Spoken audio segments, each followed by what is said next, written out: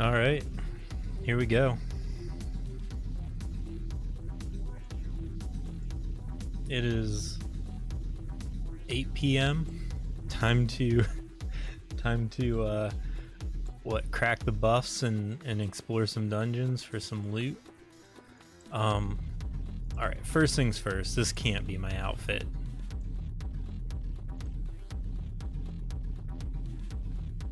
I like this hat.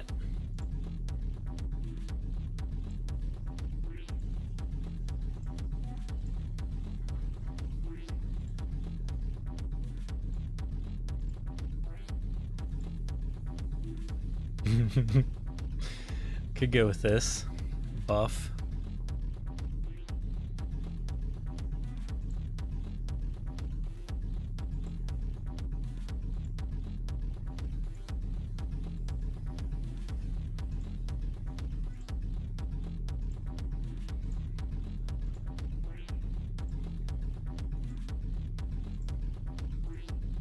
I like the Marote, but I don't know if that's my weapon of choice.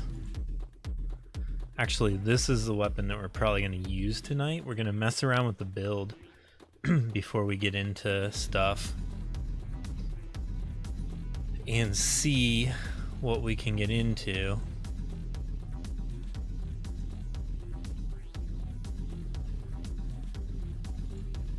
Okay, I want to just have whatever artifact and companion I'm going with. Let's salvage our junk.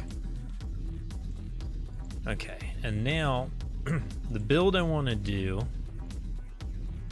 is going to be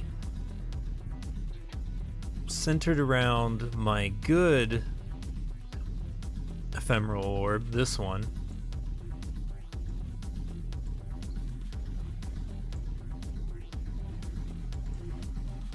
And then, do I have a good... I don't really... What is my other choices for...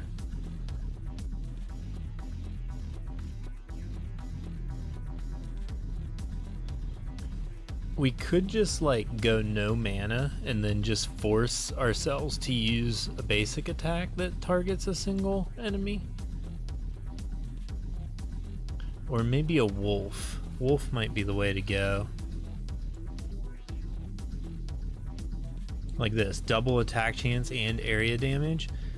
That's kind of what we want. We kind of want like all the area damage that we can get. Which would mean we kind of got to use Wolfspoon. And I think we're going to use Thirsty for this.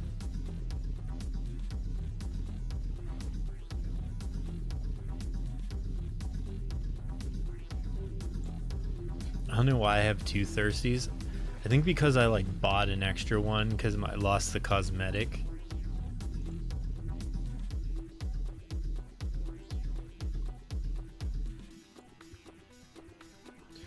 And then we need to mess around with any bodies that have... Okay, so this body does have area damage and lifesteal, which we do need. I mean, we got lifesteal in our pants, but... Lifesteal, area damage, revitalize, crit damage.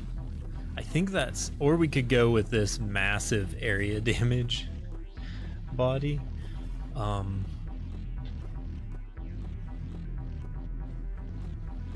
Let's see what our area damage is at. 21%. And that's using the area damage head as well, that also has double attack chance. It's 23% double attack, 20% area damage. Let's see. Sorry.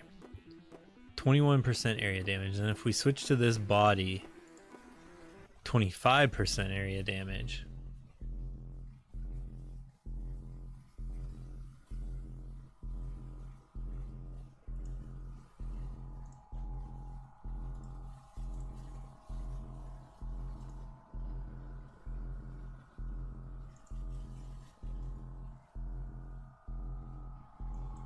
And how much lifesteal do we have? We only have 6.6% lifesteal.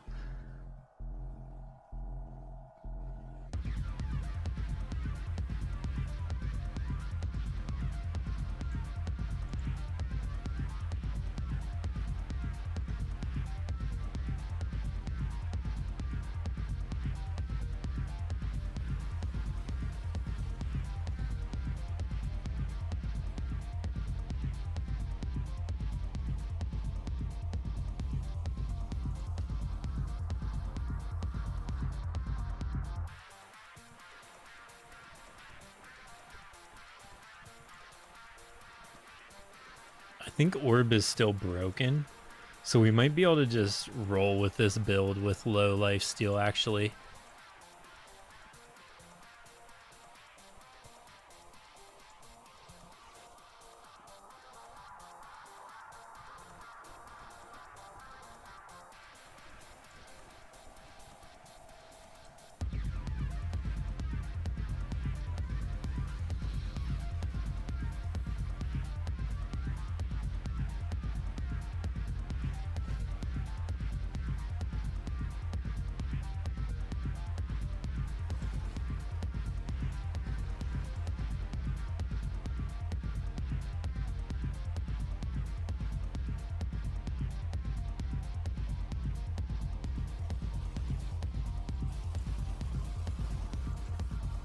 I think we're gonna roll with this. It should dominate in dungeon. And we'll get a feel for it in the dungeon and see how often our area damage triggers. So none.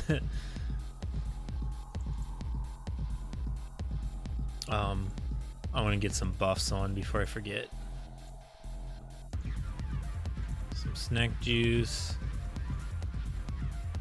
Oh, I'm out of weird contraptions. I'm gonna have to make a weird contraption.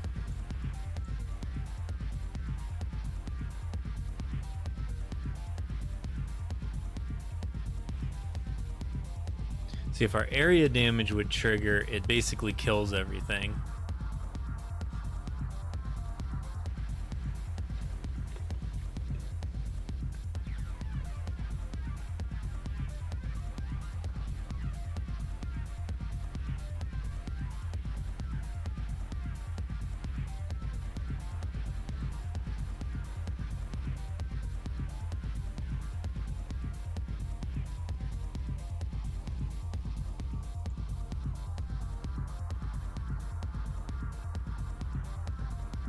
There we go.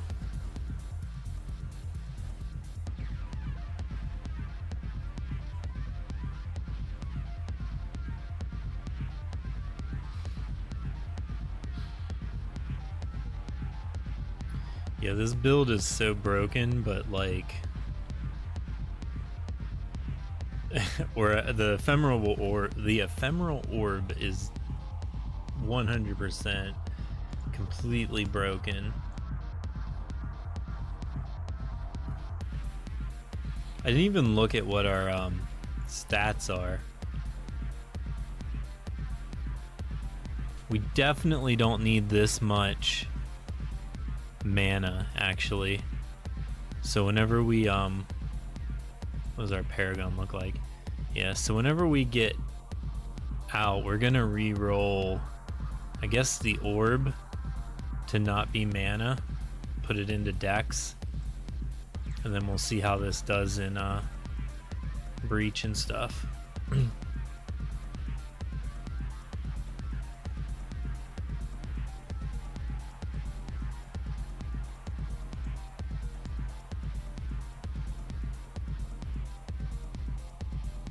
I mean, with this much mana, we can use Coup de Grace every turn, which is more powerful than Sever, but I'm not sure if it's necessary with as powerful as the orb is.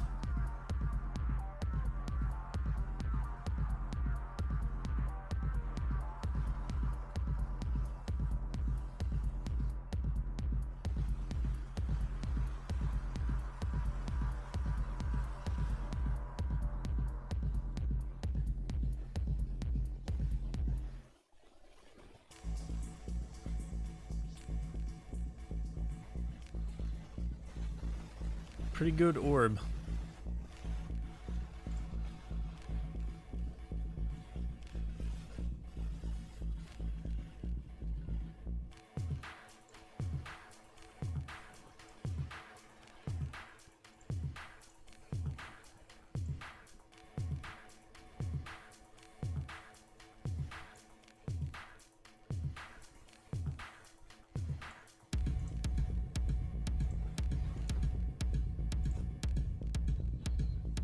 Yeah, we still have way more mana than we need, so we're gonna be able to use Coup de Grace a lot.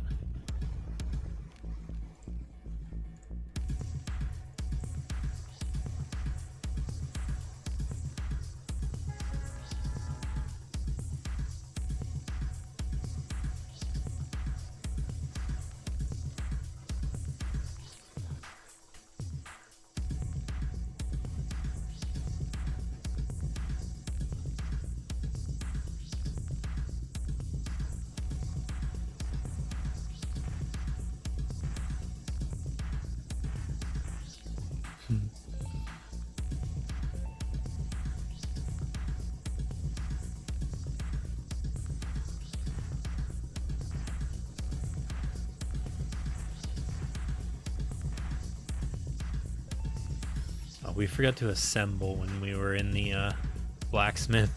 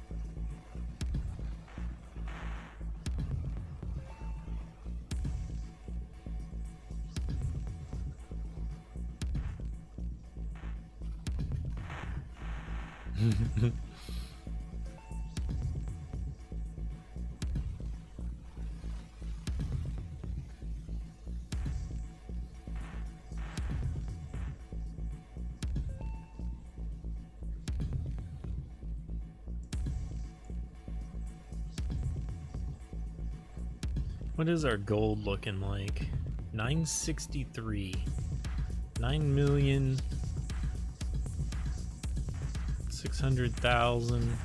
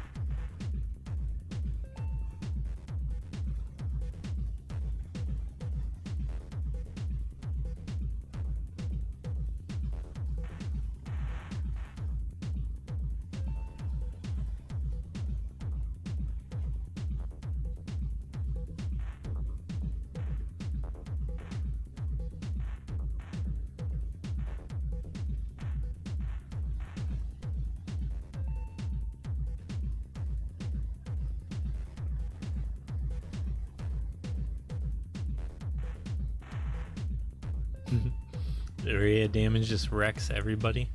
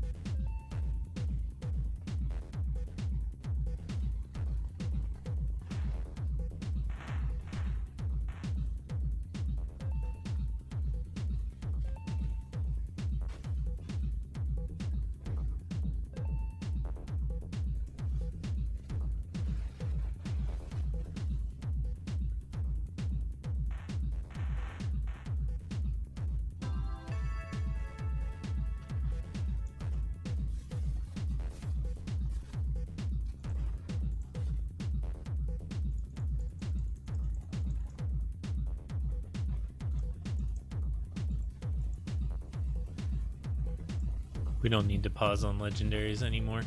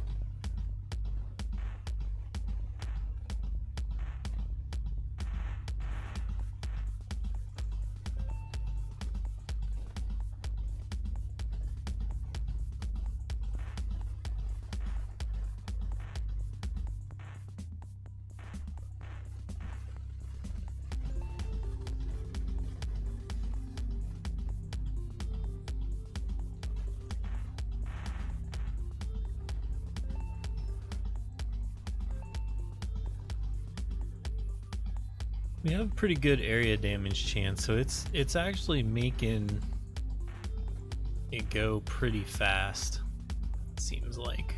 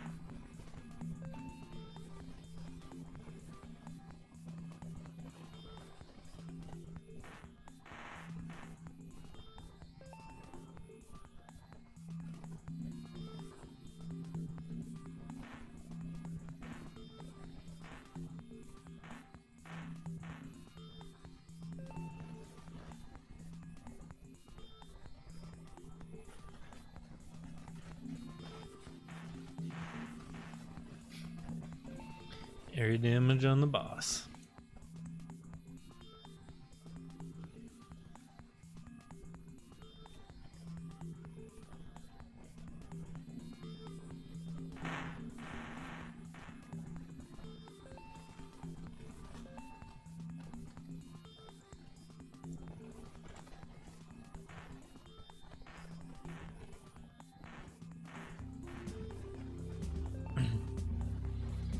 I wonder how viable this area damage build would actually be if the ephemeral orb wasn't broken. I have a feeling it wouldn't be quite as good.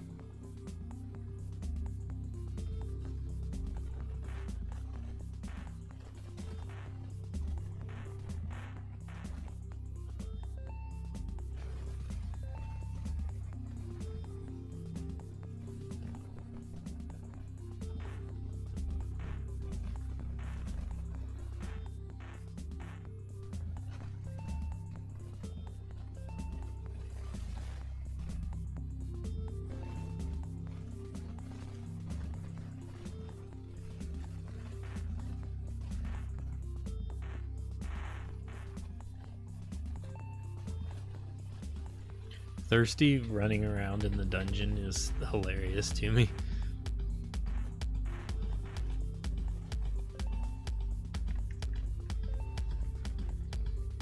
Like sometimes you just see him come zipping in off the screen.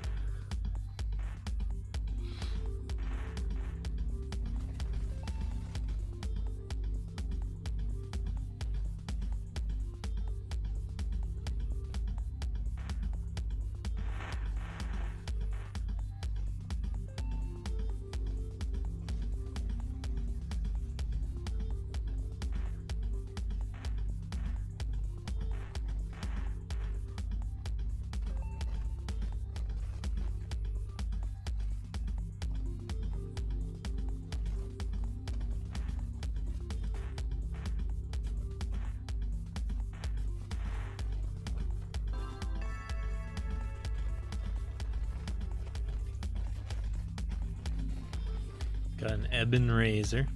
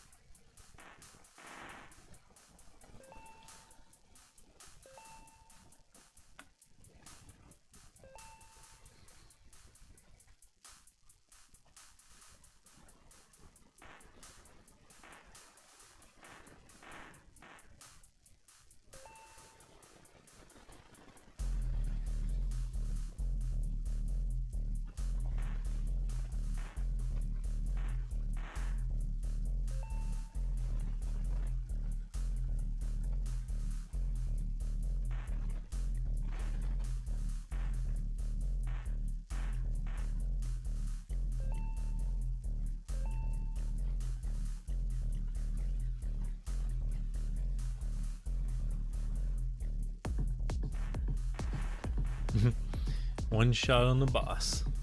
That's all we really want. Let's return to Topia.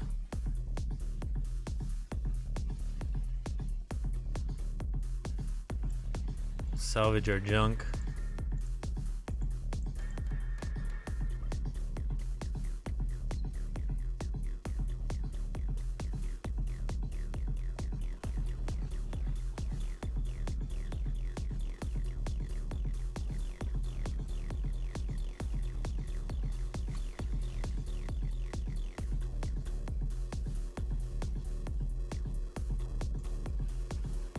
Oops, we're already in the salvage menu.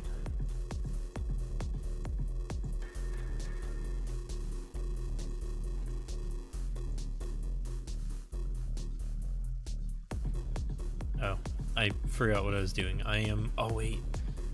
I want to assemble.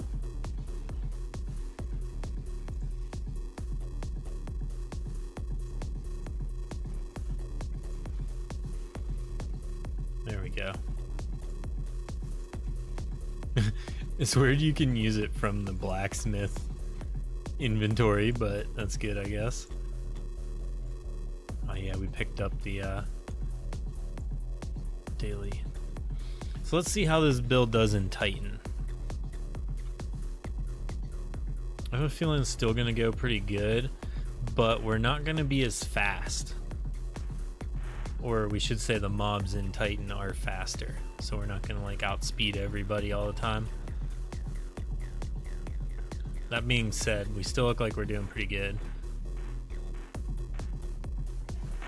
Yeah, I only need like one hit to lifesteal back to full health, so...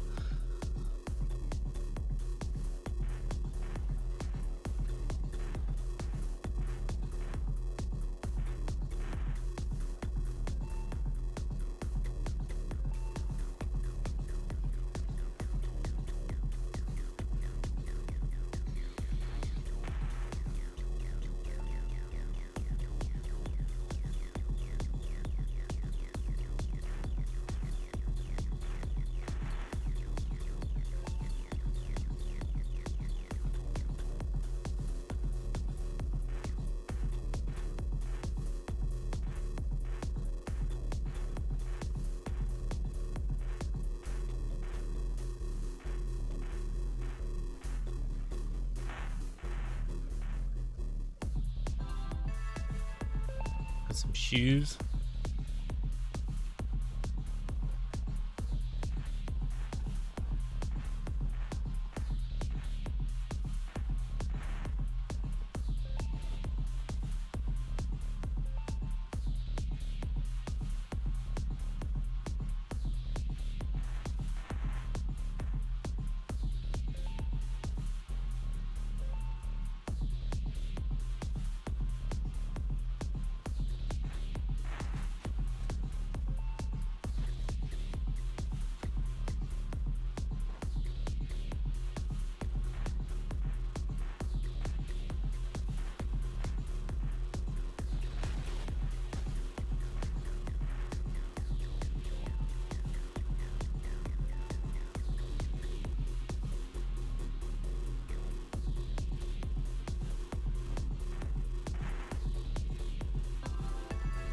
Got some shoes.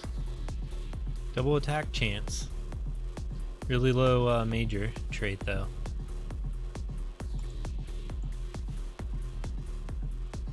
This build seems to be pretty good. Like even in Titan, even though we're slower. I don't know if it would be viable without the brokenness of the orb though. I highly doubt it would be.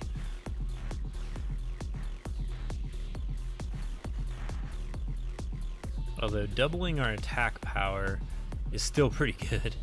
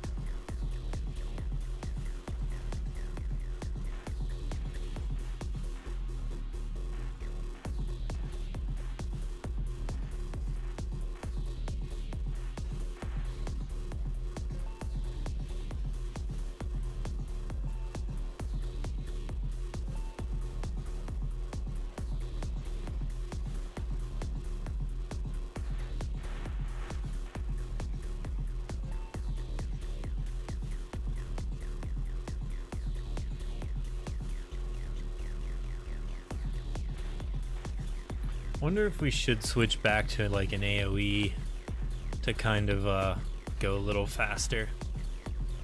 I don't know. I think we're... With all my old builds, I lost against the boss sometimes. Like, he'd just get lucky and own me like every once in a while. And I feel like this build like can't die against the boss. Yeah, this is going fast enough.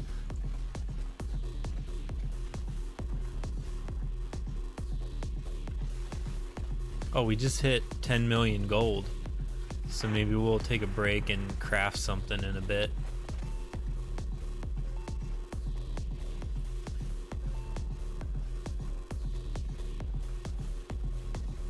I'm not sure what to craft. Probably boots. Because I already have a really good glute fist, and I basically have a god pair of pants with lifesteal on them. So probably assortment of shoes is probably the best bet. Because the ones I have now have area or double attack chance, I think, which is pretty good, but just getting like ones with crit or something might be good too.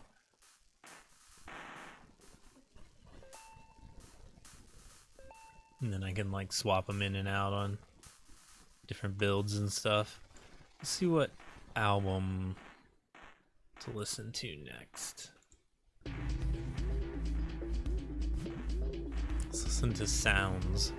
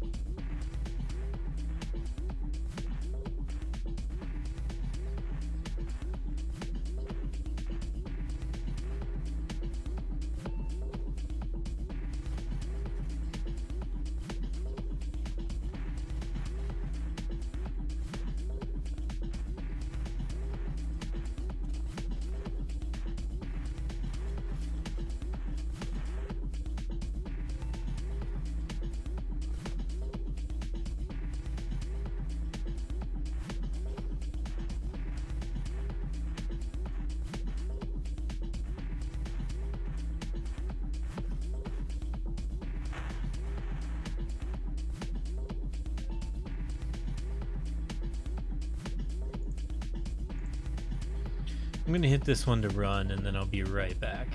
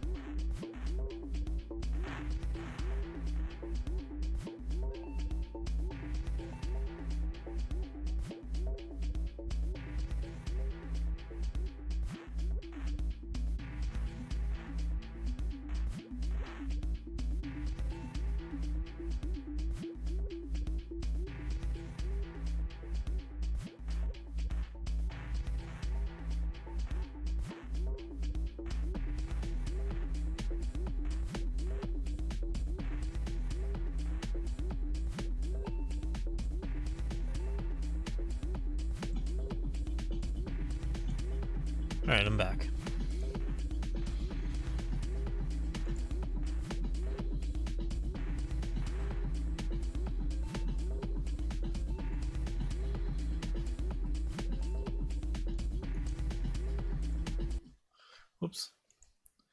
clicked off the music. I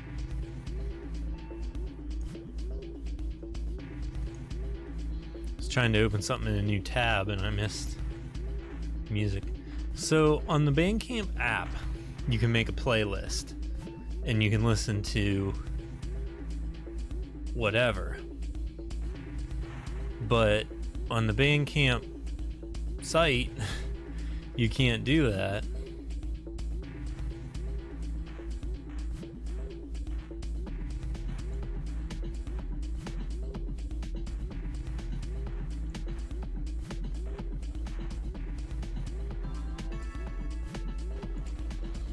It would be cool if I could make a playlist and then I wouldn't have to pick a new album every like 6 tracks.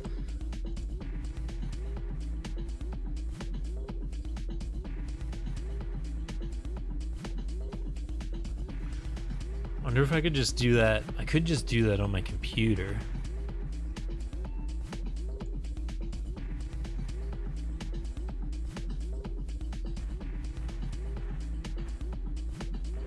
This might like crash my computer. I haven't opened this app or this program in forever. Let's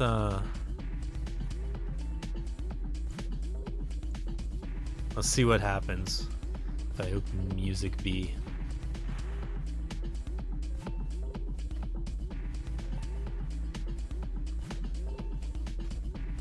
Well, it didn't crash anything.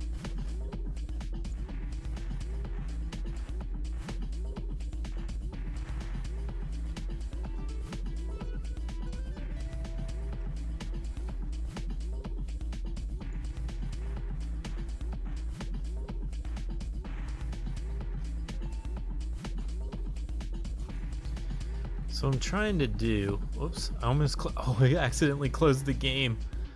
Shit.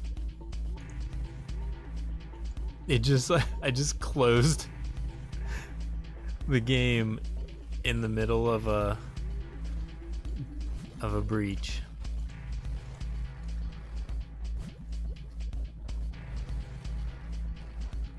Whoops.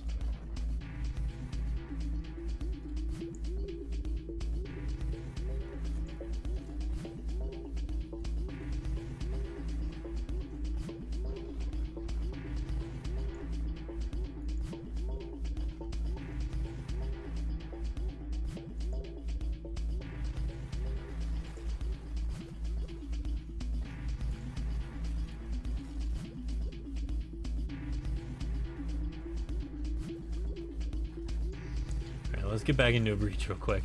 I'm trying to sort out some music. I just had the idea that if I can just load all my music into this program instead of listening to it on Bandcamp where I have to stream it, I could just make a massive playlist of all my music and shuffle it.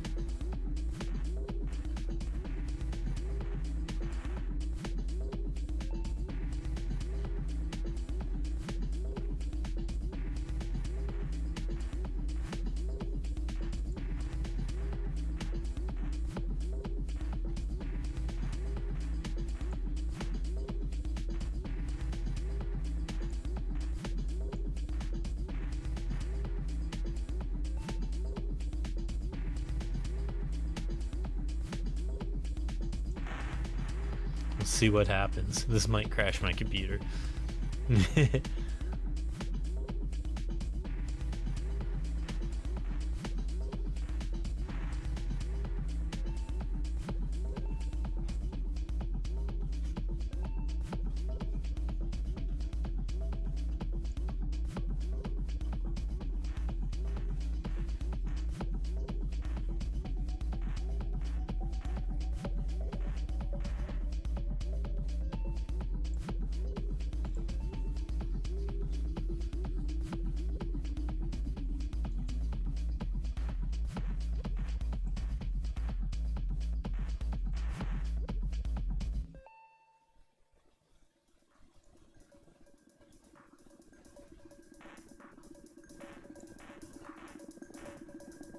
This only loaded 16 albums in.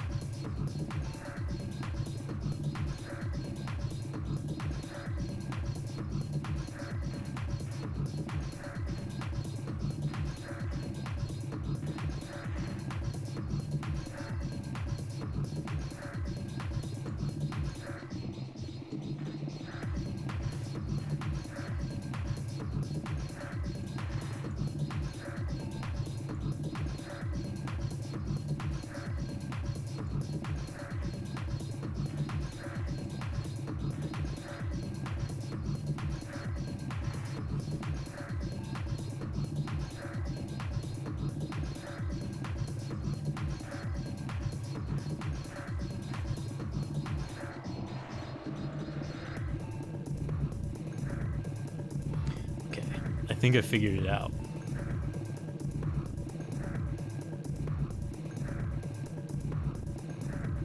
There we go.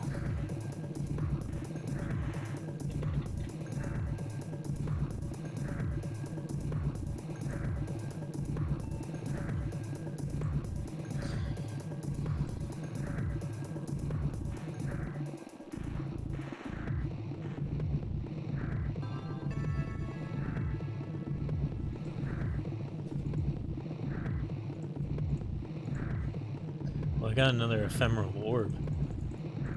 Let's see if it's any good.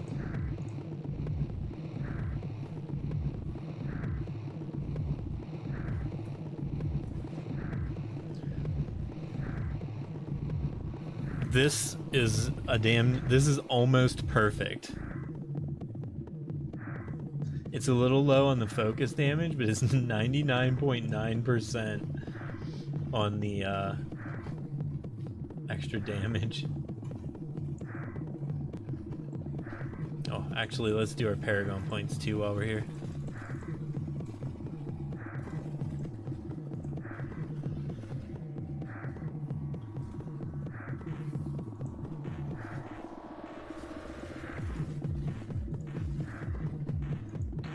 Alright, let's close this.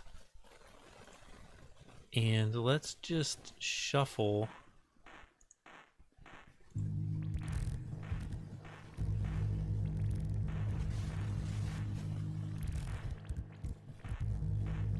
Switch to the compact player.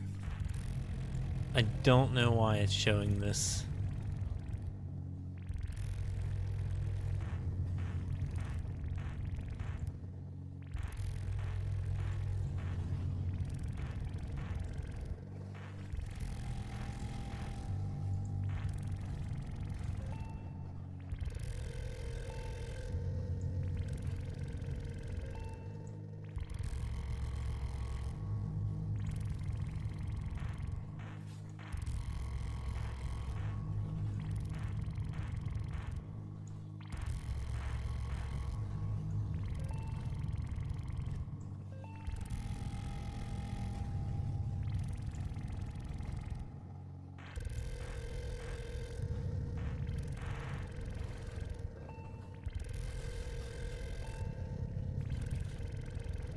The other thing I could do now is we could remove these, oops, not that, these two logos, right? And then we could add a source, which was a program.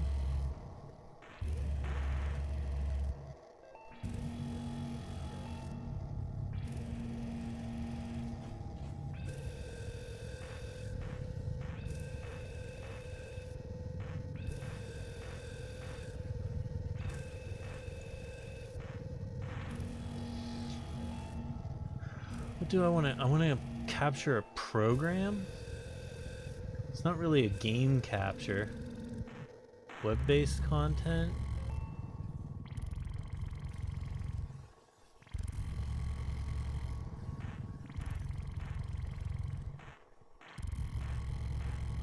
VTube capture?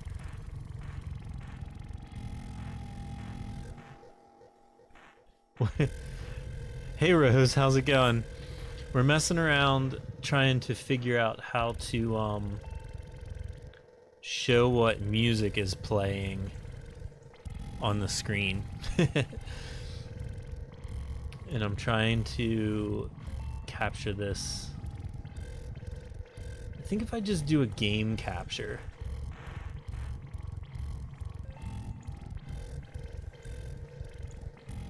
Fighting sleep at work.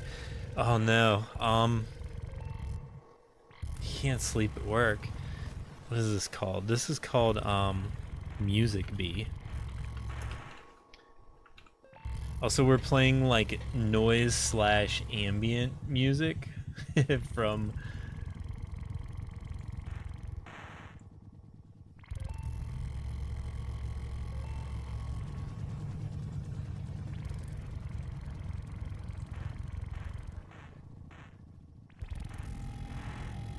Did it work?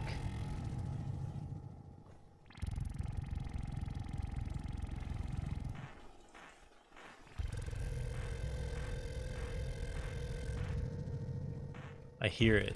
Oh, you can hear it. Yeah, I'm trying to make it so you can see the the album art at least of what it's playing. But it's not showing for some reason.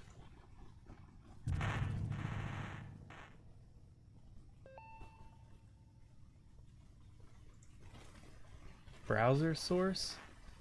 Is it a browser source though? Because a browser source would be like something that's like on the internet, right? This is a music program that I loaded all of my music into, and then I'm playing it like on my computer. But for some reason it's just like not picking it up.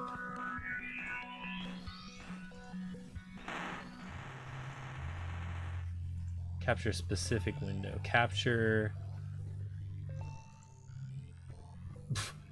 What does this say? Looking for game to capture. Sorry about that. Where is the control panel gone? Capture a full screen application? No.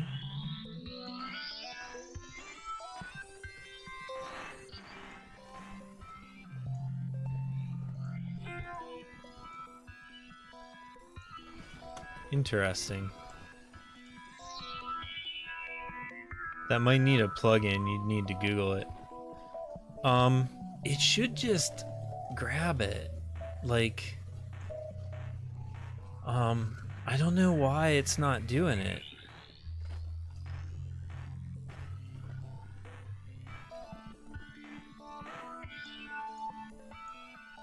It really should just grab whatever program I'm pointing it at. I had to Google what I needed to download to make a playlist on OBS for music. It took me forever to get it loaded, but I did. So, I'm not sure.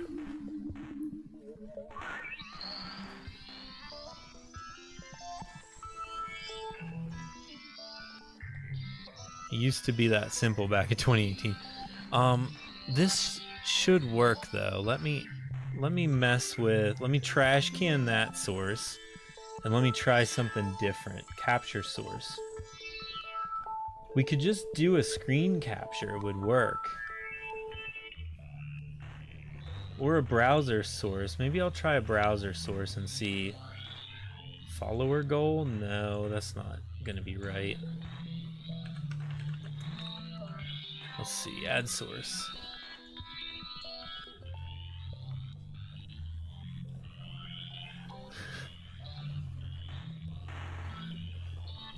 No, that wants a link. That's like linking to a file. That's not right. Not right at all. Okay, so we're just gonna have to do a... Oh yeah, I'm using Streamlabs. DM Llama. So all I need to do... Share a specific window? Let's try this one. Oh yeah, this should do it. It doesn't really matter because nobody cares what we're listening to anyways, right? This one. There it is. Capture method.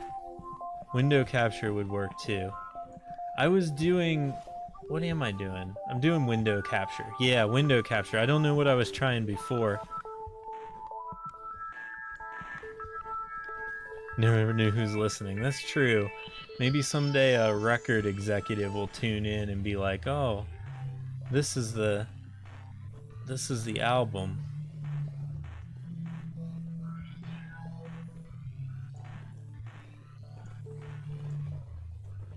It's really hard to read, but it does show the album art.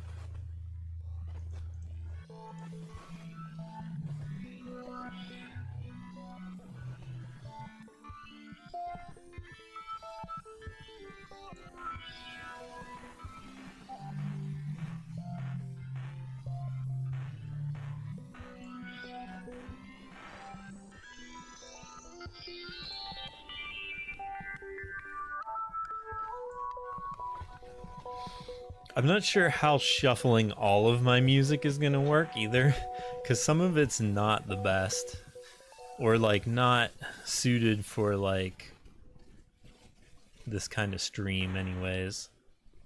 Some of it's like fairly noisy.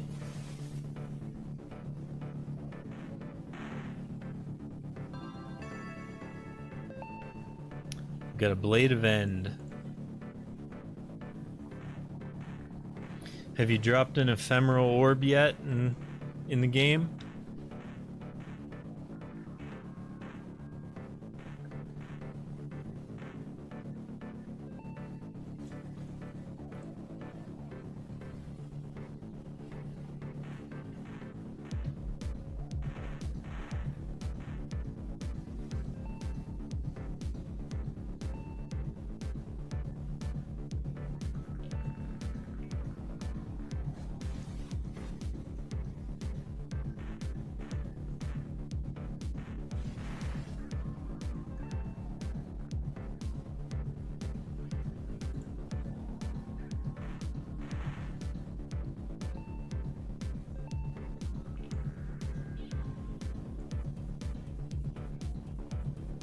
I'm going ahead to get food and maybe coffee. I can't survive work like this. Yeah, definitely. I assume you... Oh yeah, you said security, so you like work at night, if I remember. Yeah, definitely go get something.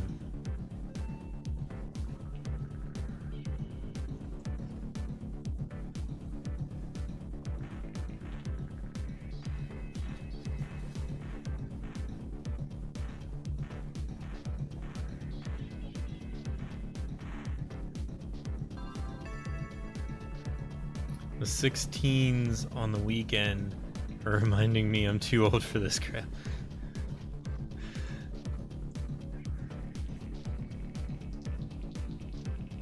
I'm hoping I can quit my day job and just work on Dungeons of the Obelisk full time. We're not quite there yet.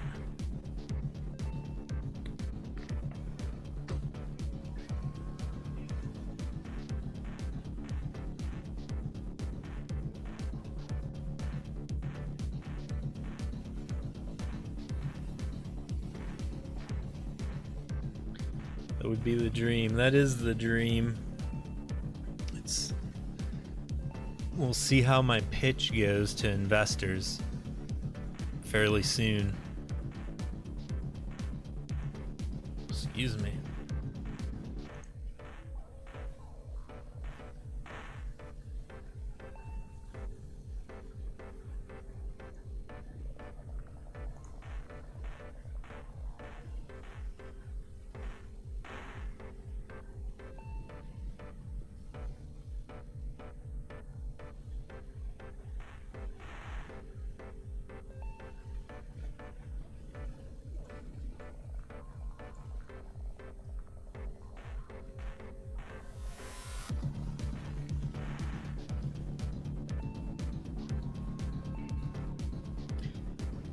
Yeah, we're waiting on approval basically. I have a site where you basically upload all your information and your pitch deck, which is basically like a PowerPoint about your game and like what you want, like how much money you want and what you're looking for and like all that information.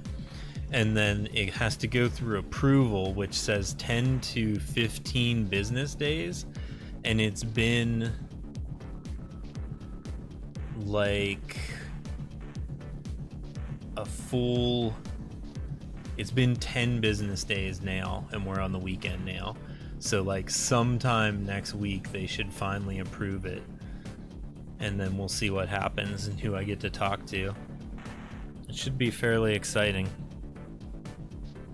But getting like a real budget again where we can develop full time would be crazy. What do we get? Mana regen pants. So like right now TJ's basically working minimal hours. Like he picked up a side job. He's working minimal hours on the game. Basically like what I can afford extra from my paycheck, and it's not much. So we're keeping things going, but getting to a point where we're able to like work full-time again on it, or like at least he's full-time, and then Ben and Nico would be part-time, and then I would be like when I'm on my days off. It would be amazing because we'd be able to make so much progress now. We'd actually be able to start work on the next tier of dungeons and stuff. It would be pretty exciting.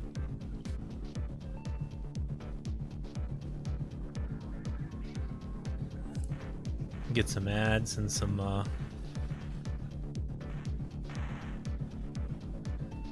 new players into the game. Some new names on the leaderboard.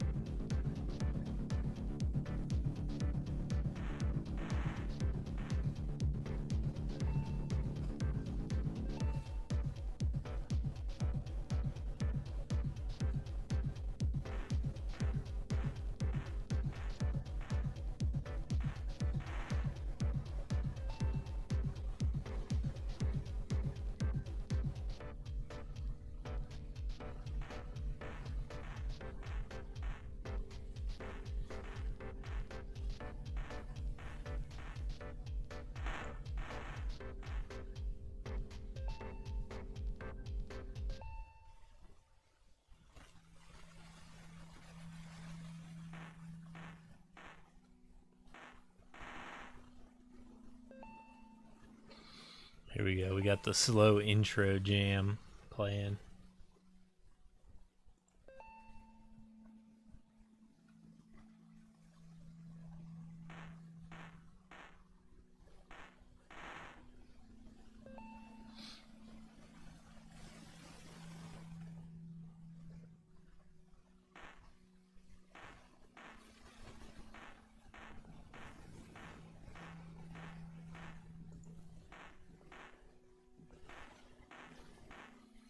Come on. There we go. The area damage. We got a new ephemeral orb. Let's take a stop and look at it real quick. It's gonna be tough to beat the orb that I just got. 99.9% extra damage. 236 dex.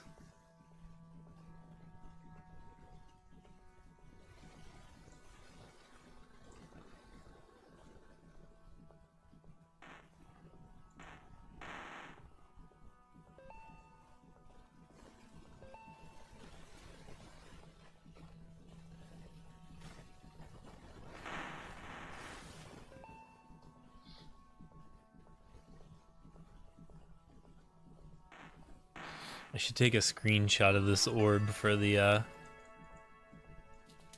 Discord actually. Can I just do print screen? Oh yeah, it does work.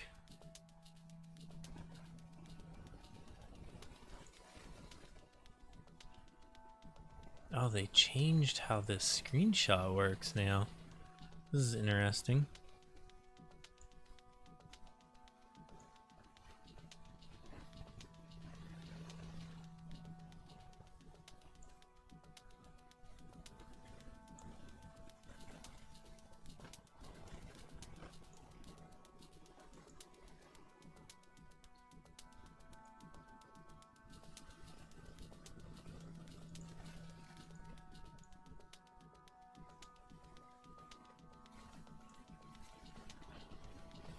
That's actually really cool to have like a good screenshot system that actually works. What do I want? Cool loot flex?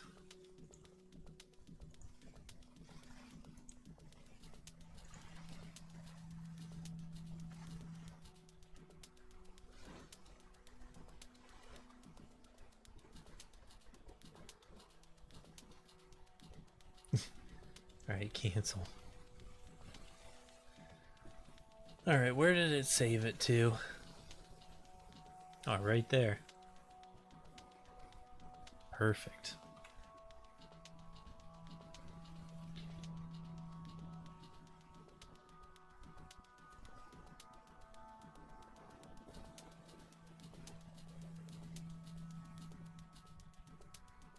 Man, those lifesteal boots that Vant got in the Discord are nuts. Having lifesteal on your boots that also has the little buff to lifesteal is the way to go.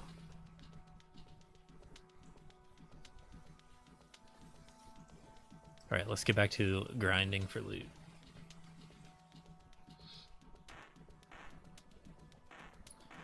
I feel like this song is so cool, but it's very slow.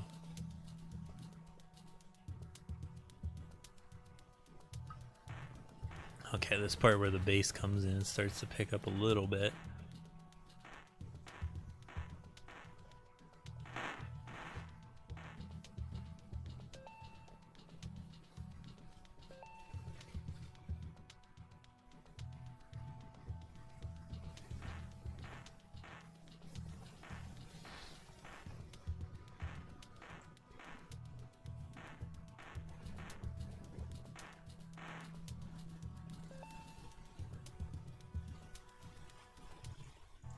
Oops.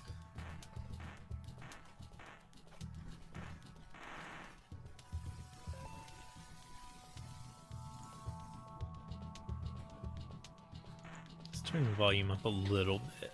See how it fares.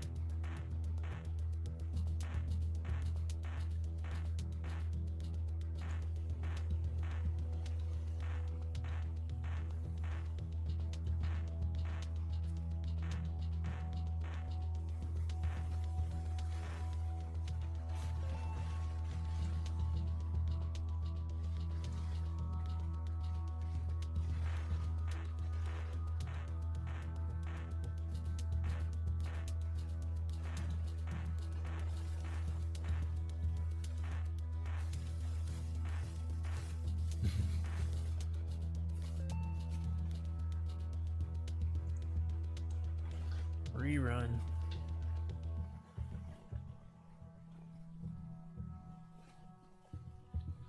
We have enough gold, we could make some new boots now.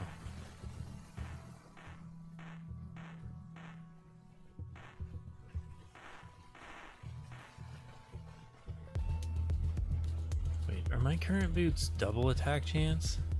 Yeah. Almost 4% double attack chance. That's actually pretty good. I mean, the only thing I could get that would be better, I think, would be lifesteal. But I have lifesteal on my pants, so it's kind of like not necessary.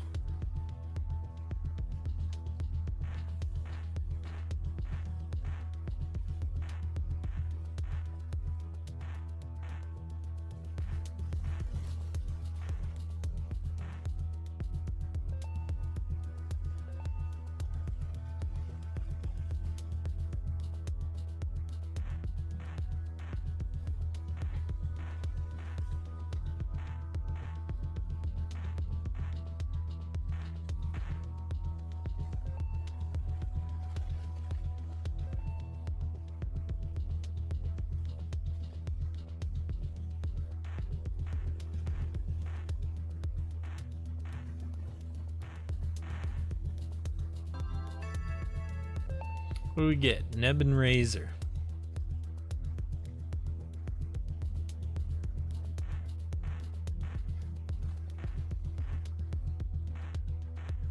Ebon Razor or Blade of End would actually be really good as a single target. I can't remember which one's the main hand.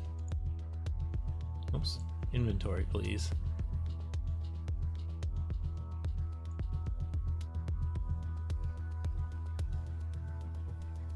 So this Blade of End, if you just only always had enough mana to use the targeted attacks, it would be pretty good.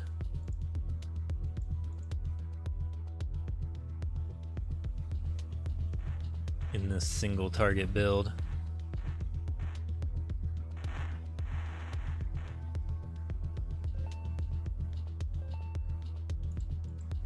Which mana do we have? Yeah, 60. 60 per turn, so we'd always be able to use backstab. And then assassinate would be massive, actually. Let's actually look at our main hands and see. Do we have like a really good Blade of End? Got health on our sword. I don't know if we need health on our sword. Lifesteal and health regen, double attack and area damage. Okay, so we need a Blade of End with area damage, and this is one right here.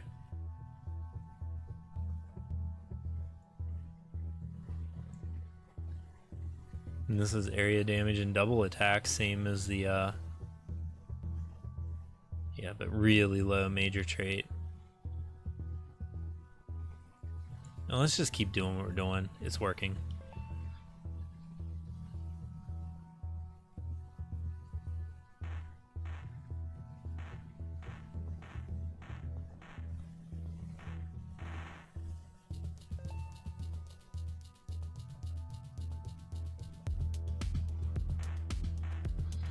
Okay, here's where the song kicks in. 9 minutes in, 10 minutes into the song, the beat kicks in.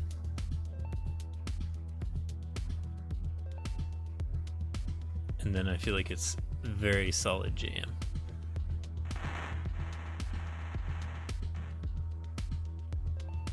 That was a lot of area damage right there.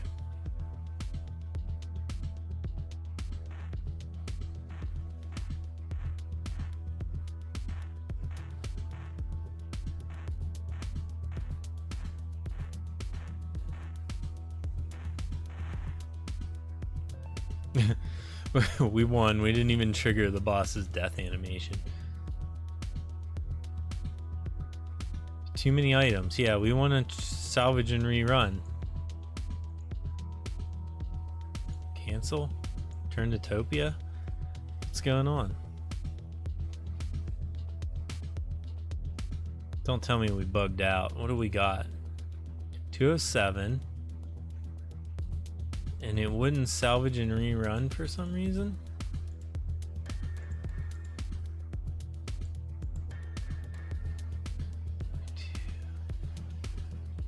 $35, $45, $50, 56 items we salvaged. We could probably scrap some of these. I don't really want to sort. I don't want to sort right now. I want to just keep running. Keep running. You never slow down, you never grow old.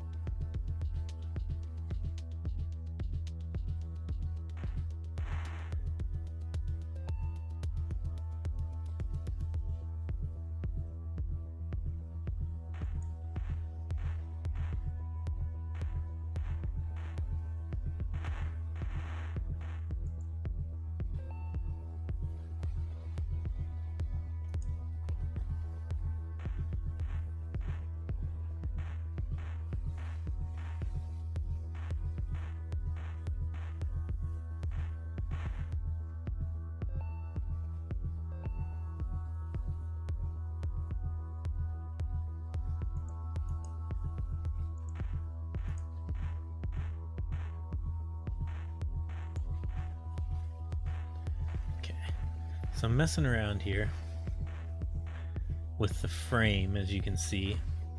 Okay, we got the boss. And we got ephemeral orb. Nice. Okay, so I've got this frame. Now what I want to do is load a different frame than I was looking at earlier. If I can find it.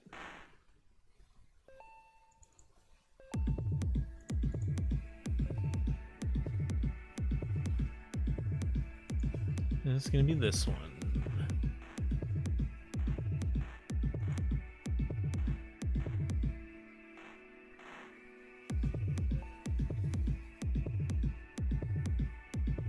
Got your coffee and Wendy's? I feel like that was really fast. Is Wendy's like, do you work at Wendy's?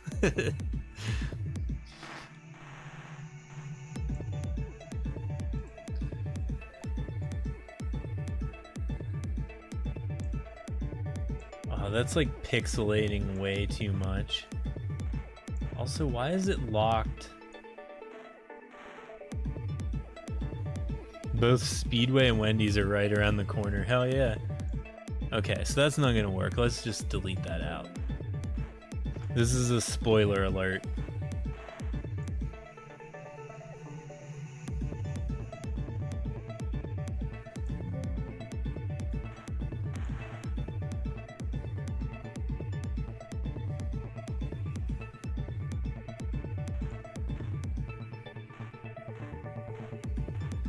Oh yeah, also thanks for telling me you're back. I wanted to show you something. So 4 years ago, 4 years ago, I hurt my back and I was in bed for like 6 months almost. Like 2 or 3 months I was in bed, and then I spent a lot of other time like reading and stuff while I was still recovering. And I got on this huge D&D kick. And at the time I like kickstarted there were like Kickstarters for like a couple D&D books, and I did like 2 or 3 of them, and the one literally showed up today that I kickstarted 4 years ago. Look at this freaking thing.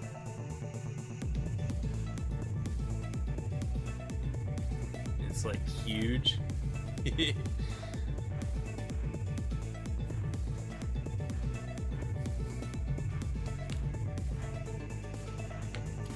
It's got like some really cool stuff in here.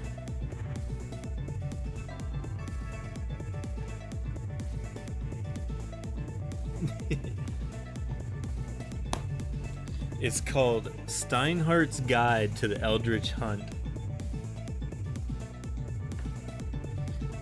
I don't know if I'm gonna play D&D with it, but I'm definitely gonna look through it for like ideas for stuff. It's really cool. I forgot I kickstarted it too. I got a shipping notification and I was like, what? I didn't order anything. What is this for? And like, I no joke, over 4 years ago, paid for that book.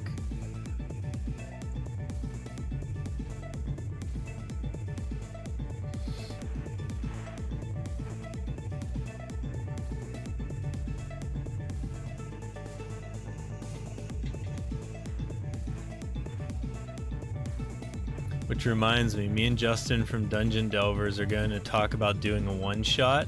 If you want to prep a character for it and join. 2 questions. When? And if when works out, then when or would you help me prep the character?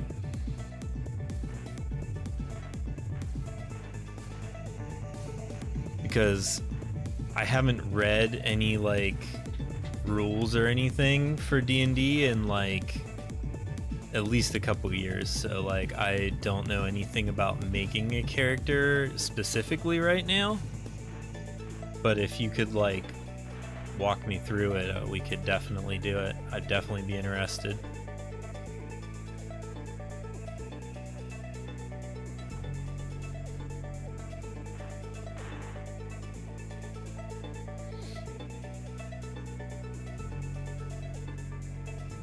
It'll be a little bit. He's running 3 campaigns, holy crap. So he has to finish one of them. And of course, if you don't have D&D Beyond, go ahead and get a free account so we can set you up. Oh yeah, D&D Beyond. I definitely have a D&D Beyond account. Let me see if I have the login for it.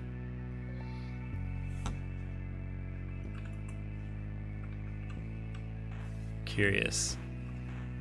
D&D Beyond. Sign in. Sign in with Wizards? Yeah, I probably did it with Wizards. Example email. Oops, where's my game? Let's rerun. Let's go with my email.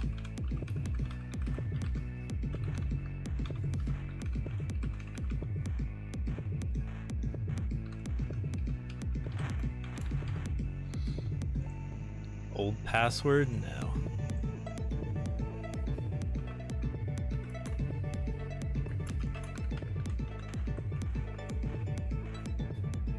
Wizards.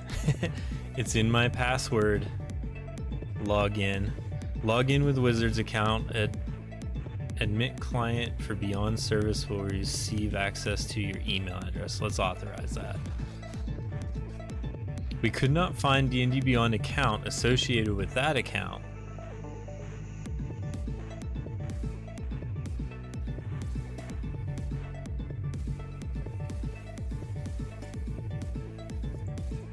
If not, I'll just make a new one.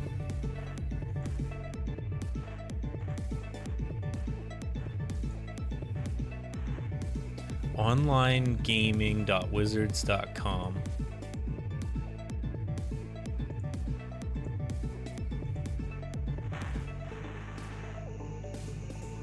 Oh, this is definitely my profile. Did it log me in? This is so weird. Sorry, this is just me. This is a stream of me trying to, mine is set up through my Twitch, so it's easier for me to remember which email I use. I only use one email for everything, so, the email isn't the problem. It's just not letting me,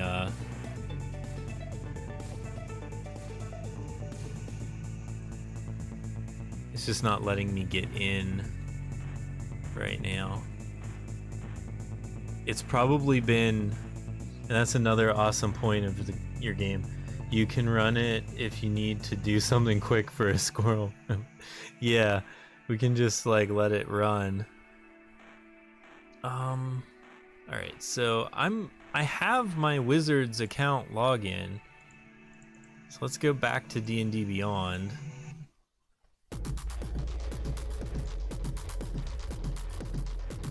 Oh my god.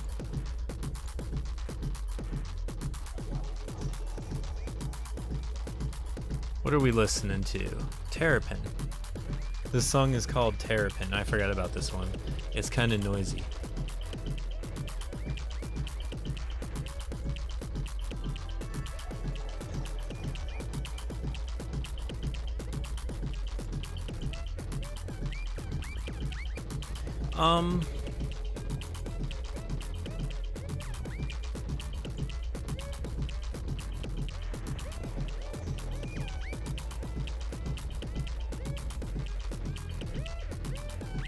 Alright, I guess I'm just gonna have to sign up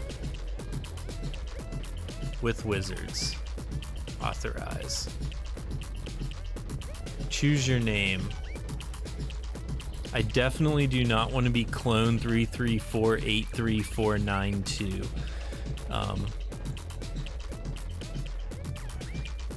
Oh, well, I'm in. I can do it. Build an encounter, purchase D&D books. Let's create your D&D character. And let's see what it looks like. Beginner, show help text. Yes, please. Standard, pre-made, quick build, random. Roll up a randomized character.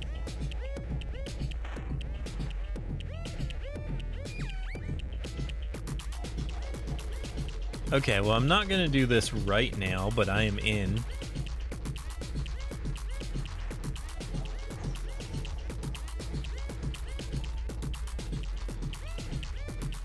Oh, I have 6 character slots available. Neat.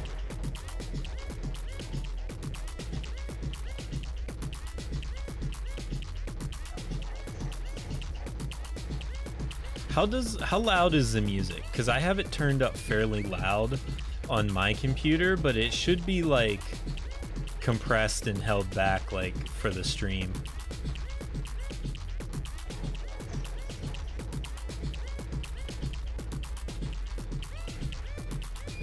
It doesn't drown you out. Right on. Yeah, I have it like a compressor on it. So even if I like turned it up too loud accidentally or something, it should like throttle it back. But since I can't listen to it, it's hard to know. I want to build a random character. Level 1. Oh, you can pick a class and a species.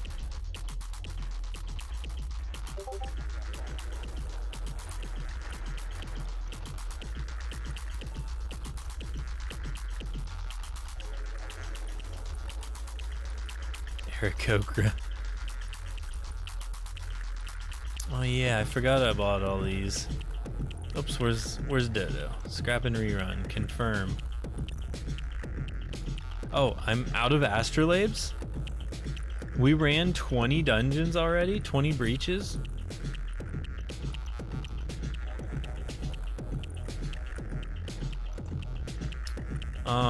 I just saw you messaged me on Discord.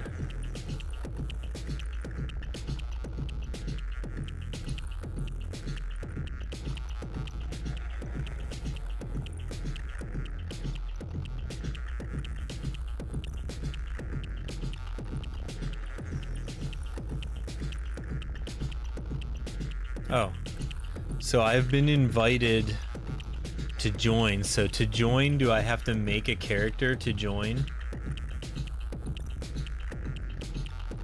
That's the link to my campaign, so if you have questions about something, I can view your character. Nope, just join.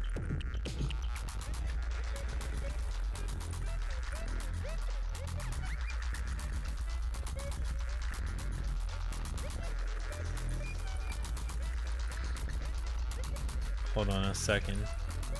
Is it this screen? No, that is me big. Okay,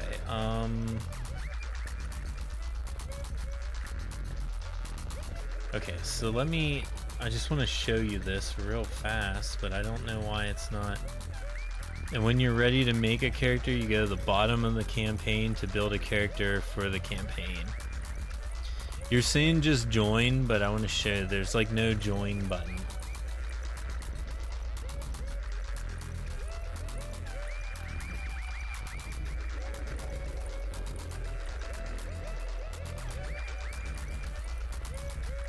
So here's an absolutely blank screen, which we want to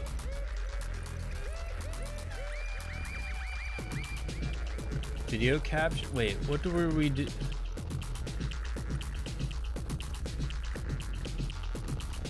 Okay, capture source, browser source, add source. No, it's not browser source, screen capture.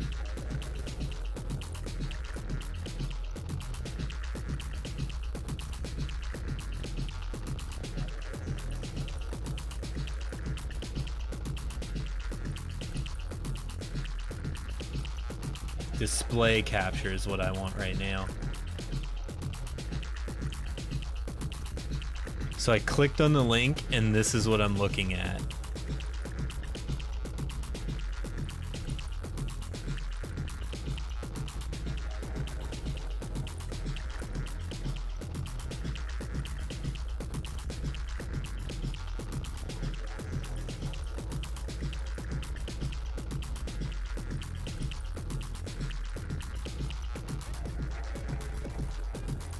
So there's like no, one sec, let me make my screen better.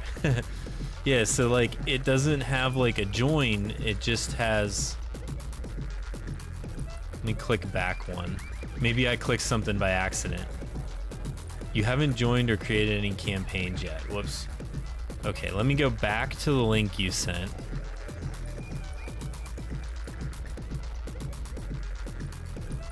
Yeah. Wait for ads. Sorry. Is it... I guess there's no way for me to turn off ads on my stream. Because, like, they require it so that they can make money off me even though I'm, like, not doing anything.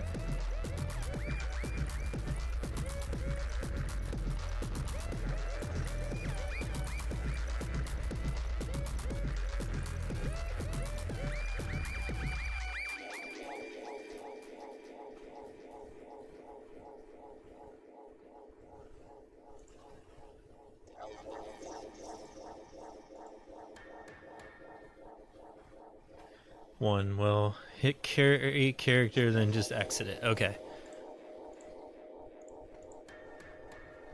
Wait, do we not have any junk? Something happened there. Okay, create character.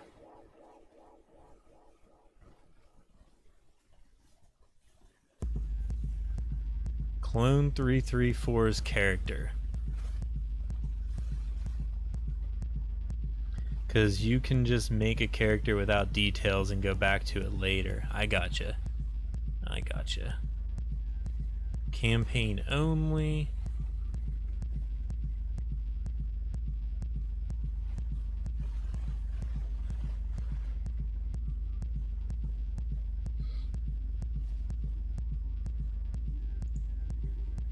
Here's all the...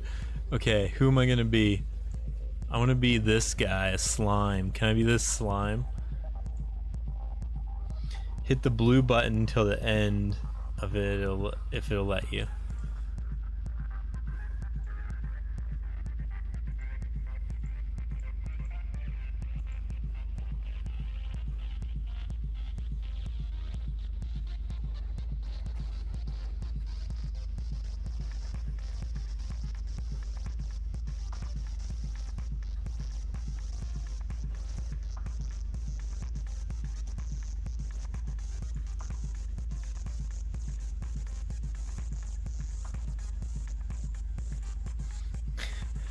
See, this is where I could just spend hours creating characters. Let me check if it's saved. If not, you can use the link when you're ready to build. I gotcha. So let's go back. Let's go back to the beginning of this. Let's get a suggestion name. It saves. Right on. Let's be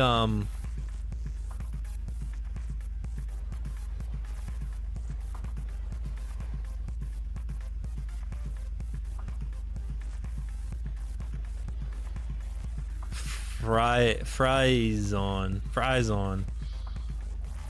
are on. Okay, optional features, optional class features, customize your origin, advanced. There's a lot to this. Like, use encumbrance. I haven't purchased any of the books or expansions, so you only have the basic stuff. Okay, so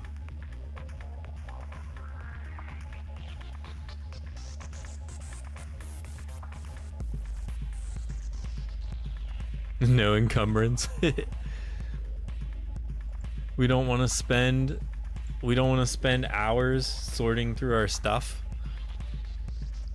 Ignore coin weight.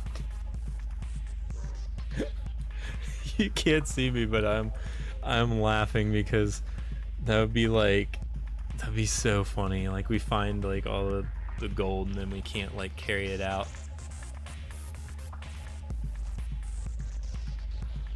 Let me open DotO and let's spend some let's pick up our astrolabes actually. And let's be running dungeons while we mess with this. Bags of holding, yeah. You get a free bag of holding when you become an adventurer. So do I need to mess with any of these settings? I'm like, maybe I shouldn't do this right now. Or should we do this right now? Because I could definitely go for this either. We could always find a day or night to voice chat to build. Yeah, we could do it maybe not while I'm streaming. and just focus on like DotO for now, I suppose, but I will leave this. Actually, where is my like home page for this? Oh, we got something. We found Victoria foot guards. Just think about what you'd like as a character, take notes, and we can build it. Okay, so my thing is I could do collections, my characters, or my campaigns.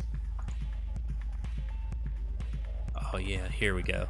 So I just want to bookmark this. Okay, yeah, here we go. Here's fries on my character. Okay, perfect. So I will bookmark this on my bookmarks bar.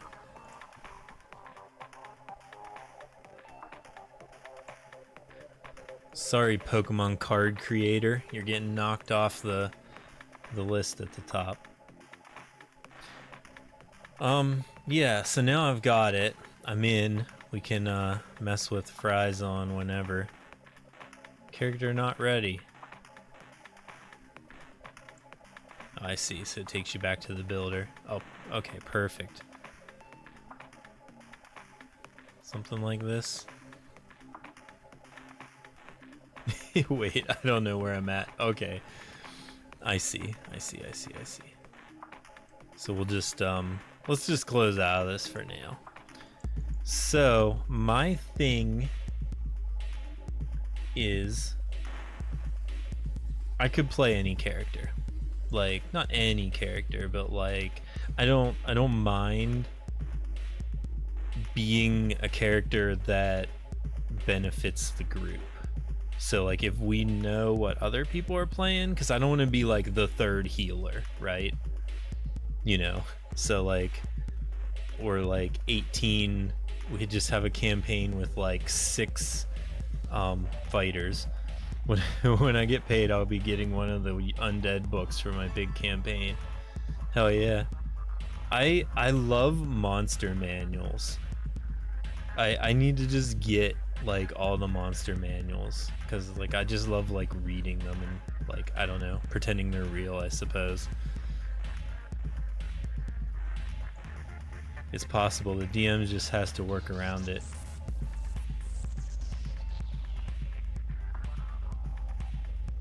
Oh, you mean if like we just had like 6 fighters on a as a party?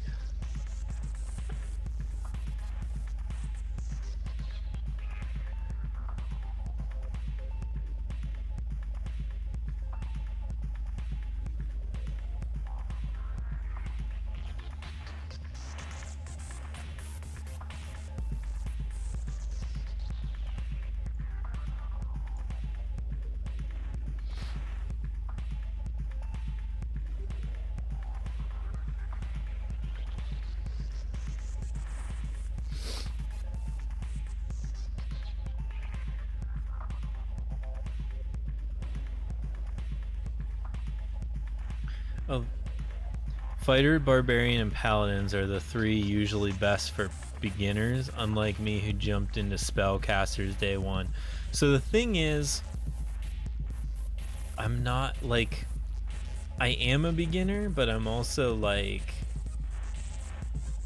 I've read rules, like obviously not the 5th edition rules recently, but I used to listen to like podcasts where they played 5th edition and stuff, and like I understand spell slots and like preparing spells for wizards versus like sorcerers slots and stuff. So like I understand the basics of it, beginner player, but the wisdom in the game, that's how I was. Yeah.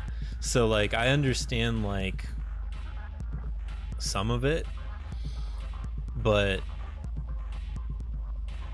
I can see like, yeah, I don't know. Like I don't,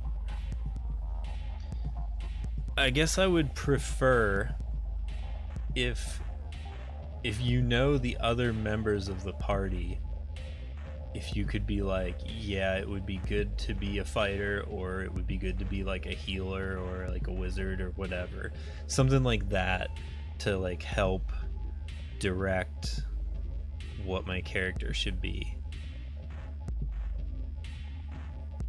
if possible. If not, I can just completely random something out, but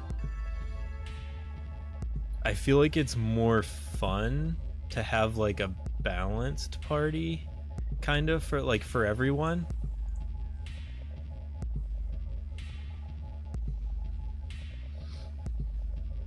But maybe that's just me. Maybe like random chaos is the way to go too.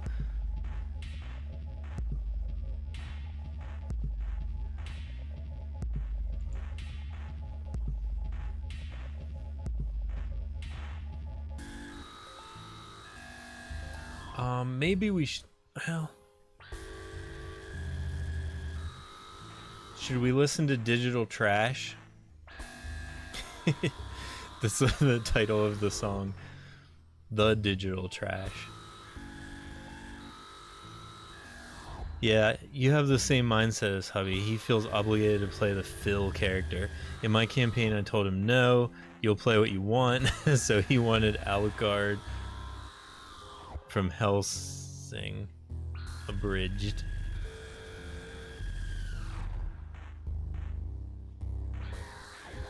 Hellsing Abridged. I don't know what Hellsing Abridged is. Isn't Alucard the name of like Dracula, because it's Dracula backwards in like the Wolf? What is that game? Hellsing. No, it's like, I can't remember what the game is. I never played it, but it was like an old game, popular game. It's very horror game sounding. Alucard is Dracula backwards, if I'm sure you knew.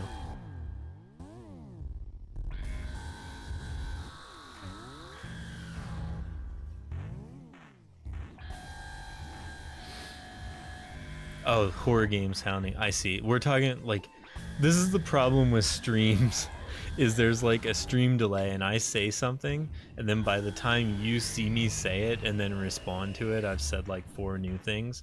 It's basically a group who take anime shows and put their own voices over and make comedies. You can find it on YouTube. Oh, that's what Hellsing Abridged is?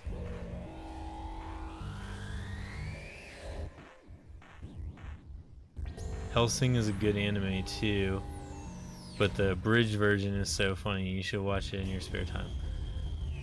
Oh, so Hellsing is an anime, but the abridged is like people that are using it to make like a comedy thing. Okay, we're gonna skip Digital Trash. Let's listen to something else.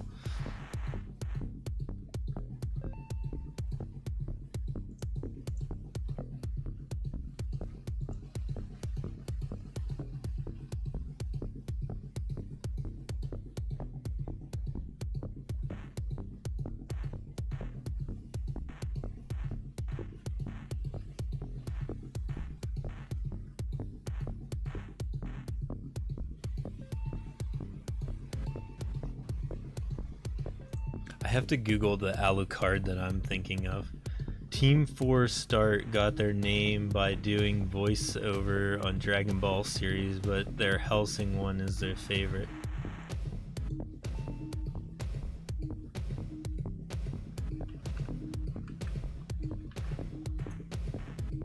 Castlevania is what I'm thinking of.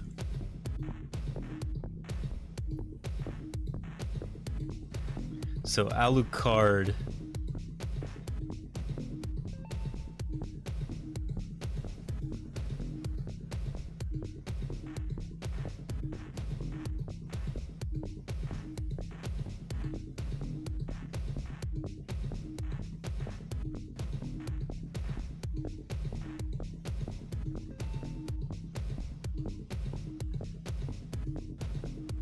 Castlevania. If you have kids, be sure to wear headphones when you watch them too. I do not have any kids, I only have cats.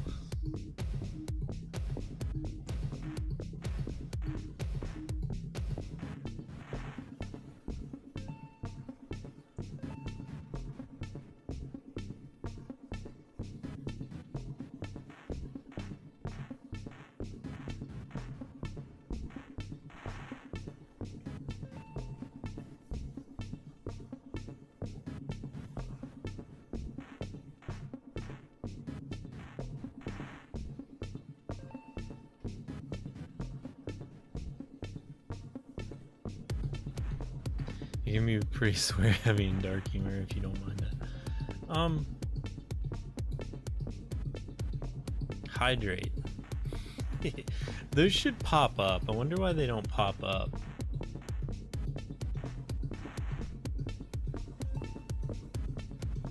I have a note alert box. Bits, merch. Wonder what those are called. Crystals. Wonder what it's called whenever you use crystals. It's probably... It's not a super chat, is it?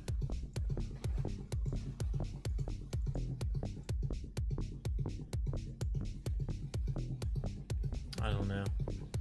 I use the sound alerts. Alert box needs to be the top play layer. Channel point.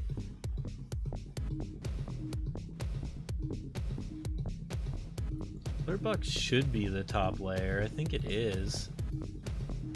But I don't think it like notifies on whatever those random hydrate things are.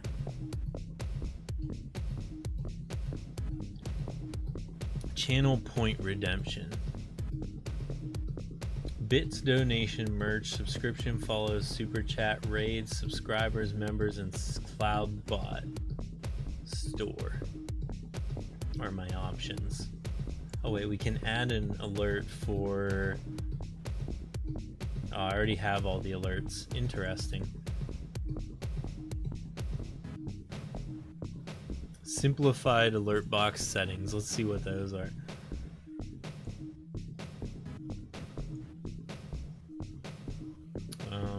I don't know. Sound alert is a good thing to add to your stream outside of Twitch. I should, like, I have alerts. I'm pretty sure a glub pops up whenever, like, people subscribe and stuff. But I don't know why it doesn't do it for, like, channel point redemptions. Let me see. There's something. There's something somewhere.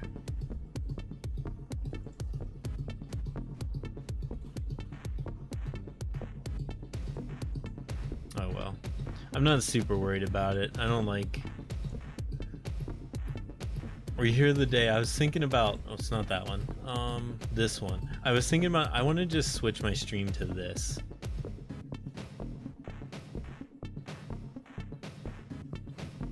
Twitch used to be so easy to work with. Now there's too many tech things you have to do. Yeah, that's exactly... That's why I just want this. Like, full screen game. Just a basic... like, video... Just basic webcam, that's it.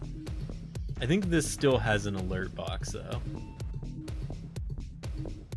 Yeah, it does. So it still has an alert box, which I can move to the top.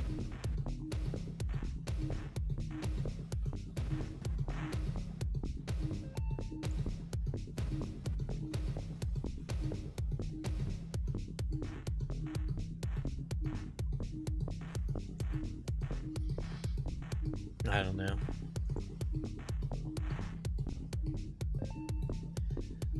I guess it's nice to have like the logo and stuff. If you don't stream a lot, simple is nice, but for the full-time and part-time streamer, there's so much they put into it. Yeah, I should probably put more into it, I suppose, but as you can see, I've been streaming for 2 hours. You're my only person that's come to hang out, so I do it because I like doing it, and then I can have these videos on YouTube for later and stuff, gameplay footage and stuff, but it's not a huge income source, let's put it that way.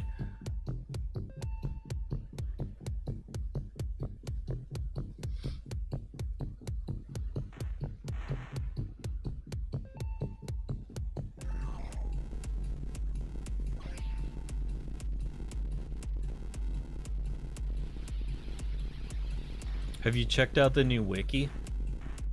I spent like the past full 3 days working on it. And it's nowhere near complete.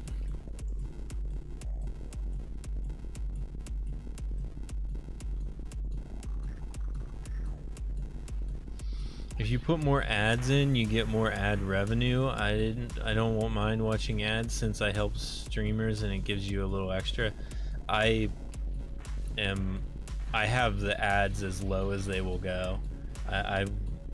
I'm here to get people to play Dungeons of the Obelisk. I'm not really interested in having ads.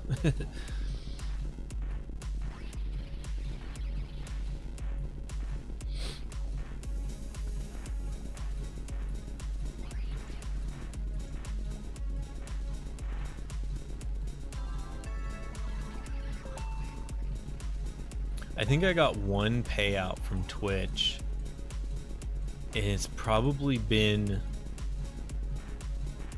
it was before we moved, so it was like over 6 years ago. Actually, I could like tell you exactly when I got it. This budgeting software. Let's go the budget.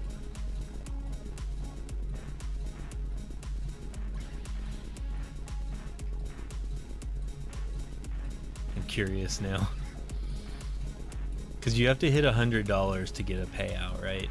So let's go to my bank account, and oh, you know what? It's probably on my old bank account.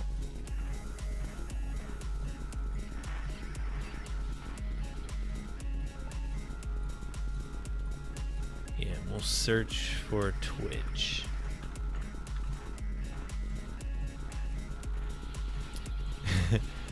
Okay, wasn't quite 6 years ago. On 3/13 of 2020, I got a Twitch payout for $99.10. Oh yeah, Twitch Stream Manager, go to earnings. Nope, 2020. It's probably so far back they don't even show it to me in that.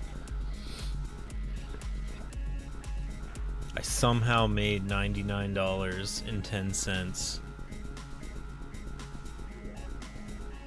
in 2020. I'd probably been streaming since, I don't even know when I started streaming.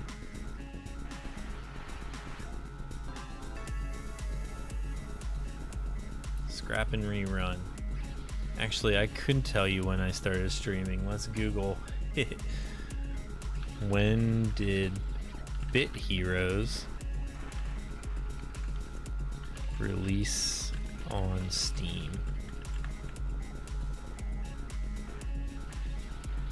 Steam release date for Bit Heroes was December 13th of 2017, 7.5 years ago. That's when I started streaming.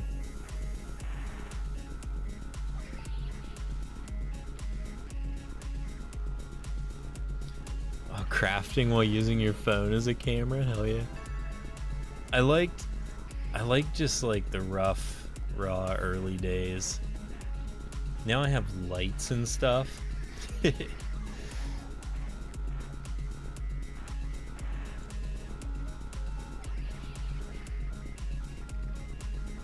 I hit affiliate while I was fishing too.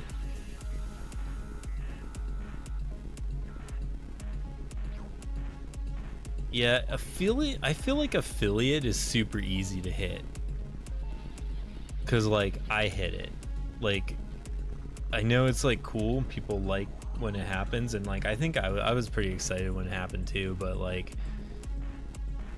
I have no right being an affiliate.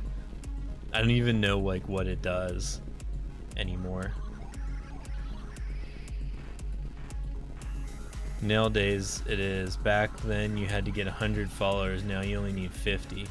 Oh yeah, I definitely, yeah, 100 followers I think I got. Because I have like 250 or 225 or something now.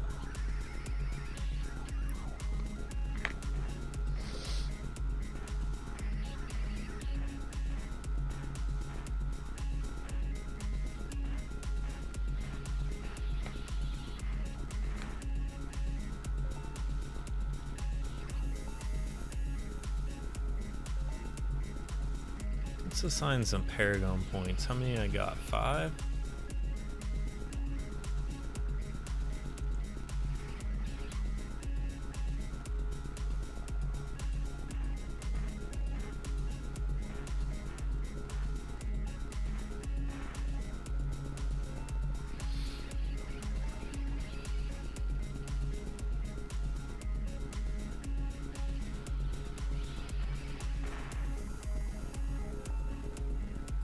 We area damaged and killed everything,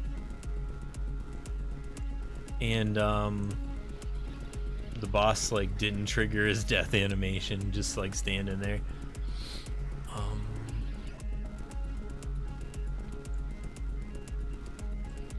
So okay, yeah, so we've used all our astrolabes, but fortunately I'm a dev and I have over 1,000 astro packs, so I have like 6,000 astrolabes. So let's just use some of these. 6 times 8 is 48. Can we do 48? Yeah, let's use this. We're gonna do 48.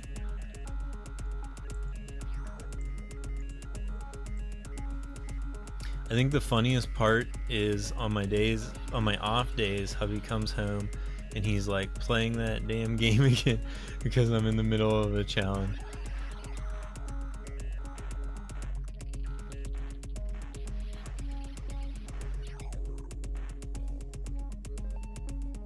Have you not got him to play Dungeons of the Obelisk yet?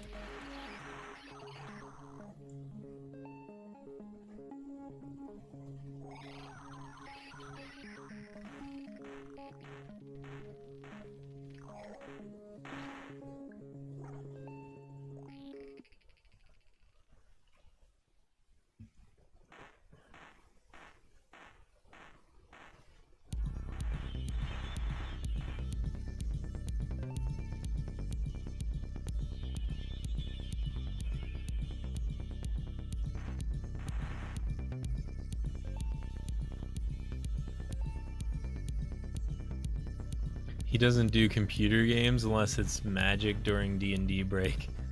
He's been a Red Dead since he got it playing Cowboy. I heard Red Dead's really good.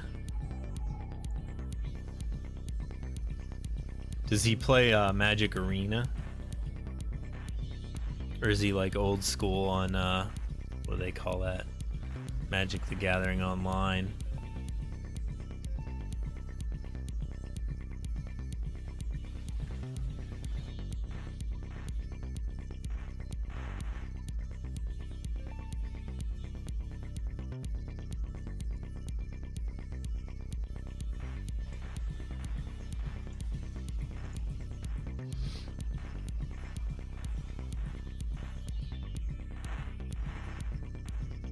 You don't play it.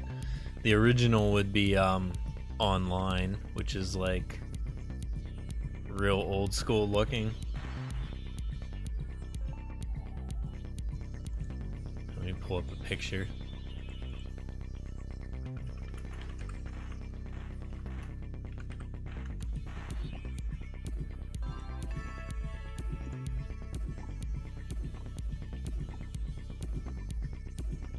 Oh, we got a skull.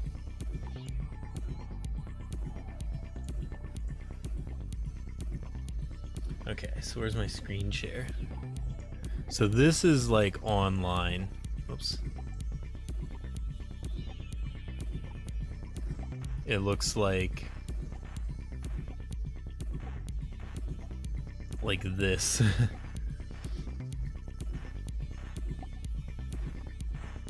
Plays it on his phone. Oh, he's playing Arena then. Arena is like the new. Yeah, Arena looks like this.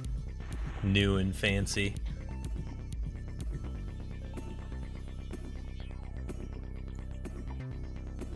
That's cool then. I played Arena for a while and then I like bought crystals and bought cards and stuff. And then they banned my deck that I was playing. And I was like, I'm done. I was just like, this deck didn't need banned. Now I can't play the cards that I like bought, and I'm not ever buying like digital cards again.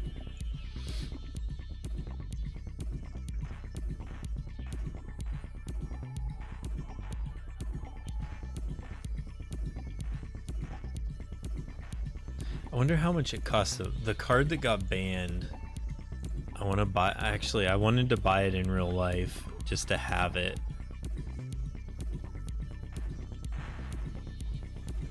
What was she called? Winota? Joiner of Forces. The card art is beautiful, but it's too much for me to remember to play. Yeah, there's like a lot going on with it. This card is still $20 for a lightly played version.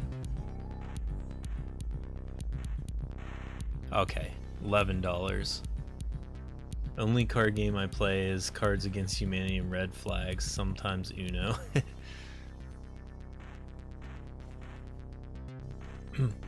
My wife and I play a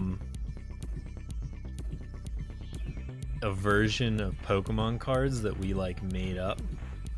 So like, I don't know if you know, you probably don't if you don't follow Magic, but there's a guy named Pleasant Kenobi that's a YouTuber, and he has a deck of Magic, mostly Magic cards, and it uses Magic the Gathering rules, but it's like a huge deck, like 1,000 cards or 400, 500 cards or something like that, and he calls it his party box, and it's all like not random but like curated cards, and he plays it like Commander, which is four player Magic, so, and everybody uses the same deck, right?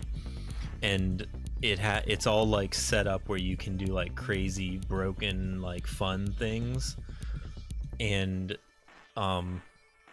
there's like these cards called Booster Tutor where you can open a booster pack and pick a card from it, and that card goes into your hand and stuff. There's like just random stuff like that. So I was like, this would be fun, but it would be like fun if there was like a Pokemon version of it.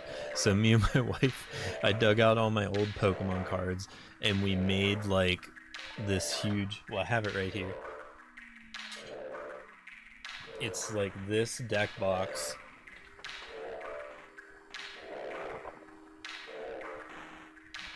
And we're up to like 400 cards in it, but we like booster tutored them all in, and like we picked like fun broken cards and stuff, and then we like play Pokemon rules, but there's like Magic cards in it, and there's Yu-Gi-Oh cards, and like we just bought a pack of Digimon cards that we're gonna like booster tutor for, and there's like Uno cards in there, and like wild cards, and like reverse and block cards and stuff. The older I get, the more I want to collect the Eevee and Eevee Evolution cards. You're gonna have to get real rich. Like, I don't know how much money you make, but no matter how much money you make, you probably need more money to be able to buy Evolution cards, because I think they're like $300, $400, $500 a piece now. Like the new ones that came out, they're insane.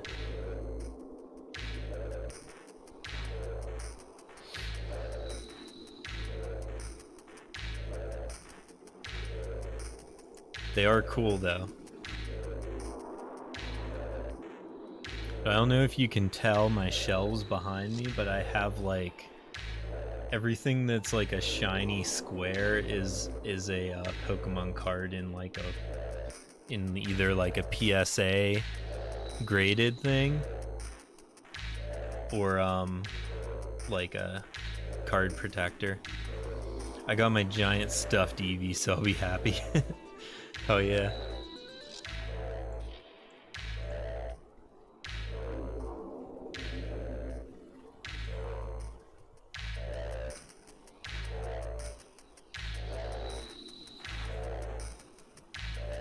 I have the Funkos, where is it? Right here, of the starter evolutions, like Bulbasaur, Squirtle, and Charmander. And I have this, where did it go? This Nidoking that's 3D printed. It's probably like a foot tall.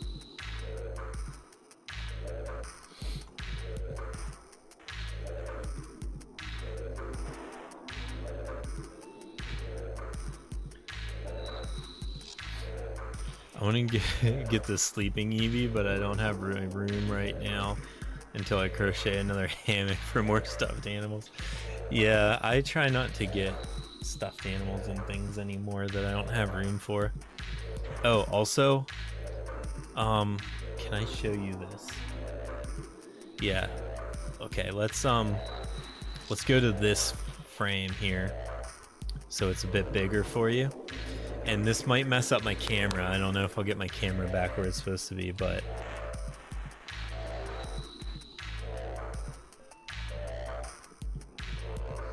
I took down 2 posters and I put up that I printed out your possum and hung it up.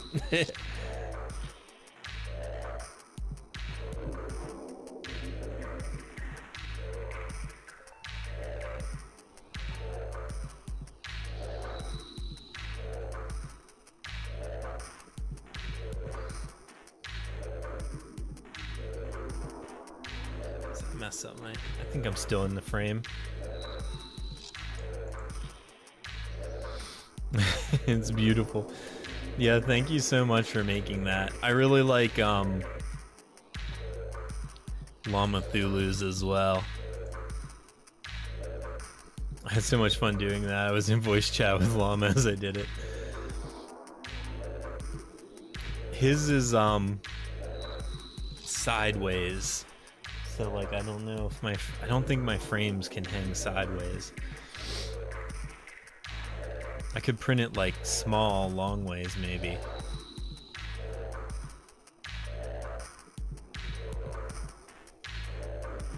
It looks so cool too.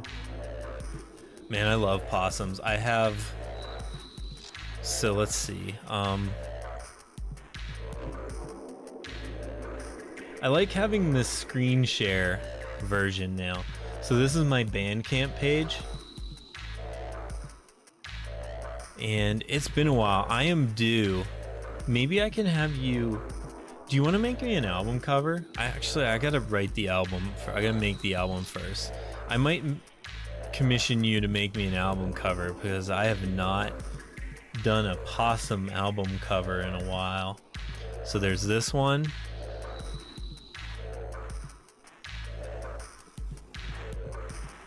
This one, this little possum that's inside some jaws.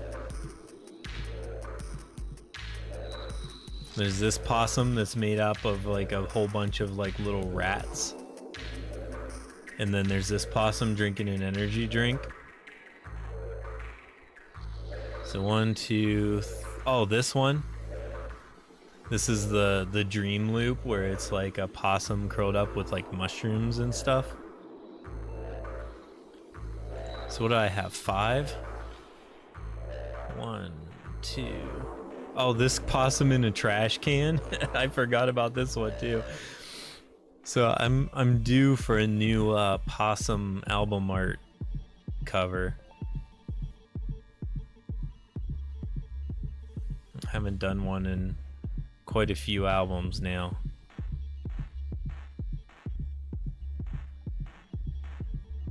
Yeah, Possum Suite 3 was the last. This yelling guy.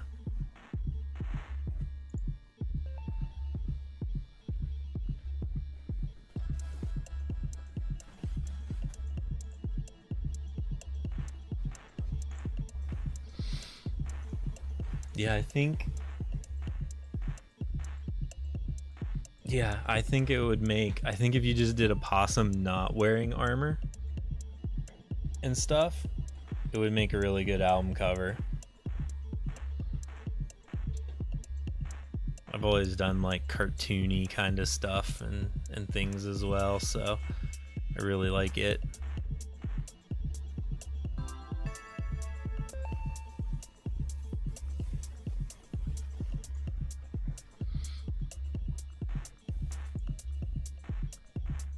No, it would also be very cool to get what we call it, fresh blood into the album art pool, because it's been Ben and Nika for a while making me stuff.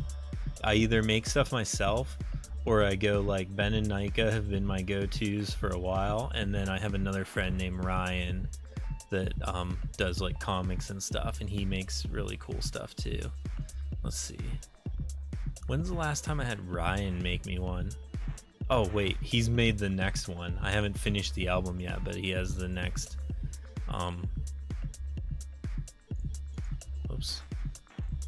the next album art in queue.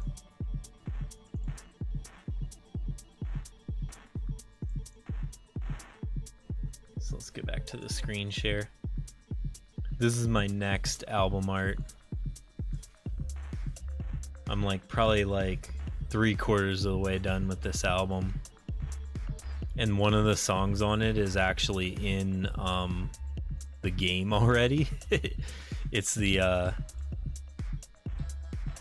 this song is actually the song for the Mo challenge already.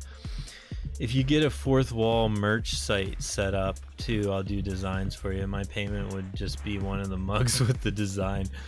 I did that for my friends Alice and her gelatinous cube, and with llamas designs. That's a cool design. Yeah, the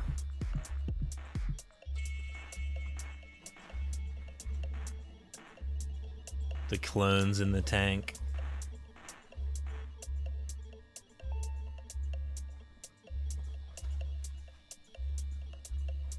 Yeah, so that's actually I'm okay. We're putting you in the queue though. You're gonna be in the queue, but I actually have. I forgot I designed this one too. My friends will tell you I get paid in peanuts, ramen, and mugs. Hell yeah. Which one is it? Okay, this is my other next album cover. So I'm working, I gotta finish Machine Patterns, and then I'm doing Minimal Animal with this album cover, and then you're gonna be the next in queue with the possum.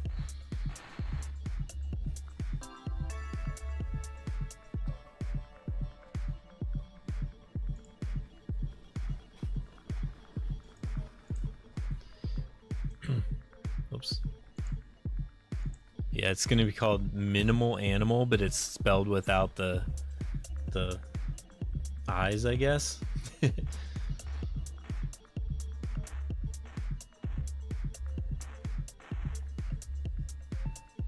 But minimal techno is a genre, so I'm gonna try to make my approximation of.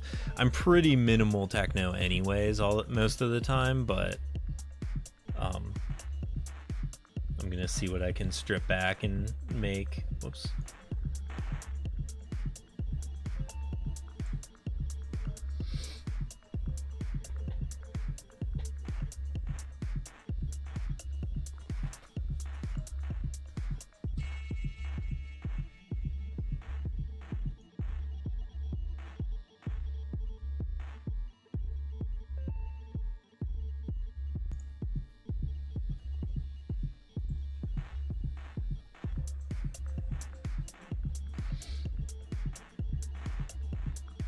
When you start on the album, send me some bits of the songs and I'll do a design with a possum based on how I hear the sounds. Hell yeah, that sounds like a good idea. I will keep you in the loop. I'm actually behind on album covers now. That's usually the last thing. So now I'm stocked up. It's gonna be good. Actually, I gotta go look at my Bandcamp again. My Bandcamp is where I create the drafts for albums. So the ones that are in here. Oh yeah, I have this one as well. Okay, I'm gonna make a draft right now. We're gonna add an album. I'm gonna call it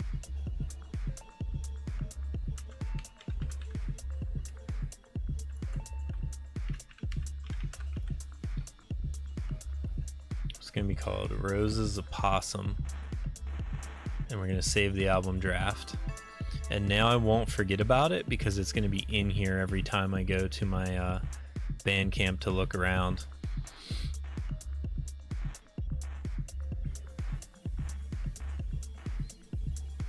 So that way I got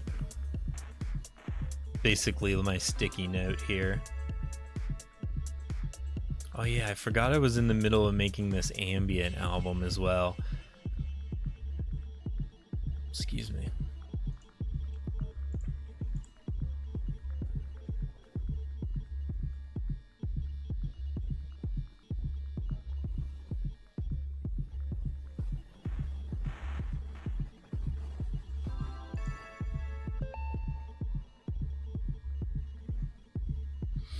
Yeah, I have a, like, I've been listening to satellite radio, and the station is called oh shoot, what is it called? Wow, I'm like blanking on the word.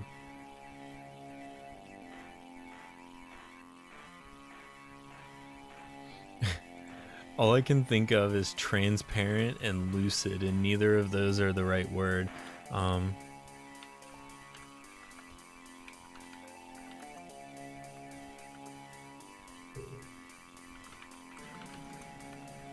SiriusXM channel list.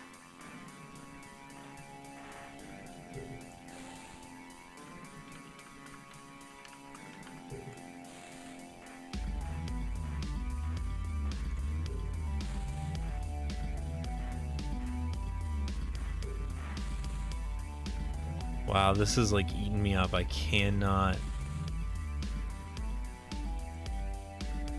think of the channel.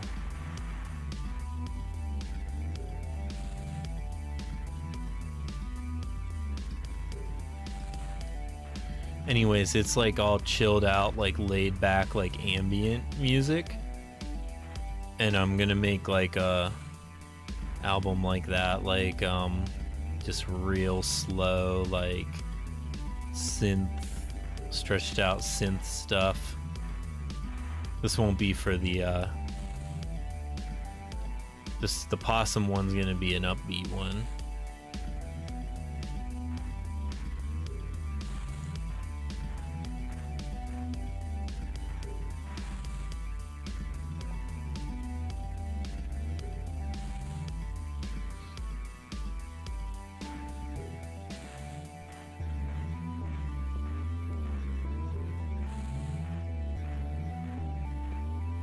It's like killing me. I can't think of the word.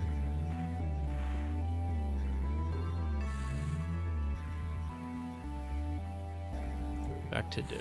Scrap and rerun.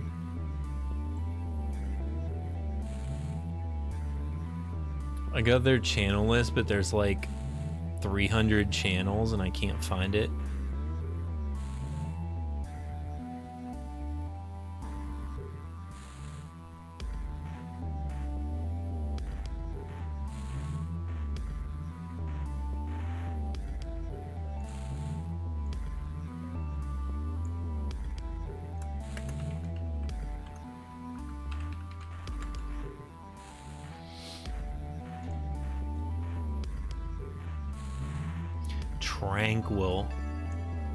Tranquil is the name of the station. Wow, that was killing me.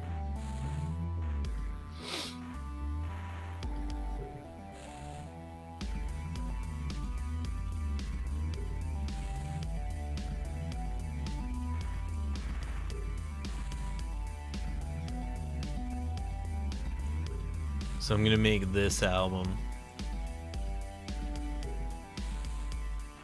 This is my ambient album cover.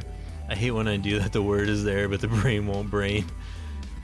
So this is gonna be my tranquil ambient album. I've got a couple tracks for it already, but already started, I should say.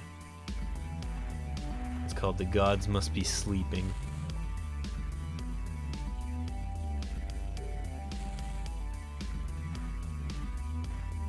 So I need to knock those few out that I've been in the middle of. I also have a project with my friend. What am I needing here? I want to go back to the DotO screen.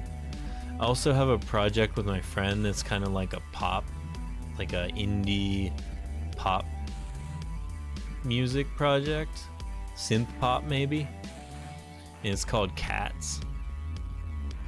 So we're in the middle of like an album as well on that. So I've got like what, 4 albums cooking now.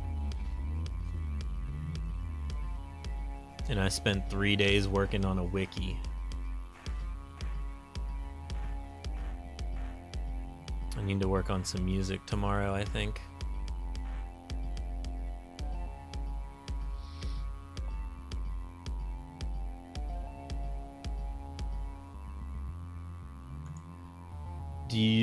What do you use for music? Like Spotify? Most people use Spotify. I use what's that? What the hell do I use now? YouTube or Spotify? We're on both. If you go to Spotify and you search Cats Neon Lights, that's the first song on the first album that we did, and we have 2 albums. I only have a free account on Spotify, so use YouTube for more than anything. Okay, let me find the Cats YouTube then.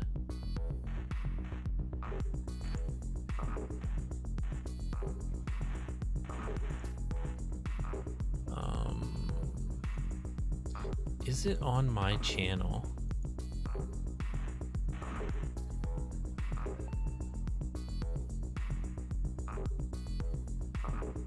We don't have like a Cats YouTube channel per se, but we have like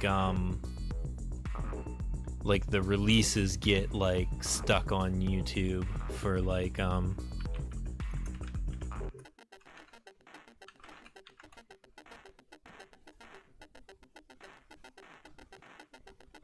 whoops.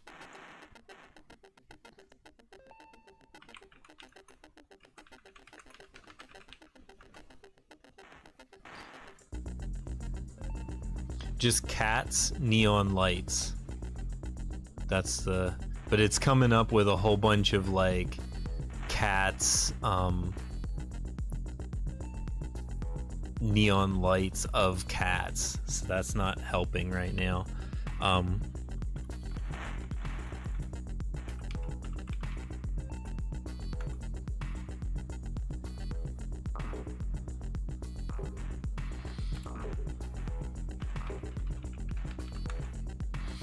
Surely, okay. I figured it out.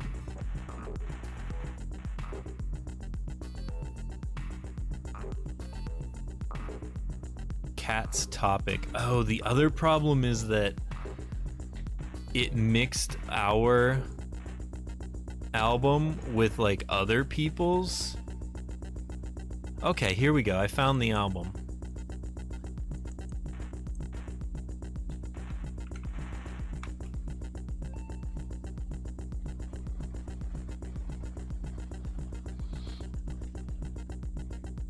Oops, where's my game?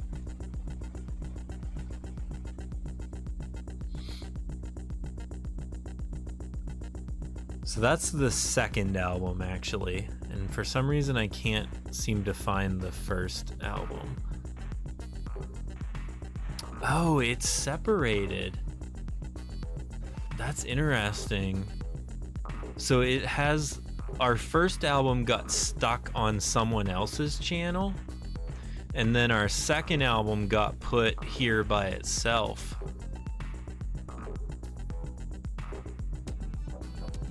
Oh, cool. So can you actually like listen to the album on Spotify with a free account, or does it shuffle it all?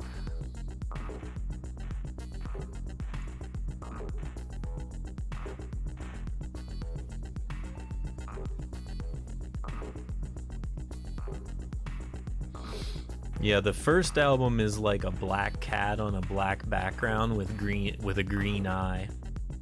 So that's how you know you found the right thing.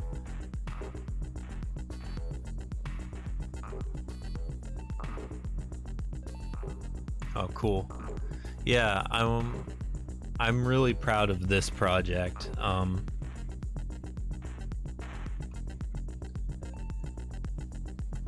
This is... Oh, why is it playing?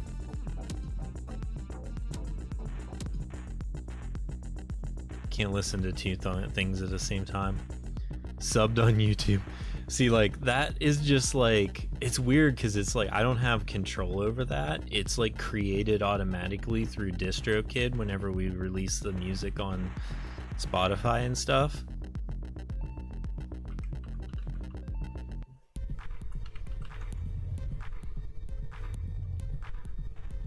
Okay, I'm getting like a ton of AI generated. Okay, here we go.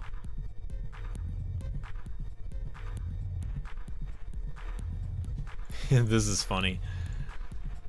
If you look at this one, just for fun, the first one is our album, and then the other one is like other people's, and for some reason we're like mixed in with them. But like I said, I don't have any control over it because it's like auto-generated when you release the album, like for YouTube.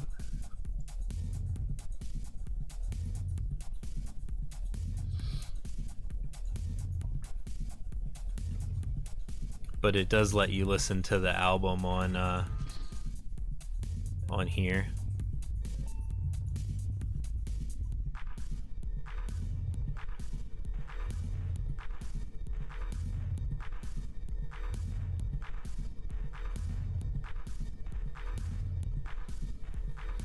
So for Cats, my friend Urele does the vocals, and then he writes like a lot of the melodies, and then I do like everything else, like the production, the beats, pretty much everything else. Like sometimes he'll like drop like the craziest beat you've ever heard, and then I mix it in and stuff, but it kicked me out when I clicked the link and then it threw me into an ad. Oh, sorry about that. Just here talking to myself when I sent you on a weird link.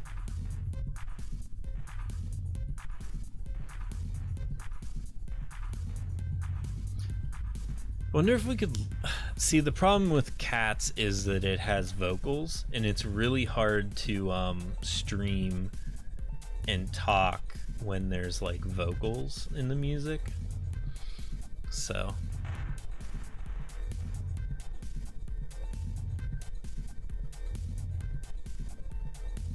can I like add this playlist? Save playlist to library. Can I do that? Yeah.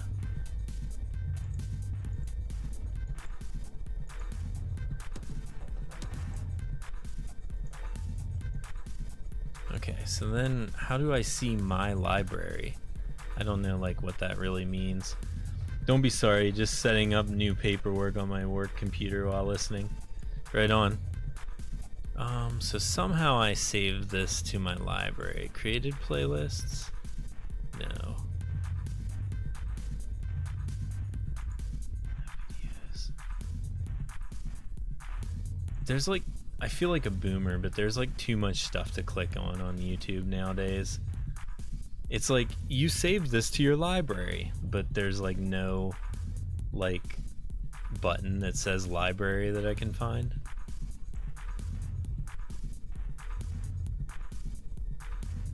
Maybe I have to have like YouTube Music or something for that.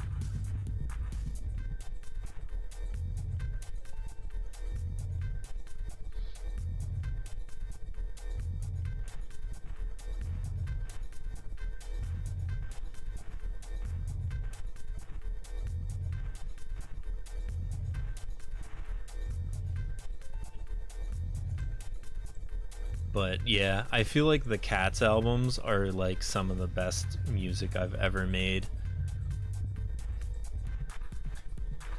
You go to your page where you see your saved albums and previously watched. Saved albums.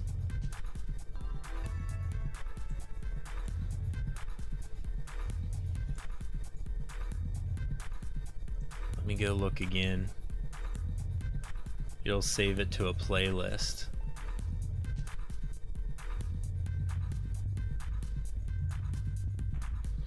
Playlists.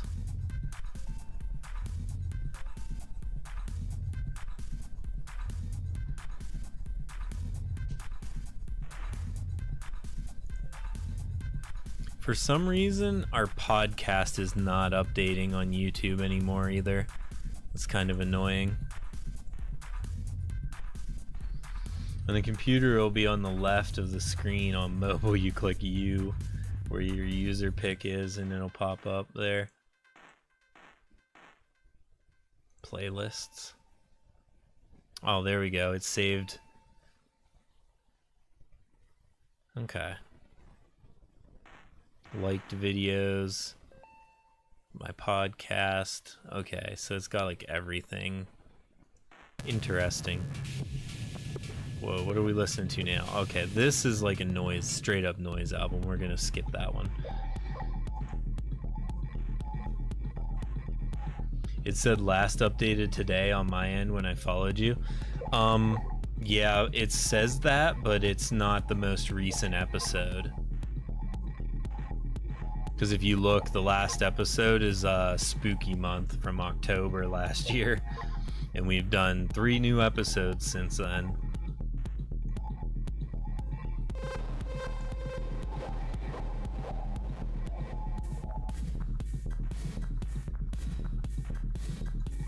Interesting. Oh, I listen to the podcast on Spotify anyways. Yeah, that's probably the best place to listen to them, honestly. Like, I just have them everywhere, but like Spotify is probably the place to go.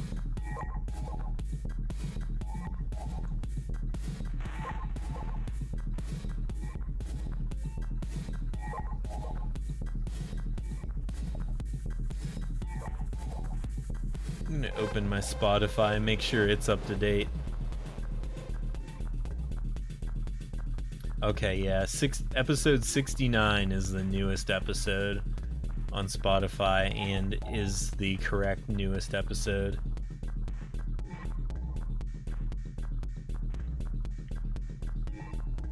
Can I see like 1 5-star review?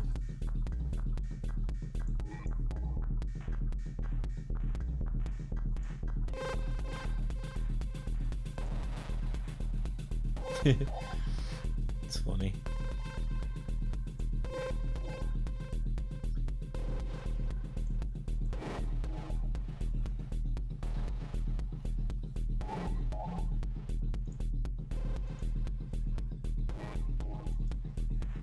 I should have listened while I was driving the hour to go to my eye appointment. Yeah, you could have fit, if it was an hour away, you could have fit like 6 podcasts in. We're usually like 20-25 minutes. So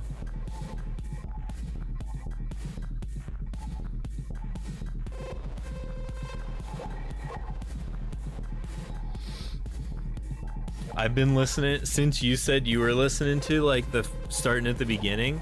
I went back and started listening to them as well, and I'm on like episode 14 now, going through them again, and it's super wild, like going back like 4 years to when we first started, and we're like talking about like making the game, and like almost nothing was done yet and stuff. It was crazy.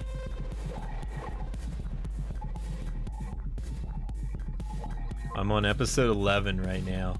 I think episode 13 or 14, I was like laughing so hard. I'm not gonna spoil it, but there's a part, I thought it was so funny because like in the first episode we mentioned the possums and you were like, hold on a second.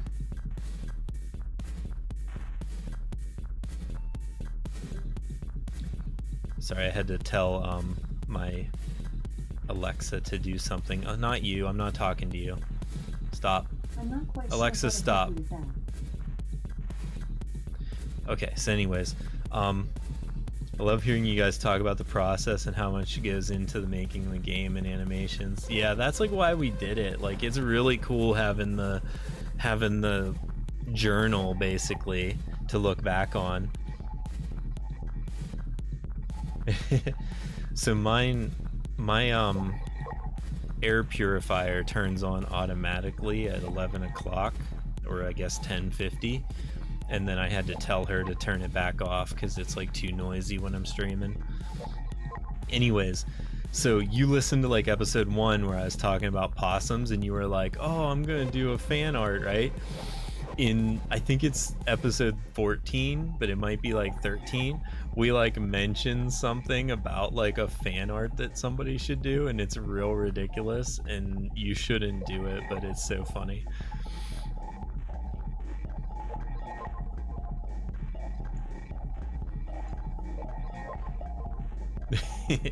So when you hear it, you'll know. It's one of those like wait, just wait. I'm not gonna spoil it, but like when you hear that episode and us talking about it, you will know, because it's like the hardest I've ever laughed on the podcast.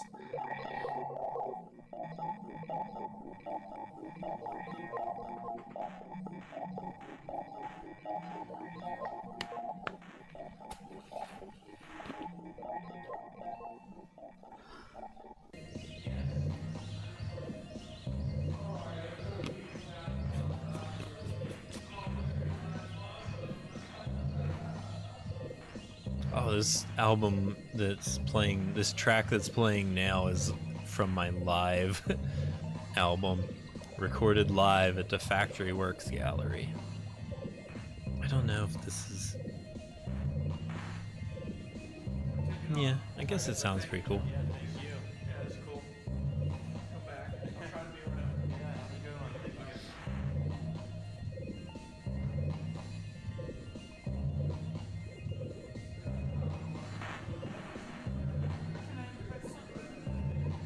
I was honestly very proud of the possum too. Usually I spend hours with a rough idea. That one I did was just ears, face, eyes, scream, got it. Oh, let's add a frog friend.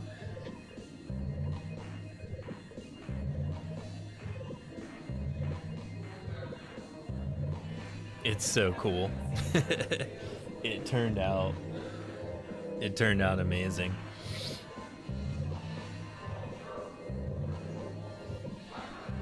And he has a frog friend.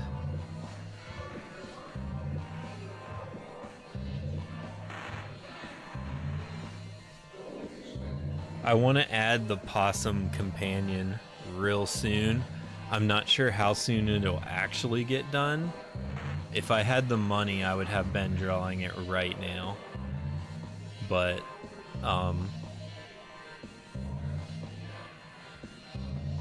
yeah, it's... One adventure's trash is the key to the possum's uprising.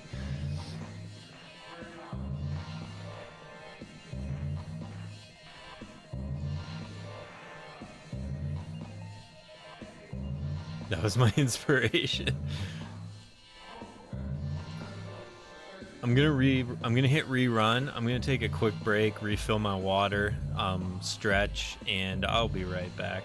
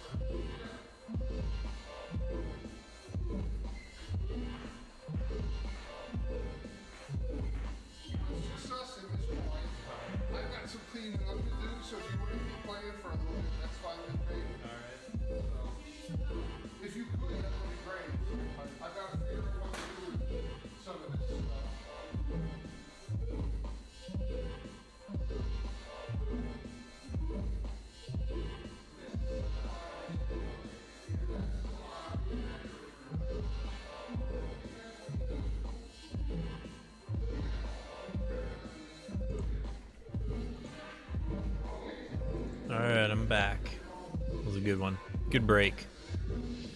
Back on the hustle. Get snacks too. It's 11 o'clock at night. I'm good on snacks. We had dinner. I'm full. I'm full up. I just need some water now.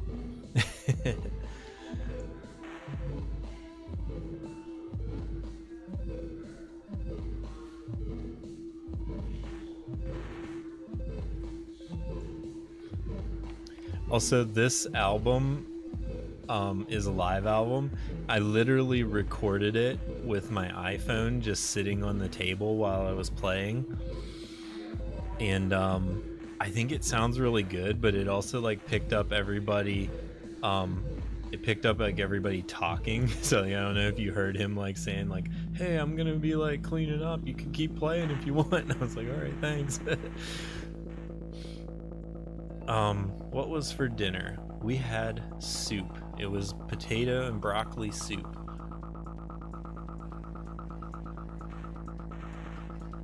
And it was very good.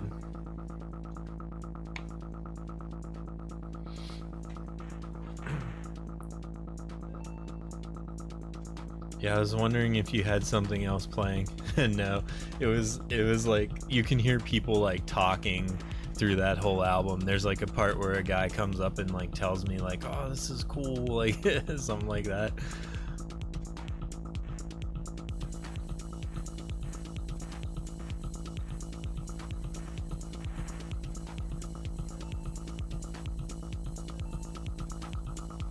It sounds amazing. I should make potato soup later in the week. I got chili and nuggets. Ate the nuggets, saving the chili. Right on. Oh yeah, Wendy's sells. I always forget that Wendy's sells like chili and stuff. It's such like a weird, like chili is such a weird thing to get at like a fast food place when you think about it, right?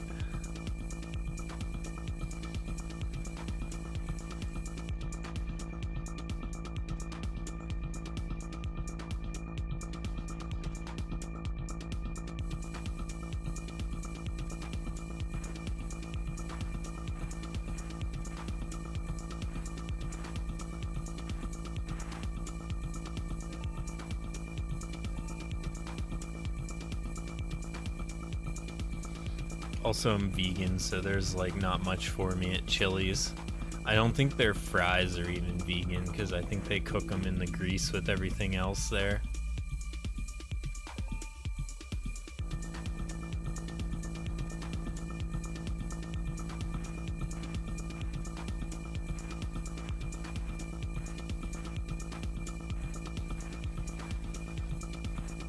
I'm that weirdo that dips everything in the chili and mashed potatoes. Oh yeah, they sell potatoes too, don't they? You can just get a baked potato at Wendy's. That's so funny. I like haven't thought about that in forever. I mean, if it was like, if I could eat it, I would get it too, right? Like if I could go somewhere and get like vegan baked potato and chili, like I would be there.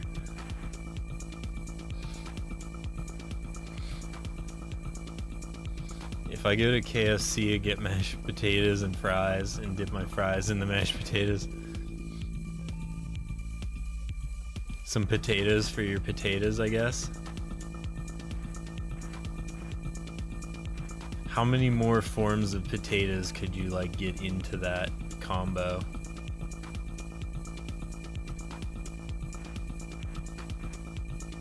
Carbaholic. I'm trying to think of like how you could add more potatoes to it. Like if you were dipping your fries in potatoes. Maybe like some tater tots on the side. Bag of potato chips to go with it.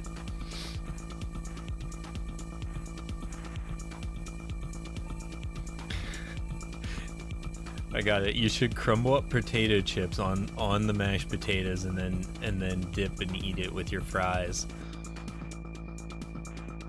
Triple potato.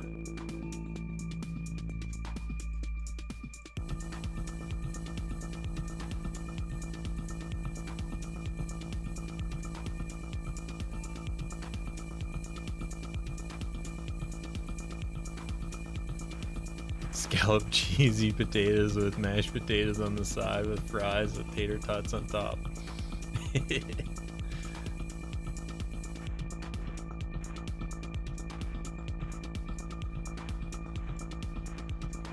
And potato candy for dessert.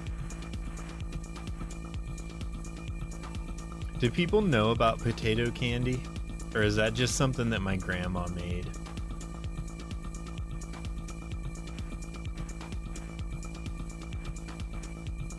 Potato cake. I gotta go Google.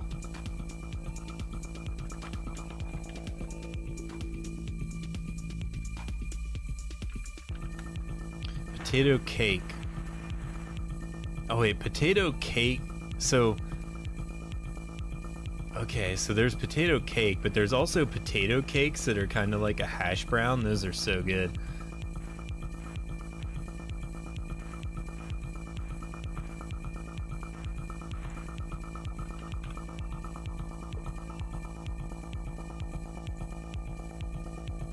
Okay, I gotta go back to the screen share.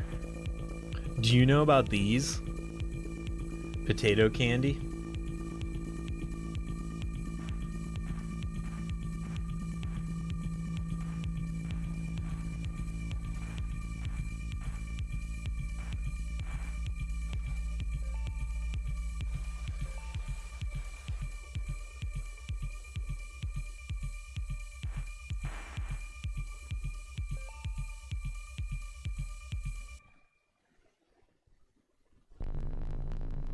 It was old school. I had them when I was a kid. Yeah, my grandma always made them. She would give us like a ton of them like every Christmas. What is this? Okay, this one. Oh, this is the first Clone 334 album ever. Crazy Cake and Wacky Cake. Oh wait, whoops, I'm on the wrong screen here. Wacky Cake, it's vegan-friendly chocolate cake recipe. Super easy to make. Crazy Cake. Boy, this song is noisy. No eggs, milk, or butter.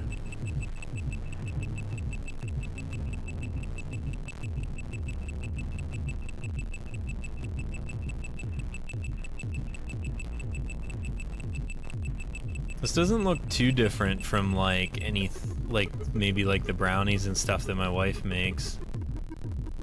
Brownies or cake. It's kind of like in between brownies and cake. You could like call it either. With like a peanut butter like topping on it. That's what it looks like in this picture.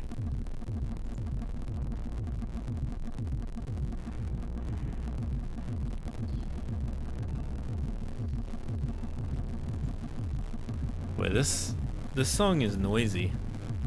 If any of these songs are too noisy, I can definitely skip.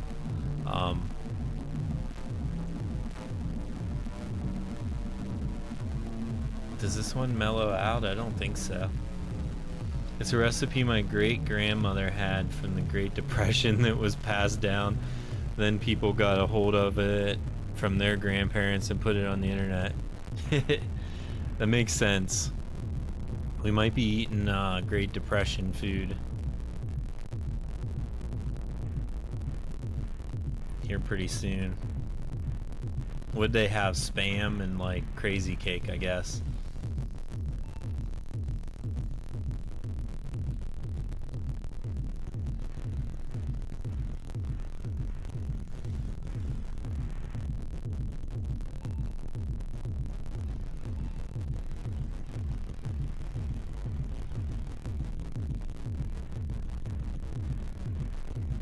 I make it into cupcakes and sometimes put chocolate chips or peanut butter chips on it. Right on, yeah. Maybe instead of me randomly Googling a recipe and hoping I get the right thing, you should send me like the one that you use. And then we probably will make it. I will actually make it then.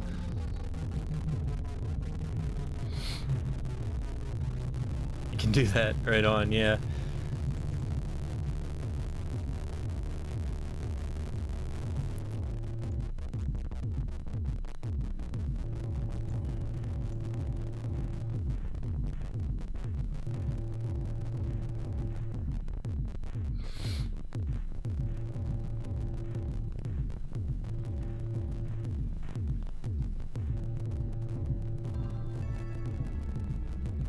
Crit damage on a croc head.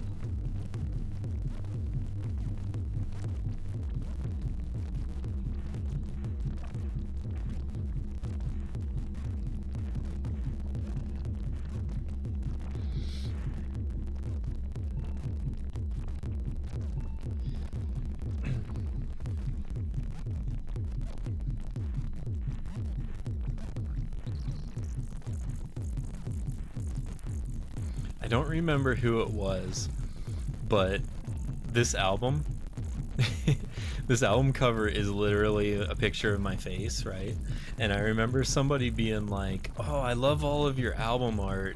It's like all so cool." And it was like all these like you know, like all my other ones where it's like pictures or some like abstract like colors or whatever, pick some pixelated thing or something. And they were like, "Oh, I love all your album art except for this one." And I was like, "That one's literally a picture of my face. Why are you telling me you don't like it?" Send it for you. And you guys can experiment with it too, in different toppings or adding candies and different flavors. Don't try to make it like that vanilla cake. It doesn't work well. Right on, yeah.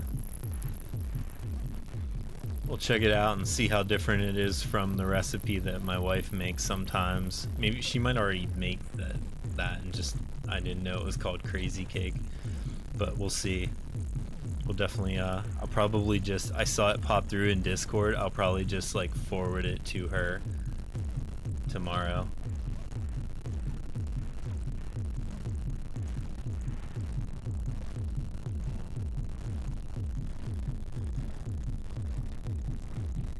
There we go. Copy link. And then I'll go to her Discord.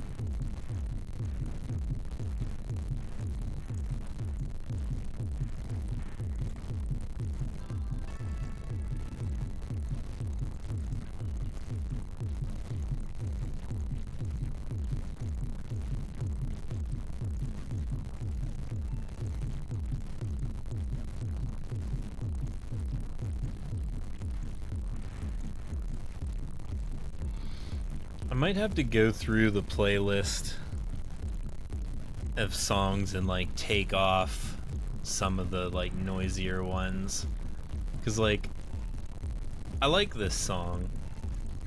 I'm still like proud of making it, but at the same time it's kind of noisy. It's like not particularly the best background noise for streaming. I don't know, maybe it's fine, but it's very crackly. Yeah, I like distorted, weird crackly sounds.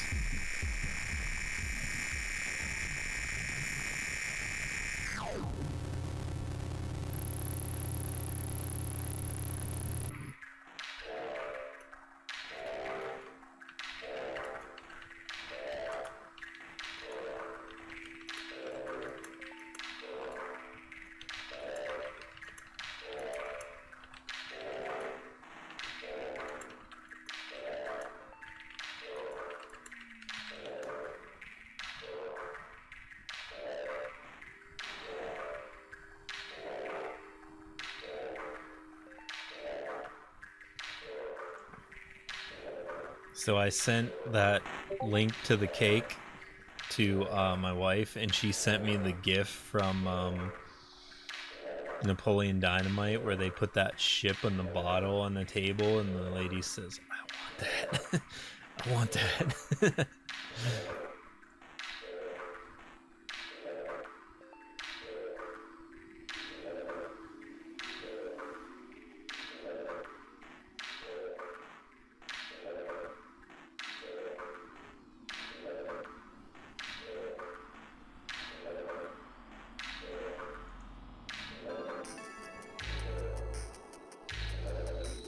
Oh, so close. So close, but so far. It's the stats I need on the item I need them on, but very, very poor low rolls.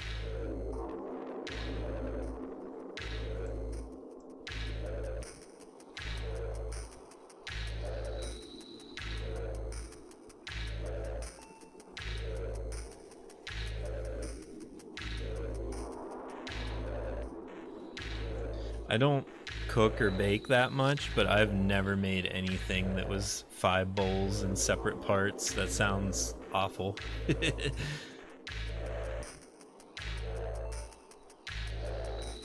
Right on. 1 bowl, 1 spoon, 1 pan, easy cleanup. I usually do the cleanup, so that part sounds good to me.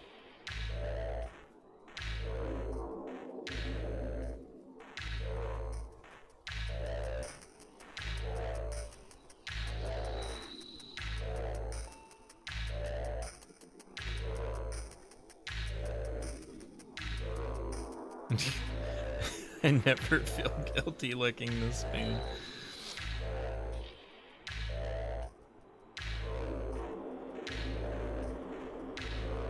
That's hilarious.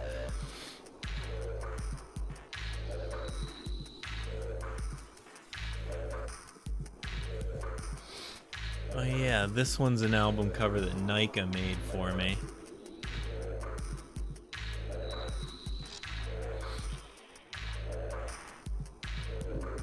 Man, she makes cool stuff too.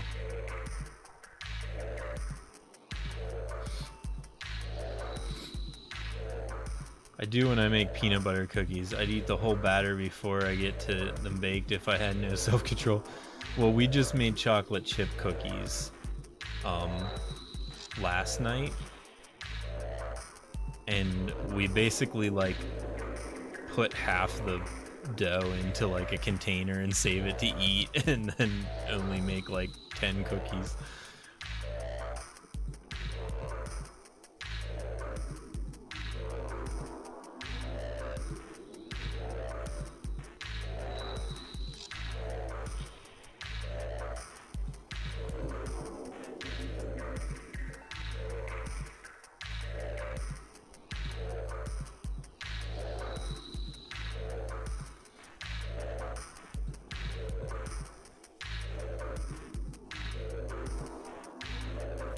We don't have a stove hooked up right now, so we have to rely on burners, a countertop griddle, grill, microwave, and air fryer.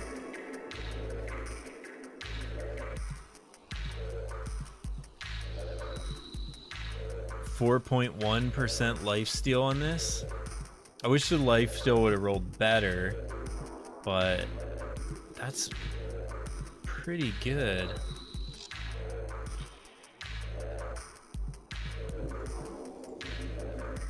We'll add that one to the pile. When we first moved here, we bought a couch and had it delivered, and we couldn't get it into any doors in the house except for our kitchen. And the kitchen, like, we couldn't get it out of the kitchen, like the way the house is shaped, basically. So our couch stayed in the kitchen for like 3 months until we could get someone to put a wider door in for us so we could get the couch into the living room. So during that time we couldn't use like our oven and stuff because the couch was in the road.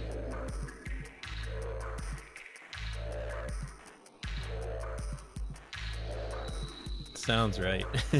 The cats loved it. It was like a cool tunnel to play under, because like the couch wouldn't, it wasn't like sitting down like you could sit on it. It was like on its side so that it would fit through the door and then stay in the kitchen, so they would love to play under it.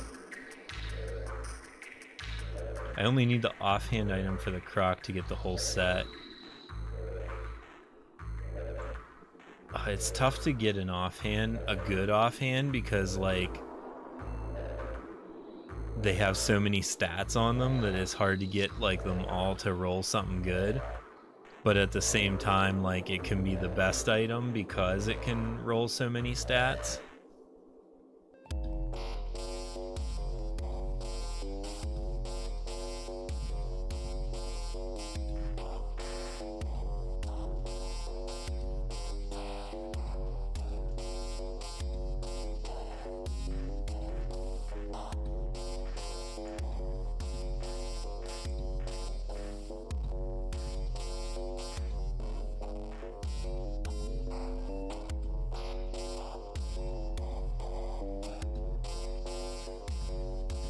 This album is the soundtrack for a cartoon that me and my friend were making. Actually, the same guy that is in Cats with me.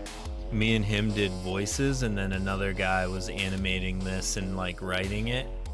I don't know whatever happened. We got 3 episodes and it's really good, but then it just kind of ends because he never like animated the 4th episode that we recorded for. No matter the stats, I just have to complete the set at this point. It's a need.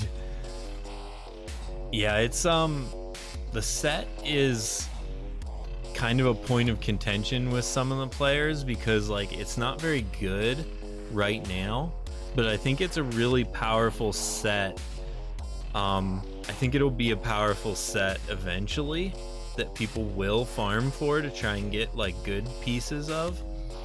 But right now it's not the best. Like you can use parts of it that are good, but like just getting the full set to have the full set isn't like I don't know. It's not the best in slot, I guess is what I'm trying to say. Some people are very focused on best in slot. Run around layered croc gear. Yeah, you can look like the crocodile is the best part.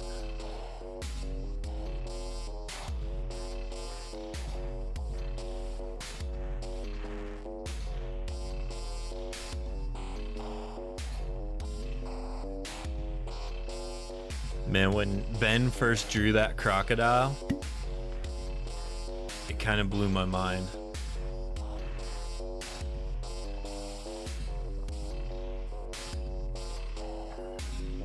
And then when Nika made it move, like the dive animation on it is so nuts. I don't know if you know already, but I keep running into last standing ghost enemy.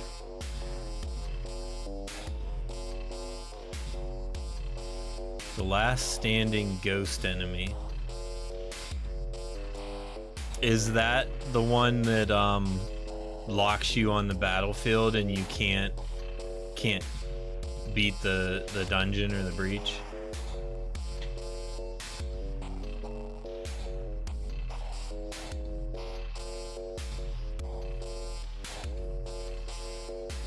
When I hit L, there's an invisible enemy I have to attack. It doesn't lock anymore. Okay, so there's always an invisible enemy, which is really funny to me because there's this do you remember the show Unikitty?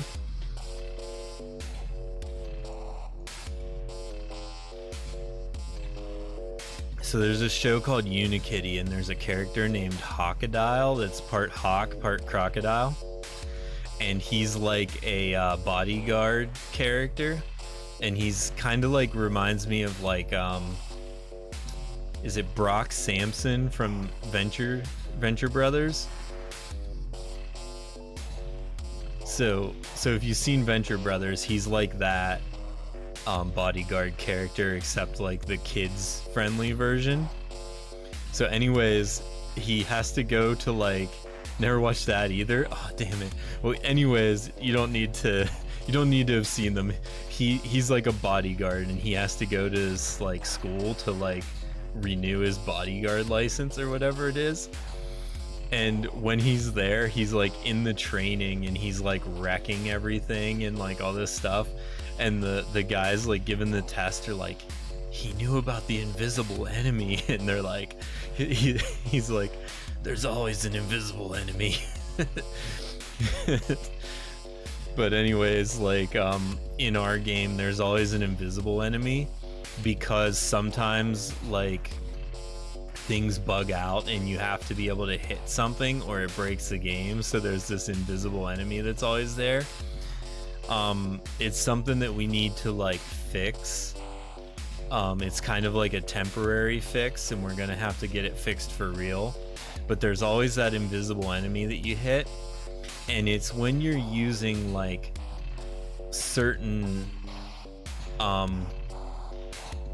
like weapons and things, like they'll hit everything, and then like if you trigger like a double attack or something like that, you have to have something to hit so that it doesn't like break the game. And like Vant uses it as like an extra trigger for like lifesteal and stuff. Like it's kind of broken, but it's something that's there like as a fix, if you're talking about what I'm talking about.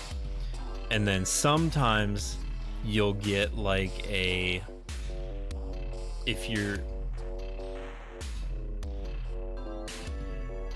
yeah, so the wand's a good example. So like the wand can hit 5 times, but if you kill everything on the first hit and there's nothing left for the other 5 attacks, the invisible enemy is there to like soak up those attacks basically. And realistically, it should just like, we need to fix it so that whenever you attack 5 times and it kills everything on the first attack, the attack just stops. But that's a lot harder to do. So yeah, you'll hit the invisible enemy when you're attacking multiple times. Hydrate.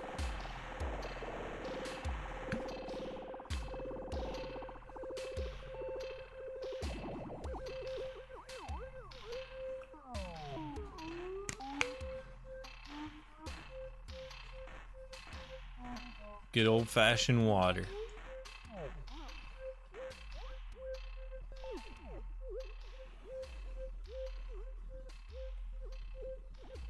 Shuffling all the music that I've ever made is kind of fun, because I'm getting like interesting things that I haven't heard in a while.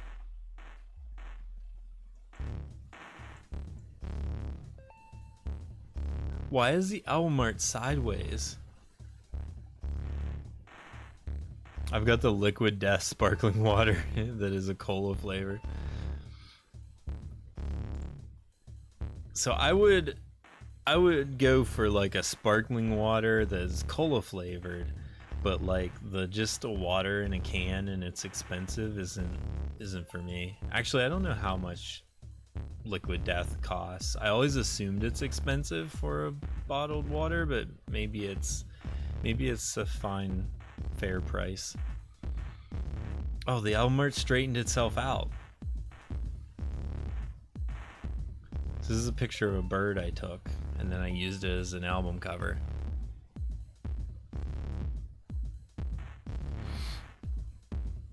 It was the day why did it switch? It switched again. Now it's sideways. Please fix the album art.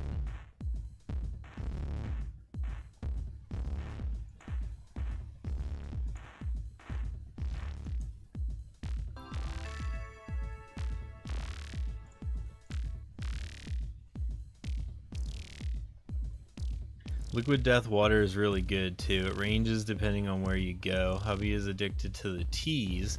I like the Killer Cola and Dr. Death, which is Dr. Pepper flavored waters. I mean,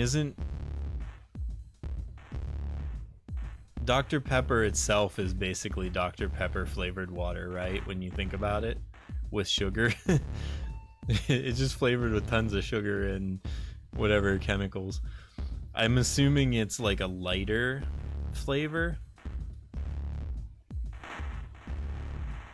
Because I get like sparkling water that's like lime and cherry flavored, or like black cherry flavored and stuff like that. And it's sort of like a lighter than a soda.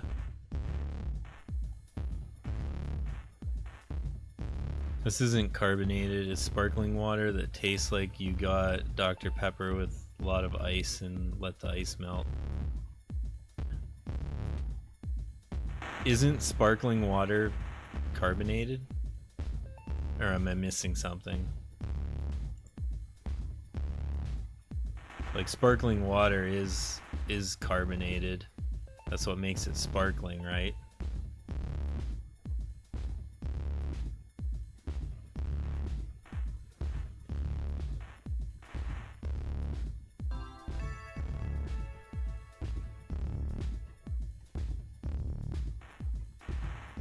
Yes, sorry.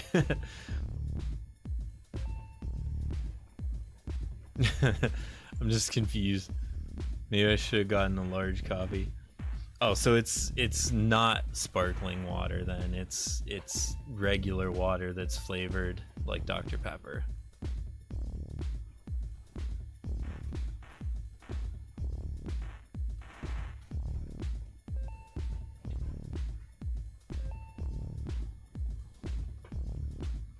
I bumped my subwoofer and one of my speakers quit working.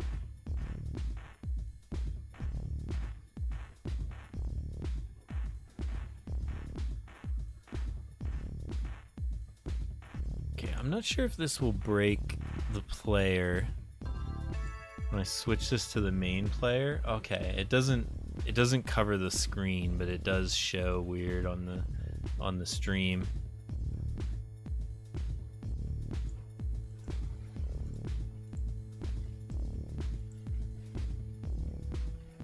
Alright, for some reason we're bugged out again. We might have a completely full inventory. The teas are smooth. He likes the dead billionaire and berry flavor. Yeah, I would try a tea from them for sure.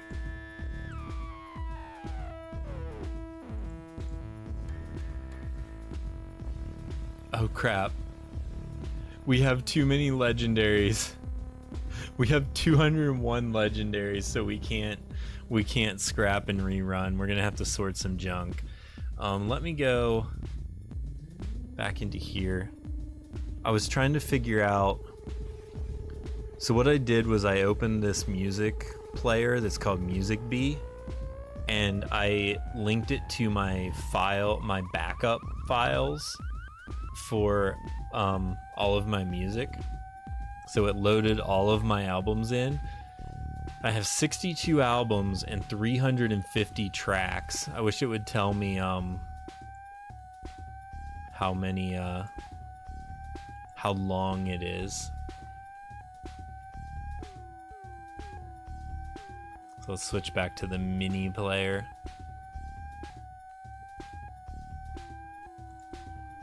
Why did it break the stream?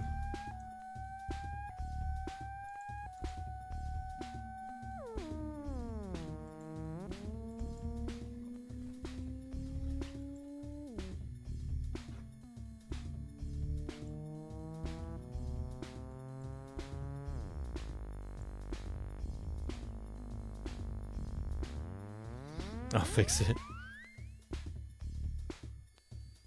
We have to get ours from Walmart or Speedway, otherwise we might have to start ordering through Amazon.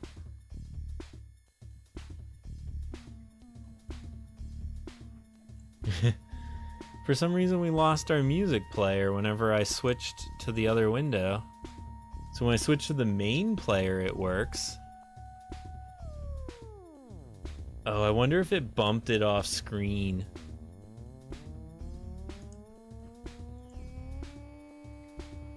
So how do I get it back on the screen? Guess I'm gonna have to main player this and then move it back onto the screen and then mini player it again. Nope, that is not the problem.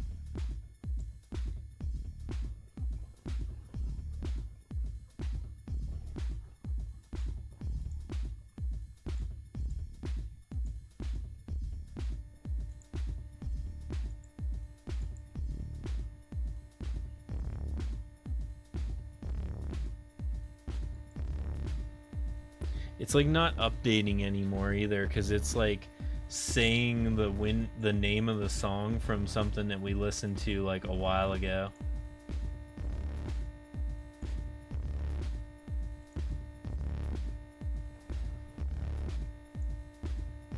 There it goes.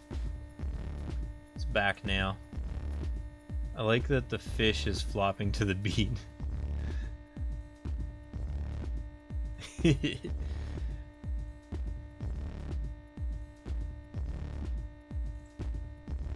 Okay, so let's lock that again. I don't know why the album art keeps flipping. It's really annoying me. So let's sort all of these ephemeral orbs and other offhands. So the one I have locked is 88 and 23.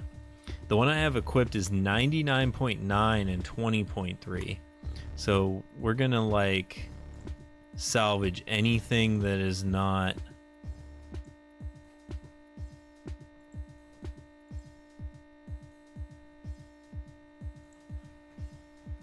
nearly perfect.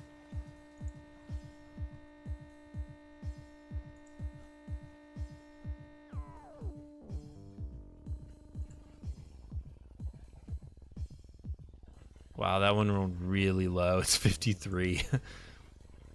I don't need any baying blades.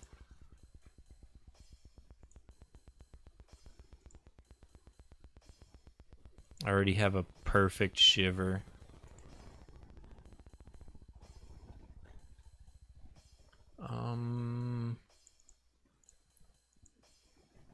That's a pretty good item find one, so I might keep that. Before I forget again, is there any 20% on the rat companions? Plus 20. The highest I've found is 19.9. Yeah, 19.9 is pretty good. 20% is the highest.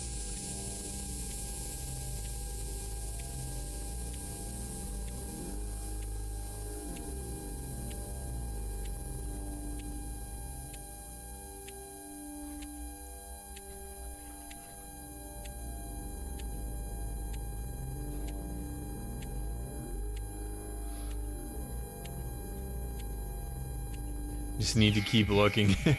Yeah, you could find a 20 eventually, I'm sure.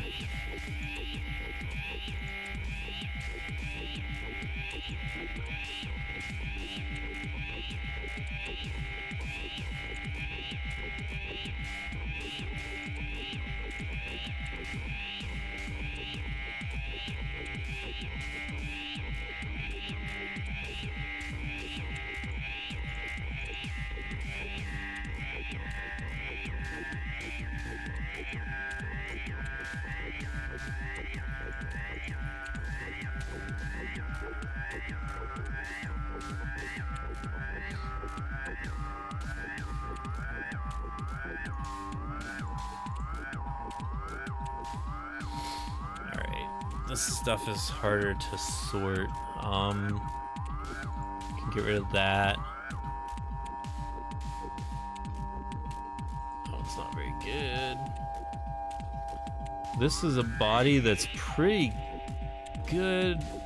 I mean, it's got revitalized, but it's got a lot of area damage on it. I might keep that. Compare it to some of my other bodies that I have.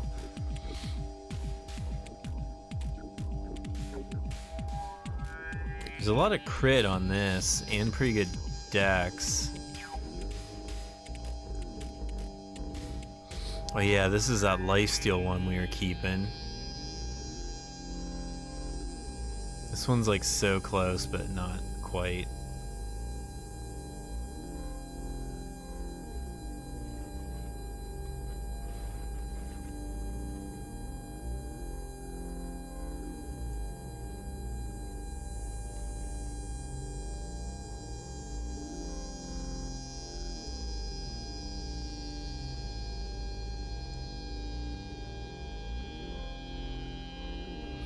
some Crocs with block chance is kind of good for that set.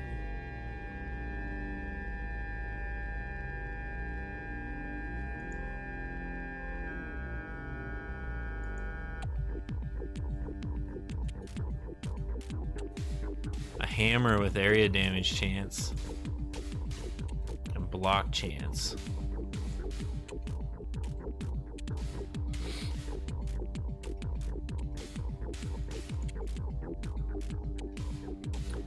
My nose is running. I will be right back.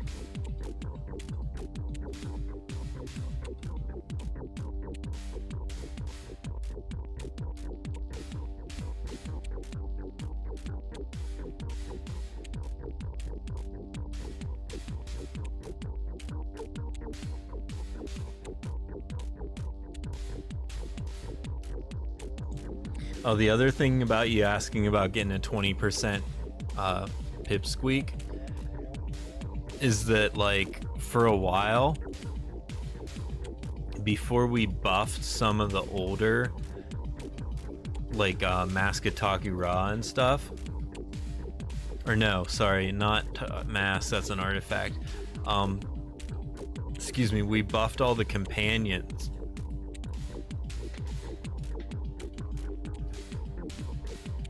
We buffed all the companions and gave them all, like, static abilities, basically. And, to make them, like, clearly better than the other.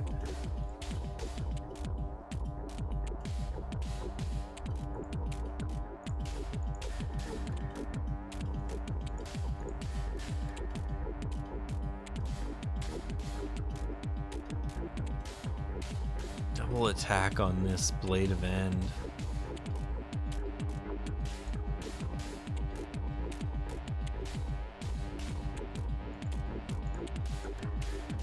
So when the items are found, are the stats random rolled and random generated, or do you have set parameters where if the main number is a certain stat, the secondary stats can't go above or below a certain number, if that makes sense?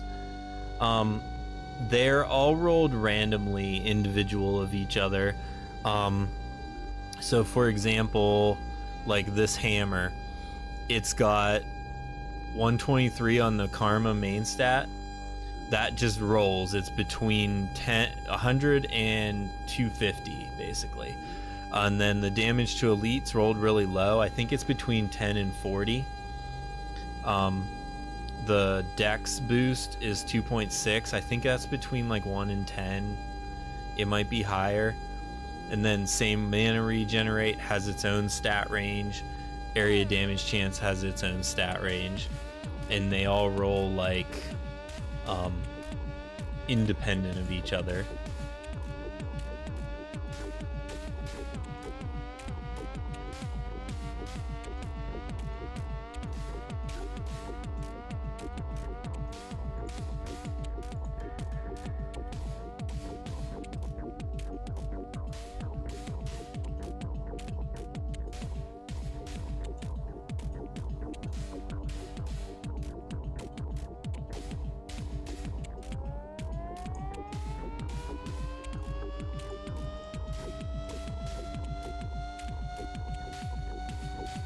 See, some of these questions like that, I think are some things that I need to address, like maybe on the wiki, on like a new player guide or something, or maybe more of like a advanced player guide actually, because if you're at the point where you're wondering about like stat rolls, you've been playing for a little bit.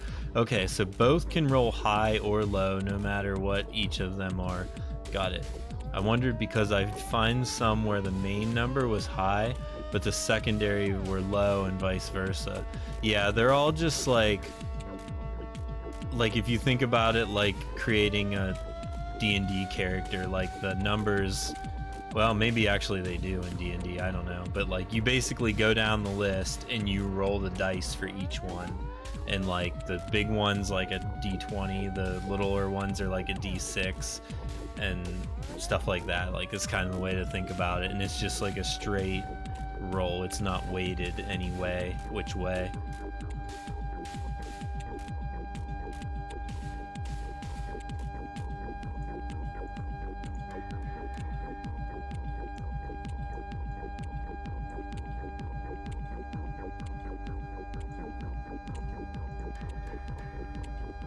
it was funny because like when we first launched, we had a bunch of players that played like real hard for a little bit, and then they started like telling me stuff.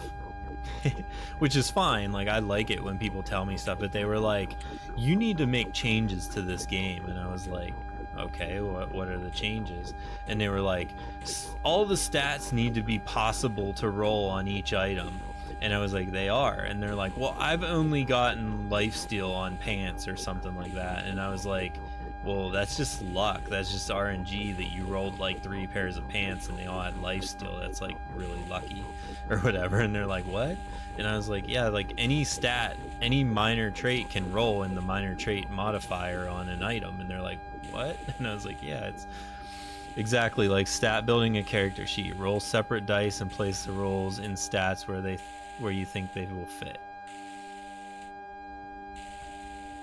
Yeah, so it's basically like that, except for like they're not placed, they're just kind of rolled. And then the way it works is like each item has a set of modifiers that it can roll, right? So the major trait is always the major trait at the top. You always get like for this one is plus 142 dex, and it can be any of the 4 major traits in the range, right? And then at the bottom it has the legendary power, and this is a set item. We'll go to not a set item because it's easier. The yellow is the legendary power of that item, and it always roll like of these crowns are always gold find, right? So that's their legendary power. And then you go down to the next one and it says health regen. So that's your minor trait modifier. It can be any of the minor traits, and whatever range those minor traits have, they each have like a set one. And then it also has a non-combat, which can be any of the non-combats except for movement speed. And that's like what is on a head, right? And then if we go to a body, now they have the same concept, but the legendary power is block here, and then it has a major trait modifier, which is a percentage boost to your dexterity on this one, and then it has 4 minor traits on it, and it rolled mana cost reduction, revitalize, and 2 area damages, right? Exactly. I never have luck when people stealing all the good items and I can't find a pair of gold pants. So like bodies always have 4 minor traits on them and then a major trait modifier. So the ones below the legendary power are called like modifier slots. So then we go to legs, and they have a major modifier, karma in this one, minor, which is lifesteal in this one, and then they always roll a minor or a non-combat of movement speed on pants. And then the same for feet, they always roll a minor of movement speed as well, and then they have 1 non-combat or 1 minor trait.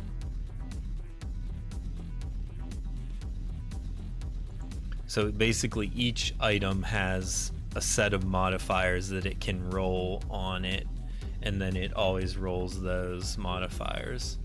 And this is for legendaries, right? So if you go back to like, I don't have any lower rarity stuff to show, but like the lower rarity stuff has less modifiers, and like trash and uncommon don't have any on them.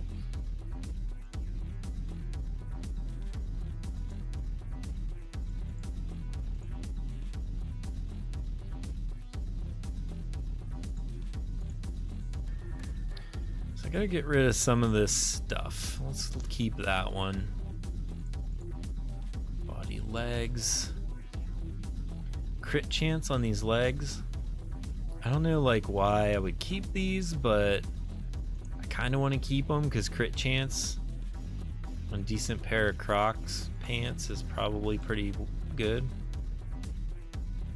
Block chance on these feet.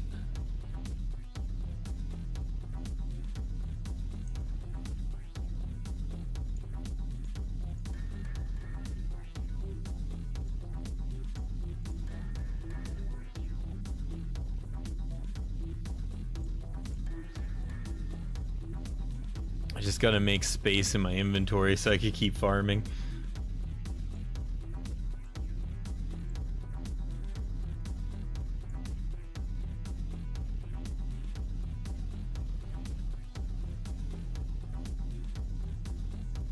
Oh, I didn't look at heads apparently. Oh yeah, I got a couple croc heads to get rid of. Mana regenerate, probably not good. Physical damage boost.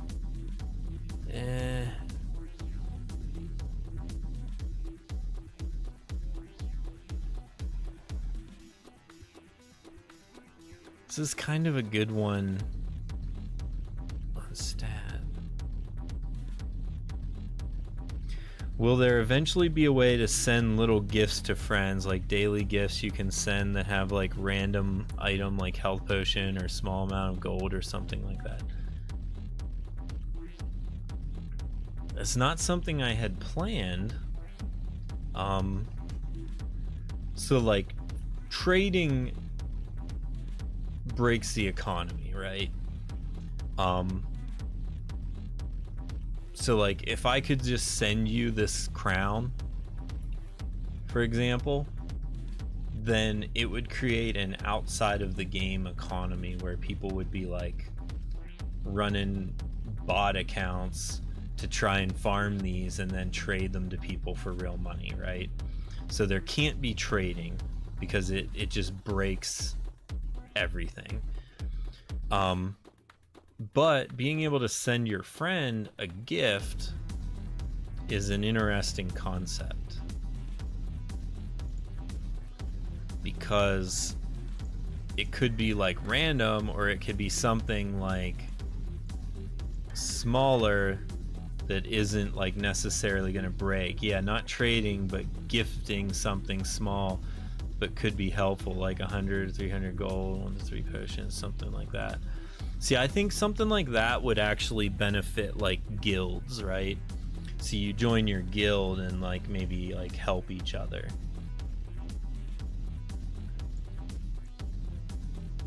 Okay, I think we've cleared out our inventory. We can get another 48 items.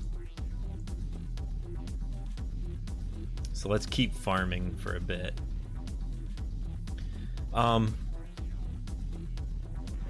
Yeah, so like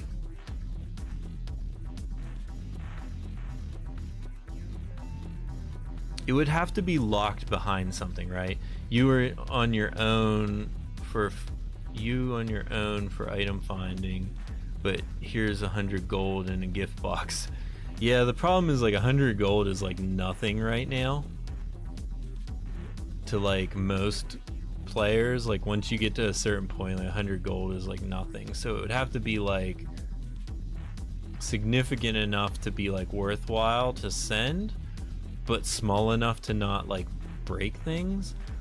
Because right, if you can send your friend a gift, then there's gonna be like a person that just like makes 50 emails and has like 50 accounts where they send the gift to their main account every day.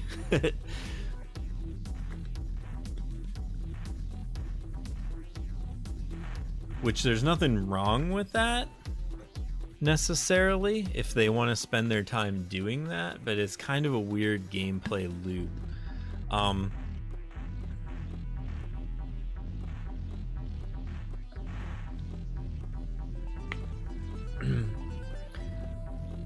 So what I'm thinking about doing, true, or encourage friends to join so you get more gifts. See, that's fine. Like, if you encourage your friends to play and then you benefit each other by getting gifts, that's how it would be like intended to work. It would boost our player base and it would give you like gifts for like recruiting players, right? But I feel like people would break something like that. Like first, like maybe not break it, but like they just make their own accounts and like send it to themselves or whatever. But which once again doesn't really break the game. If they want to spend their time doing that, that's probably okay, depending on what the gifts are. I'll have to think about it. I'll have to like think about how it could work. Yeah, sadly you make something cool and someone will break it. Yeah, that's the problem, is like part of the game design is like what's cool to make, but then the other part is like how are people gonna ruin this?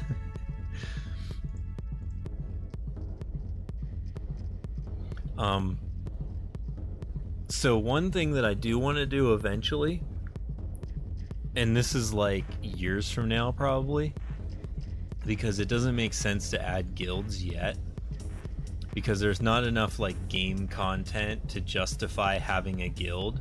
Like, so if you have a guild, there has to be like things for the guild to do and like reasons to have the guild and stuff. So anyways, like eventually I want to have professions.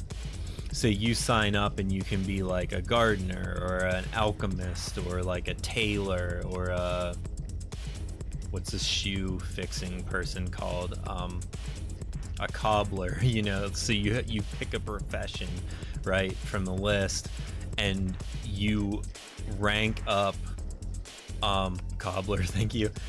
You rank up your profession, and your profession, as long as you log in daily or whatever, then it gives that buff of your profession to your guild mates. So like alchemy might buff like potions or something, and cobbler might buff movement speed. You know, so obviously I'd have to like figure it out, make sure like there's not anything that's breaking things, because like what's gonna happen is every member of the guild, right, is gonna pick the best one. So like if you had one for like say crit chance, everybody in the guild would just pick crit chance, and like everyone would have that. So like I have to think of like how to balance it. Like maybe like each member of the guild can only be like, you can only have one of each profession in the guild, so that way it's like a little more balanced, and maybe like the best player is the guy that gets crit for the team, but like, you know, everybody else still has to do the lower ones. Not me sitting at 0% crit chances plus 7 crit damage. I mean, we're all on a journey. You'll get there. Someday you'll be like 40% crit chance and just wrecking everything. But yeah, that's like a concept I want to have, where you're you have your profession. That's something I want to do for like the guilds, right? Oh geez, it's like being a dungeon master, making stuff you know your players will find a way to break. Yeah, it's a lot like that.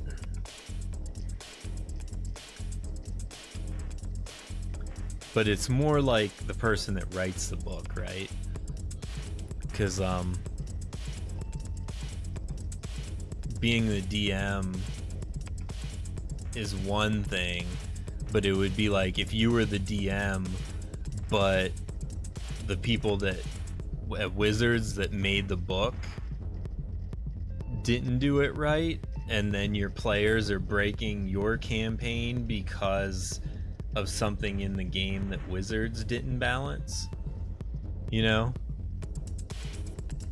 So it's a little more like that concept, I feel like. But it is a lot like DMing too, where you make this campaign and then people like just take it in whatever direction they want to go.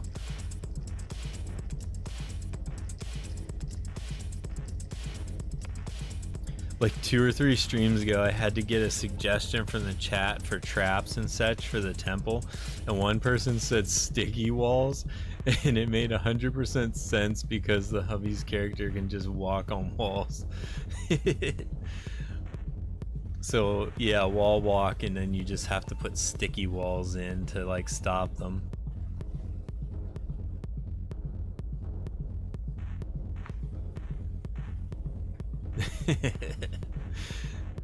Wall walk.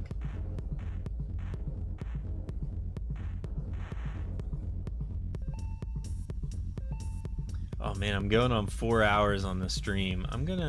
Actually, I'll wait till this one finishes and then I'm gonna take a quick break after the next one.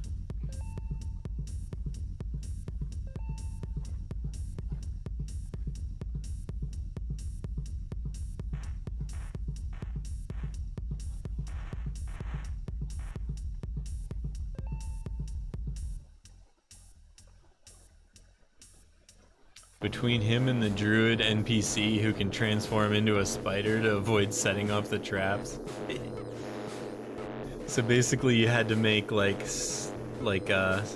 sticky, what are those, fly traps where it's like sticky and the bug gets on it and can't get. Alright, I'm gonna take a quick break. I'm gonna leave you to listen to this, whatever nonsense this is that I've made. I'll be right back.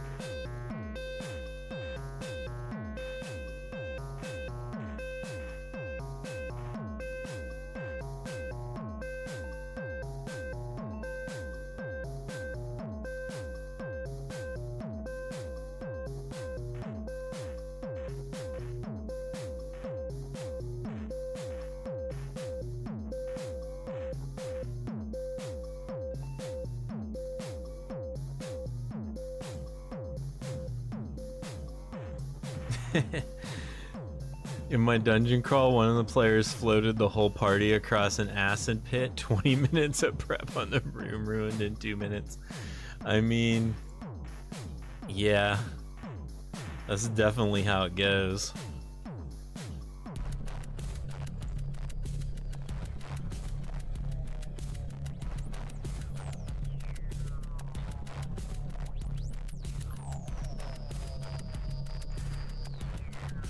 Oh man, here's a deep cut. This track is with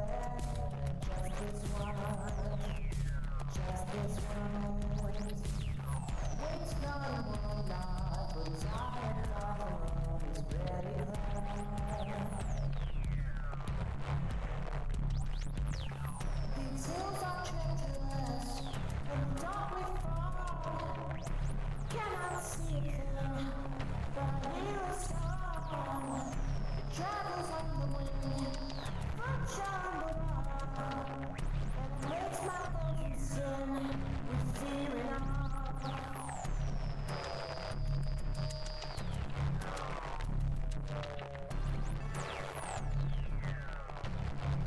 Sounds like something they would play in the background of a bar in Cyberpunk. Maybe I should play Cyberpunk, because if they were playing this, that'd be freaking cool. I feel like, so when I met him, he went by Typewriter, was his artist name. And I still like call him that, but he's like changed names like several times. So he was Typewriter, and then he was Irrelay, and then it was Gorgeous George for like a week. I'm glad he like dropped that one because it's like a funny name, but like I don't know. And then anyways, now he goes by Girl Alligator, which is, I think, is a pretty good name. But anyways, we've been making music like together forever, and then we finally decided that we needed like an official band name for the two of us, and now all of the stuff we make together goes under Cats.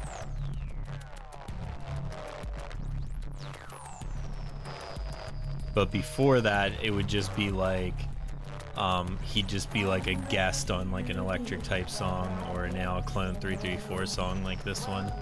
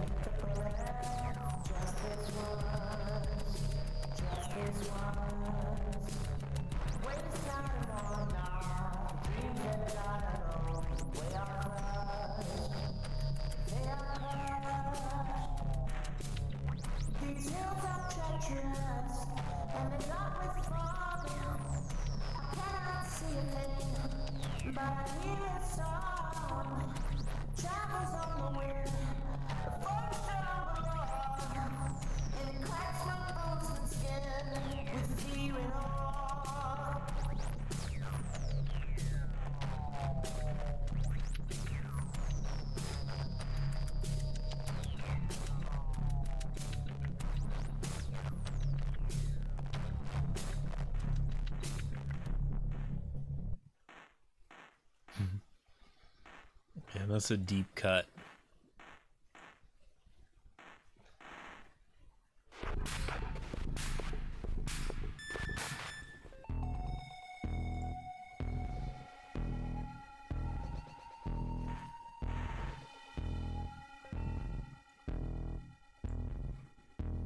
See, whenever there's a song with vocals,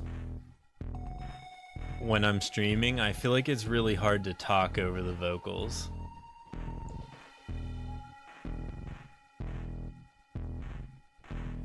And also, if they're Typewriter vocals, then I'm gonna be like listening to them because they're freaking cool.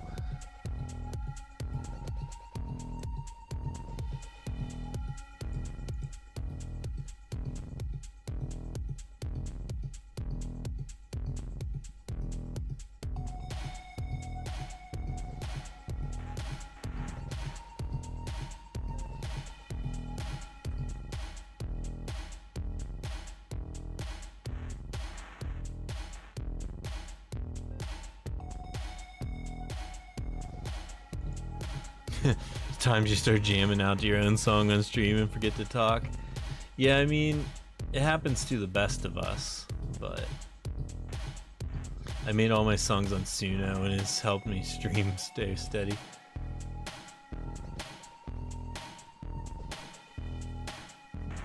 Yeah, I guess that is a good use of AI music. I don't know how I feel about it, because like I don't know, like just because a computer can do something better than me doesn't mean that I shouldn't do it, I guess, because like I just like making music.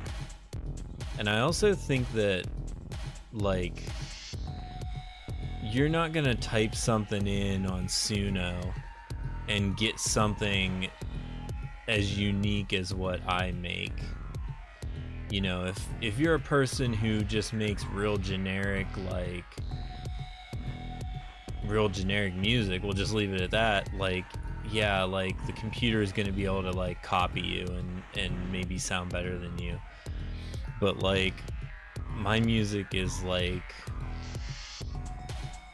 abstract. Like maybe if you fed all of my music into the computer or the AI, maybe it could like sense the patterns that I use or something and maybe like get inside my head a bit, but nobody's like gonna do that.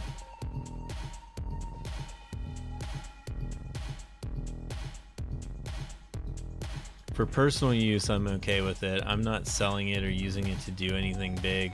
Most of what I make is character songs, stream songs, instrumental music for stream. Art I use for character designs and ideas, but I cannot stand this who use AI then sell the stuff. If I need something for a professional project, I'll hire a real artist.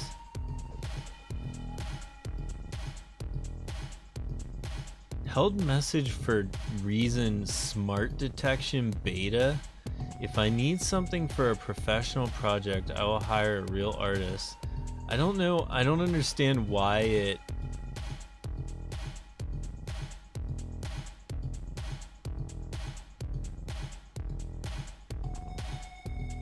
I don't know why it like blocked that one.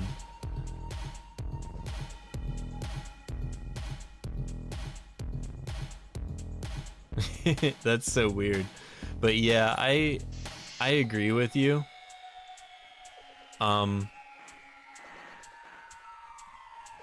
I don't know, like I've played with Suno too, like it's fun. Like I made a metal album and I stuck it up on Bandcamp, but I'm like, I don't know, like did I make it free?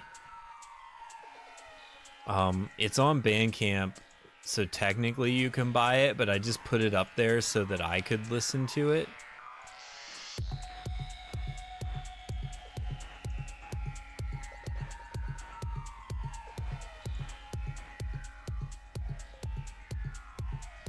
I'm gonna have to like open this.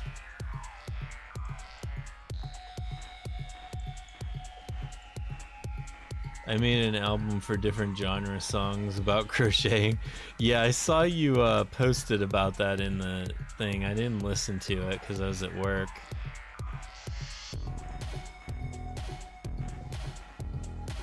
Oh yeah, I did make it $5, but no one has bought it. Nobody will ever buy it. And I just put it up there so that I could listen to it myself. I should just make it free. Yeah, it's just a funny project. Screamo, heavy metal, rap, country.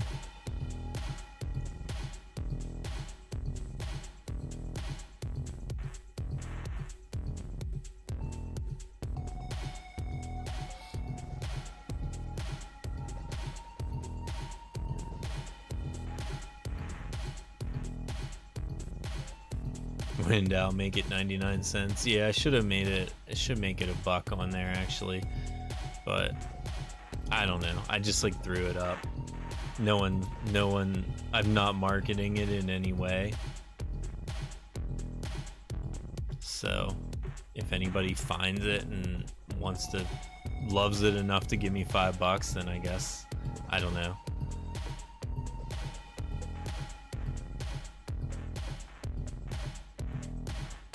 It's literally just up there so that I can listen to it, but maybe I should put it somewhere else. Maybe I should like make it invisible. I'll worry about that later. But yeah, like I've messed with Suno and it's cool. I was telling Llama, as you all build this game, you should make it $1. That way it's cheap, but you still make money.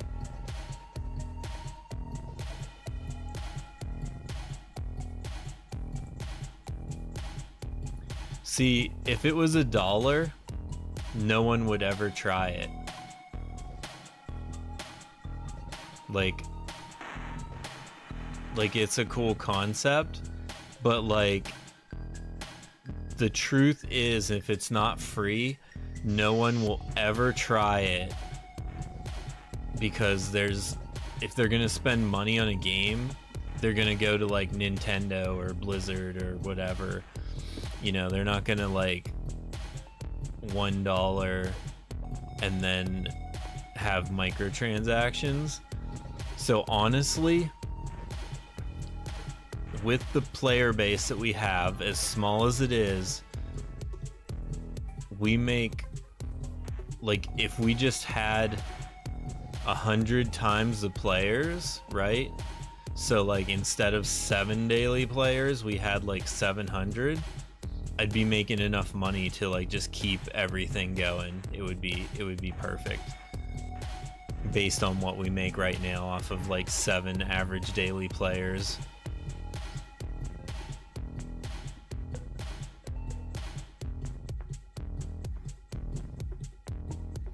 I doubt they are going to go to Nintendo anytime soon when them raising the prices and making physical copies 20 more than virtual copies. So I don't know, but like I do know that if the new Pokemon game comes out or the new Legend of Zelda game comes out, people are gonna play it. Like they're like, if a new Animal Crossing game comes out, I'm gonna play it. Like I'll probably buy, like, people buy a Switch just to like play like one game sometimes. It's like a $300 game. Like I literally bought a Switch to play Animal Crossing. So whatever the Switch costs plus Animal Crossing is probably like $300. So I know that people are gonna play whatever name brand game comes out, whatever characters they already like. They're not gonna spend $1 to play my game. I mean, maybe some people will, but it works better if the game is free and people can try it, and then if they like it, they can spend money.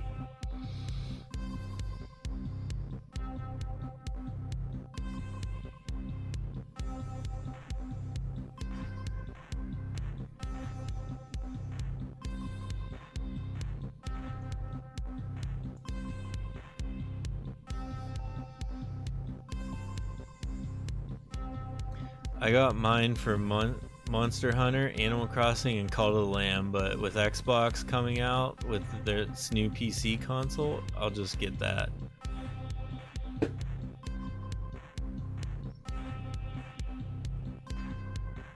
What's a new PC console?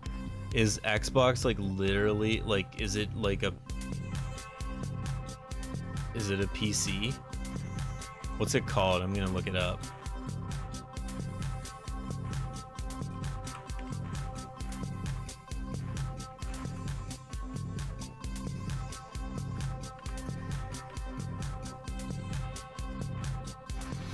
Windows into the future.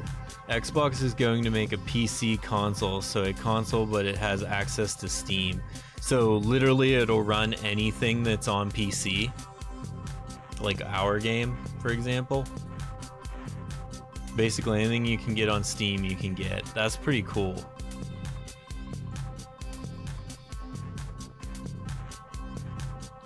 That's actually really cool. Maybe we'll blow up when people start playing on.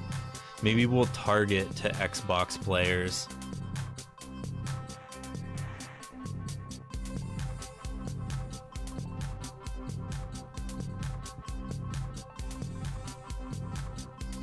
Maybe I'll get one.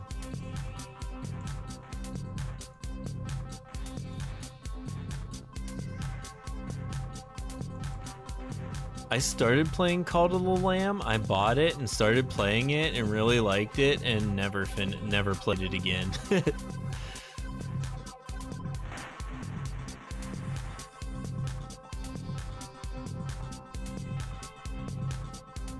Projected for 2027. Oh, okay, so it's not like super soon.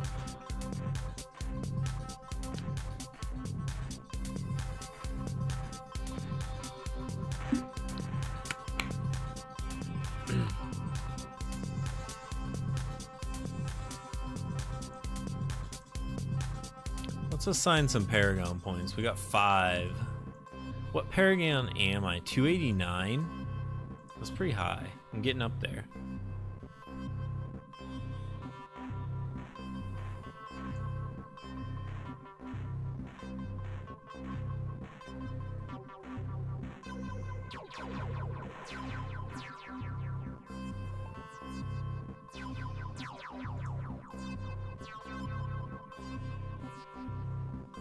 $120 or close to it, right on.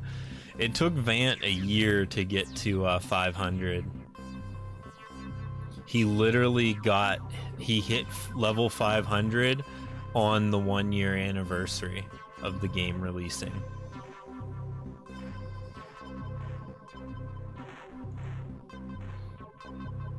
You're not really supposed to get too high on Paragon. At least not when level 10 is the max level. So like it's not intended for people to be like level 1000 Paragon. So it's working pretty well, I think, right now.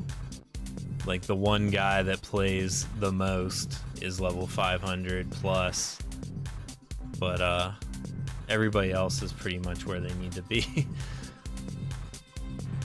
If you get too powerful when the new stuff comes out, there's gonna be like no challenge.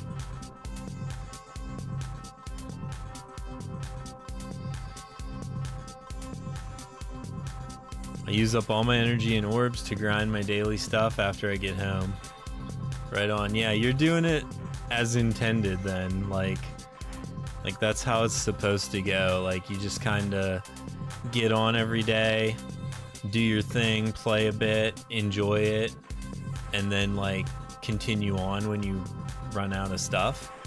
And then if you want to do like a big day where you like have the day off and you want to grind all day, then you can buy like extra stuff or like a buff or something and make a day of it. But just having people like hanging out every day is kind of the goal. You will buy that obsidian armor. It's so cool, isn't it? Like Ben just makes the coolest stuff. Like he's like such a good designer.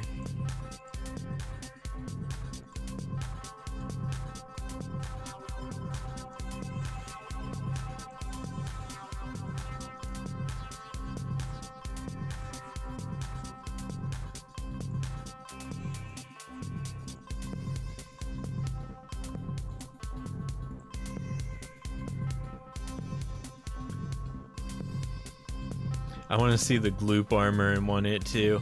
Oh yeah, the glub armor. We used to call it the supporter cosmetic pack, but I think we changed it to just say like glub armor, right? I need to like see it when it comes into the store. Actually, can I look at the store right now?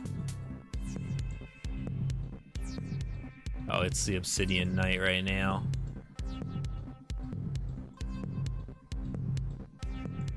Oh, so I need to update the wiki. It's literally called... Did I name it wrong? Let me go look.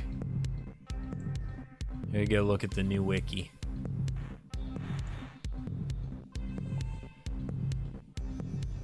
Oh yeah, I forgot the word knight in it. Oh wait, no, Obsidian Knight. Okay, so it's Obsidian Knight armor, but then the oops, I returned to Topia. I didn't need to do that.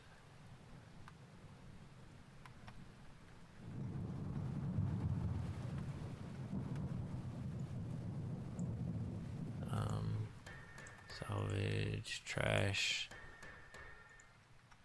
What did I want to look at here? This stuff. Okay, so I named everything right. Everything's correct on the wiki except for the word armor missing on the list of the set name. The collection name. I have both mage ones. Oh, the robes? Like the Alloon robes and the Rodney robes. And I just need the Mo butt and 10 million gold to make the boots. Yeah, that one's a grind, but the champion items are really strong, so they needed to be, I love the Necromancer robes, yeah. The Necromancer is named Rodney.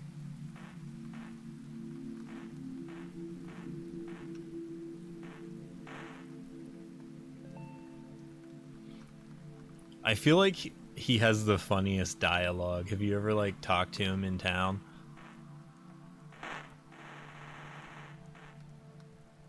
Rodney is sus.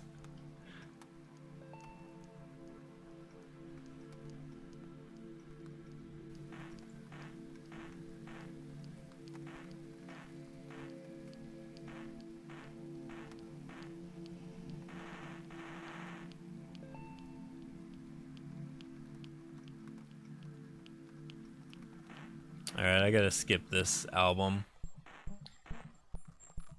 Anything from that one, that was the album that I made for my cat that passed away.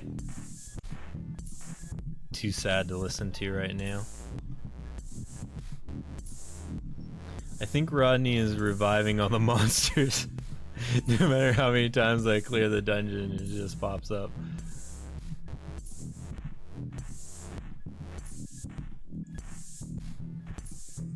He might be. Maybe he's a conduit of the Obelisk, doing its bidding.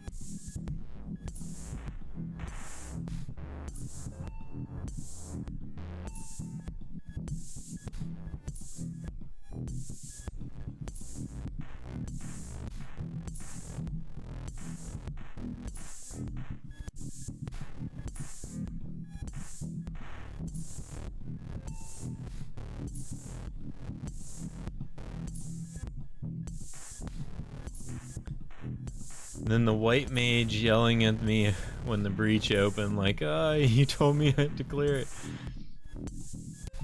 What have you done?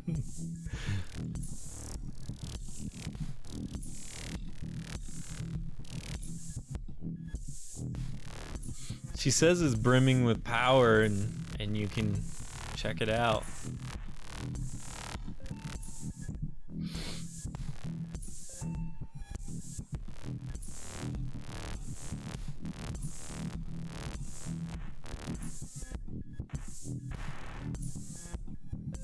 I legit screamed at my computer, "I didn't do anything." Do what you told me.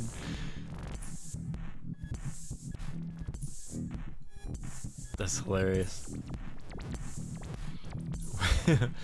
What have you done? It's funny because, like, some of that stuff, like, pops up one time and then you never see it again.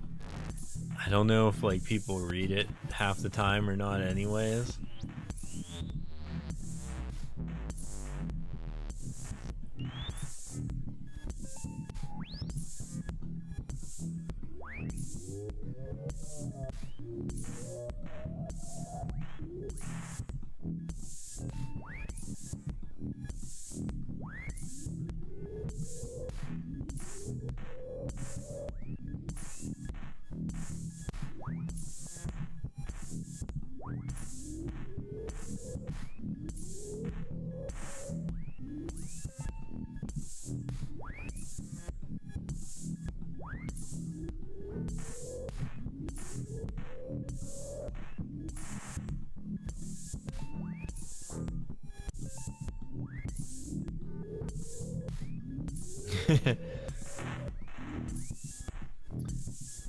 Didn't you have to beat the breach on hard to unlock the jester, right? The challenges? That's how it should work. I haven't played through it from the beginning in a while, but you should have to beat the breach on hard, right?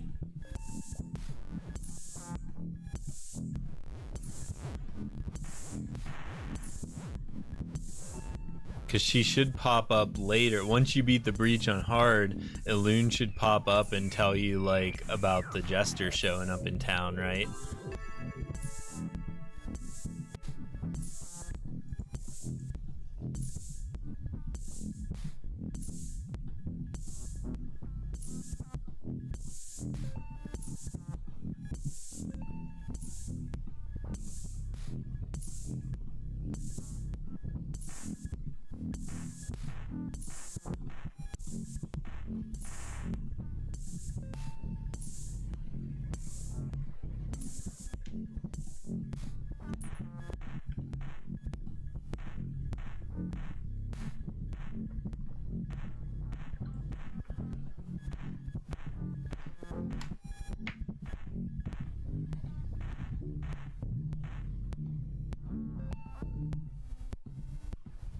Maybe, I don't remember. I know I got annoyed with her blaming me for the time rift opening. Like it magically inclined when I... So see Necromancer just hanging out waiting for people to keel over.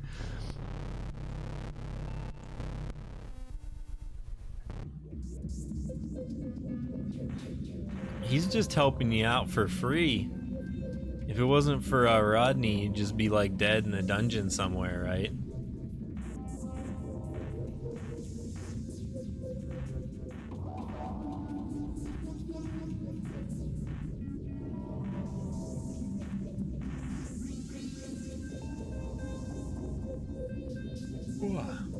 I might be getting tired.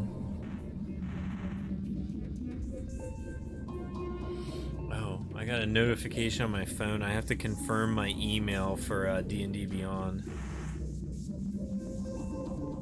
Guess I'll do that.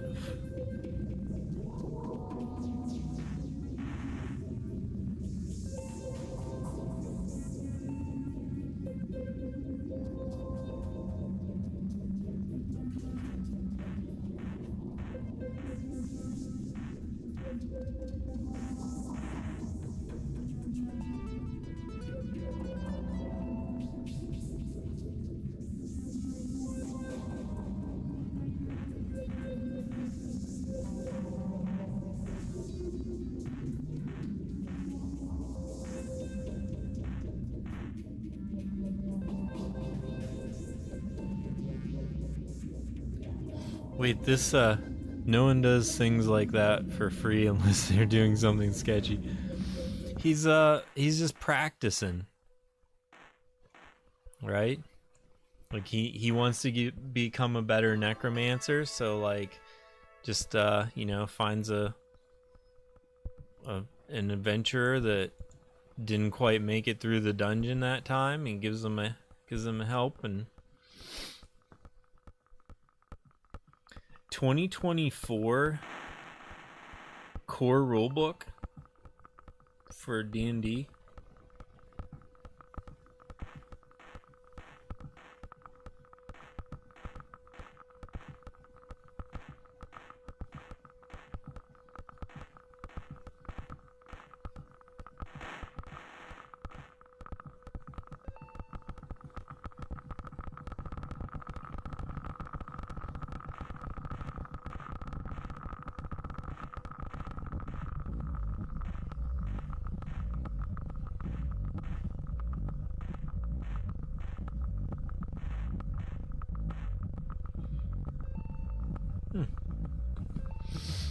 So apparently there's new rule books for 2024. I'm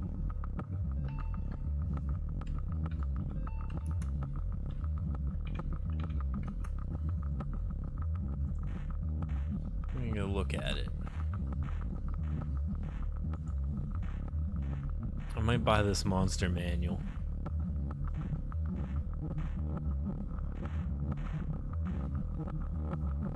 Or they just like reprint it to make it a new cover. So D&D has had an update where they did some revisions on items and monsters and called it 2024, and the 2014 is Legacy. Some things haven't changed, but some have either gotten better or worse. A lot of them got worse, but we can pick and choose which ones we like. Alright, on. I want this $43.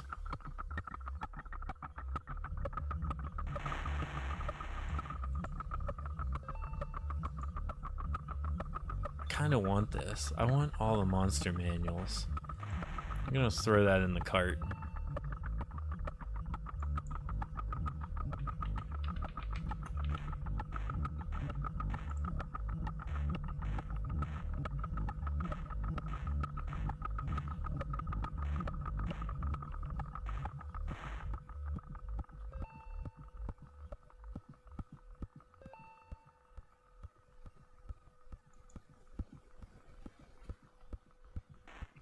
Here's an old school monster manual from October of 2000. I want this. Oh, I remember this art. I'm buying this one. It's used.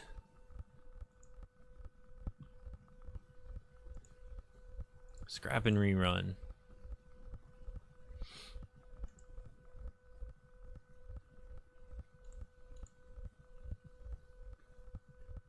I love making my monsters for sure. Yeah, it's cool to make like unique stuff, but like at the same time, I like having these the manuals are cool because like you can just browse through them and like get ideas, right?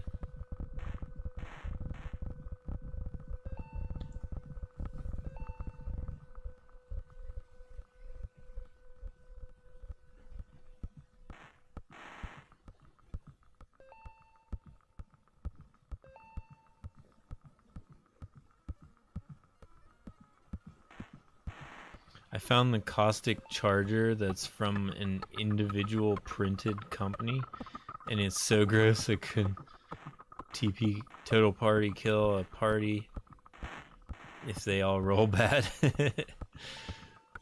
I mean, I don't know.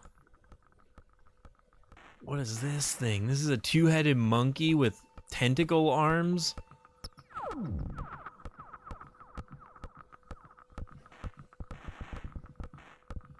I'm adding this to the cart too.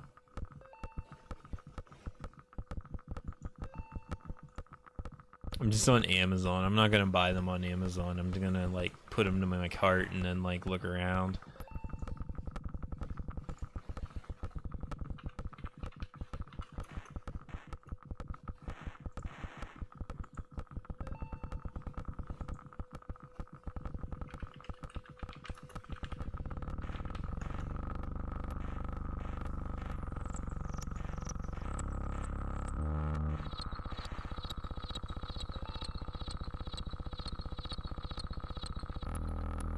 Oops.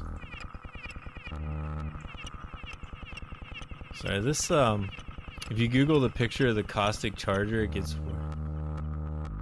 So I remade it into a different form for a swamp. Okay, what's it called? Caustic charger.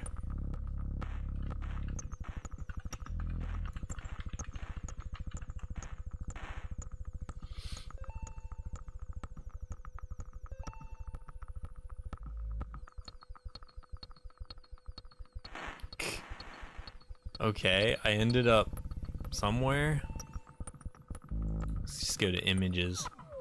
Oh, is it like a... It looks like an anteater mixed with a yak. But has tentacles on its belly. Imagine you're walking through the desert and seeing the sands parting and something is burrowing towards you. Yeah. I don't know.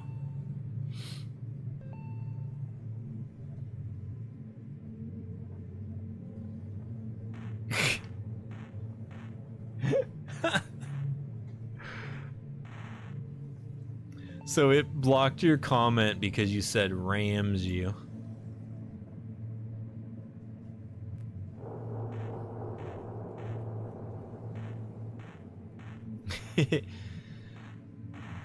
I don't know. Some people might be into it. You don't know.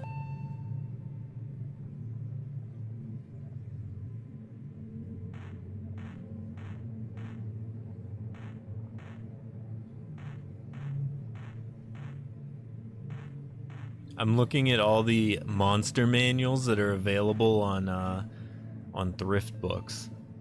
You're paralyzed and then the tongue comes out, goes into your eye, starts eating you alive. Well then, I'm not so into that then. You have to shake off the paralysis or die.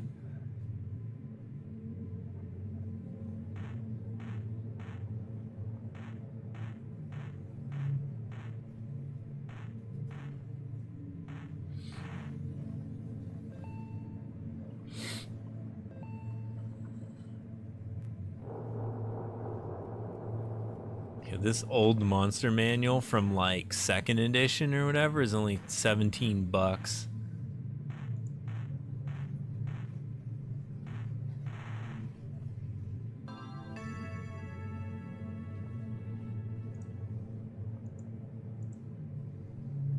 I'm getting lots of ephemeral orbs.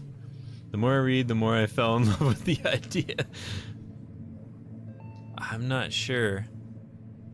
It doesn't really say like shape. It says it's good. You gonna buy it out from under me?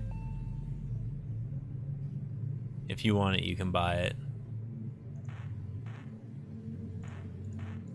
I'm just gonna...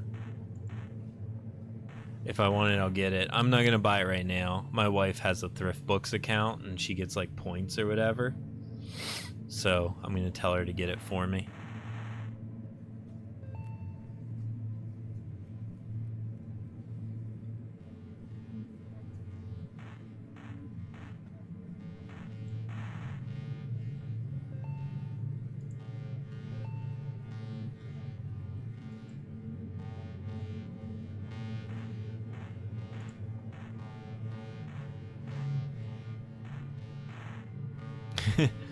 Well, she would buy it. We share a credit card, right? So she just buys it with her account, gets the points, and then I puts it under my spending money in the budget.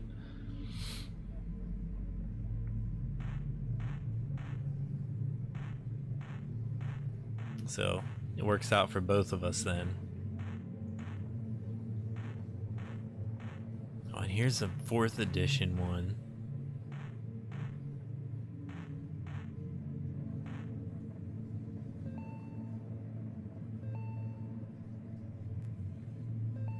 Cool. We can get some more books. That's all I need. More books. More books to not read. No, I'm gonna start reading them.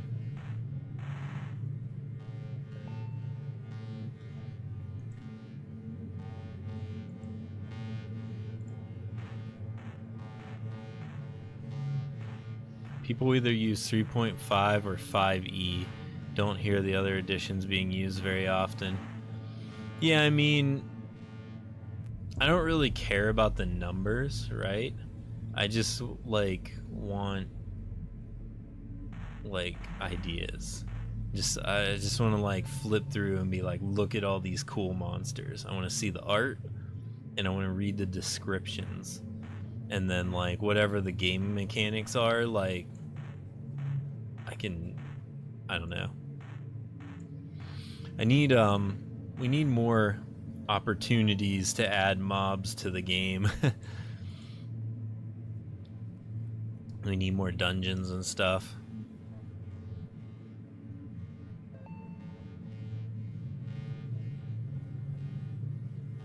Make a monster manual collection of all the editions. Good thing to keep, and it'll raise in value too. Yeah, I have player's guides.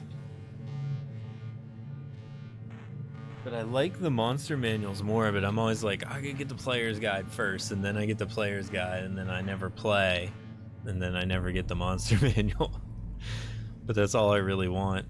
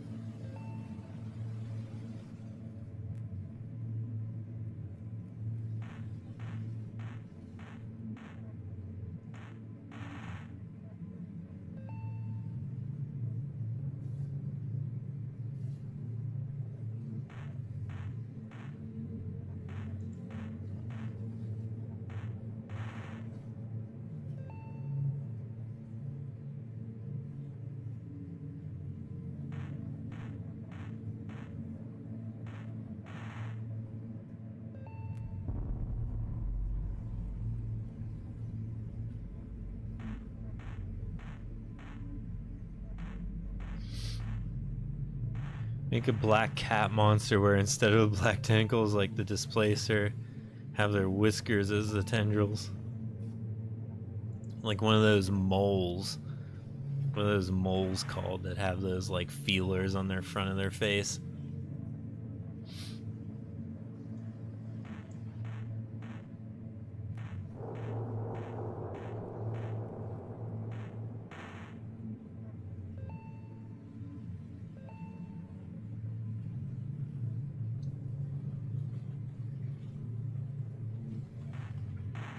Like how cats feel the world with their whiskers, yeah. It's like giant tentacle whiskers.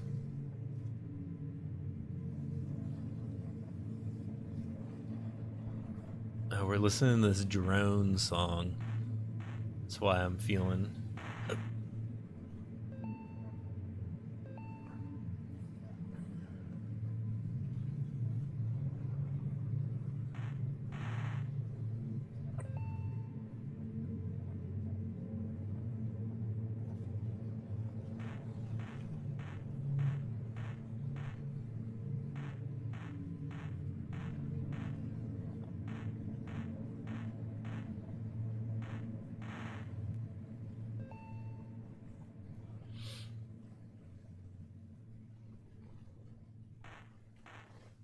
It's only going on 3 a.m. It's almost 1 a.m. here. So you must be on the East Coast.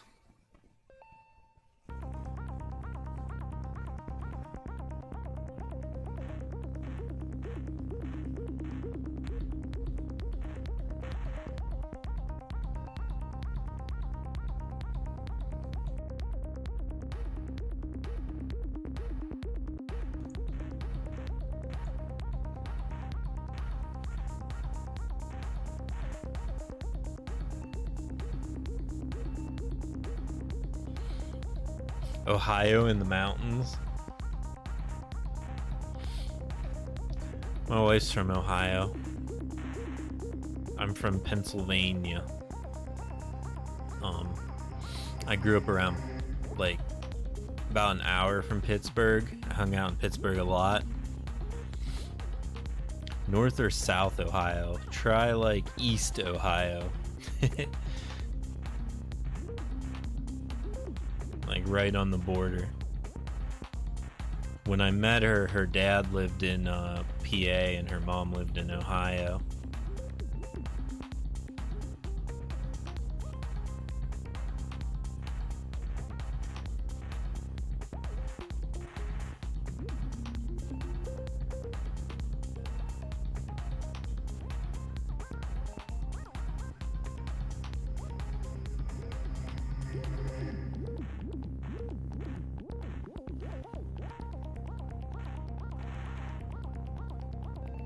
Border of West Virginia.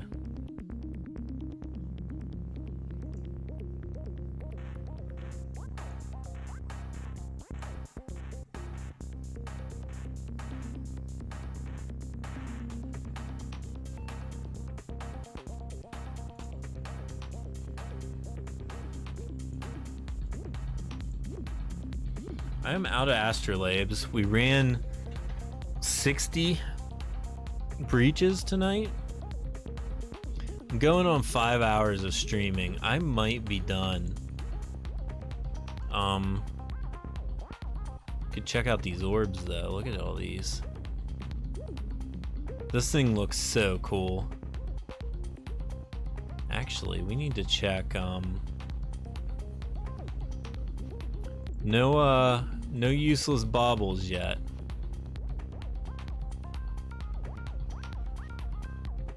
Go get some sleep.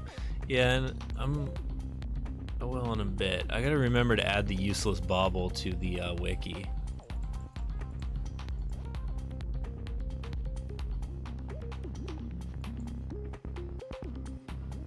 What were those blue droplet things? These guys?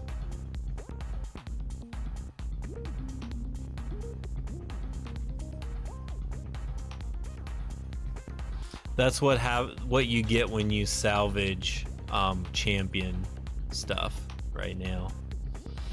So like when you salvage a set item or a legendary item, you get amber shards.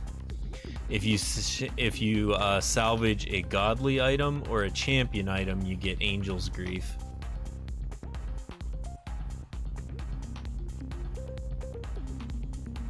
And I think godly items aren't in the game yet. And I think the only thing that you can actually do with angel's grief is level up. But you can't actually level up because level 10's the max and you can't craft until you get to level 10. So they're kind of useless at the moment. Because reforging costs amber shards.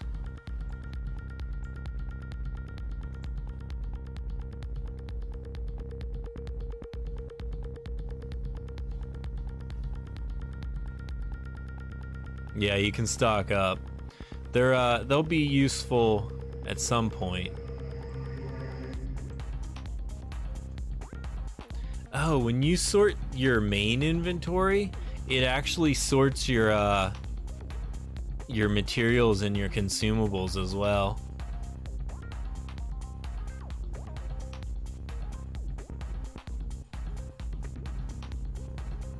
That's interesting.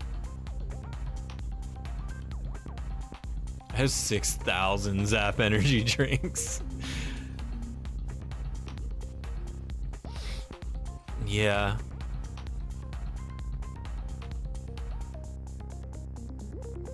Yeah, I got a lot of stuff here.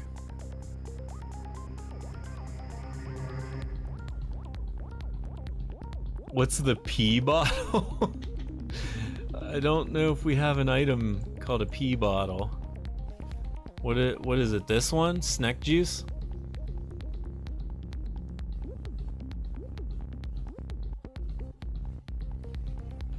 Yeah, that's what you get from the salesman here. He's always trying to sell you snack juice.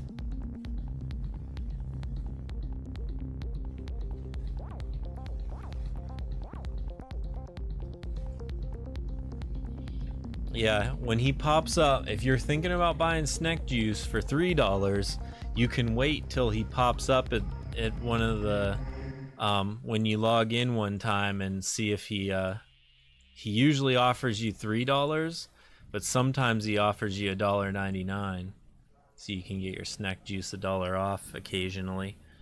It's a pro tip. I need to sort all my stuff, but I'm not going to do it yet. Yeah, there's like little things like if you read this, it says that the Astro packs are on sale every Friday. So you can like get these like half off if it's Friday.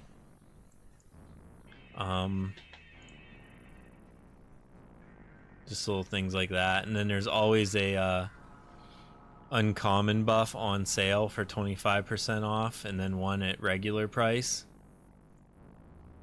So if you just buy the on sale ones every time they're on sale and get like, 10 of them or whatever you can, then you can go to the blacksmith and assemble them into the weird contraptions.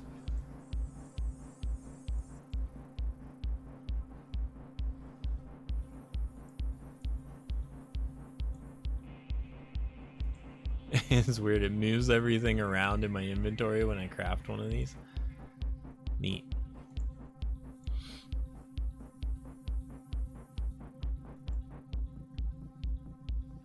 I haven't used mine.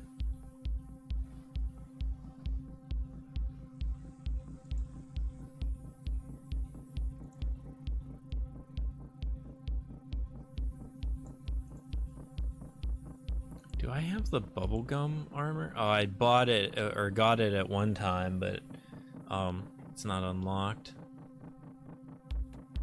I'm waiting for TJ to fix the Jester equipment and get it added to the game.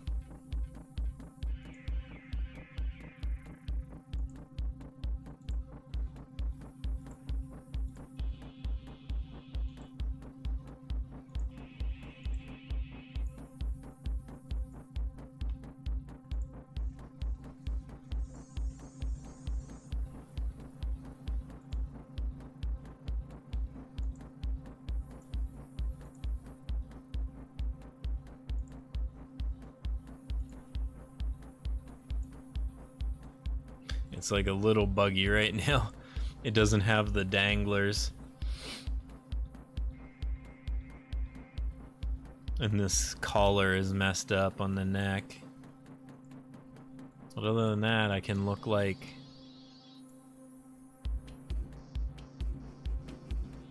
It's still cute. This little guy's face is so funny. TJ like smushed his face up a little bit. I kind of love it.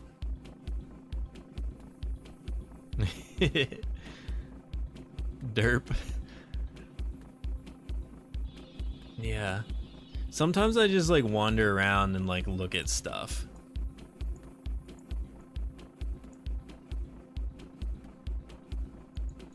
Like read the flavor text and stuff. I feel like you never see like the blacksmith text.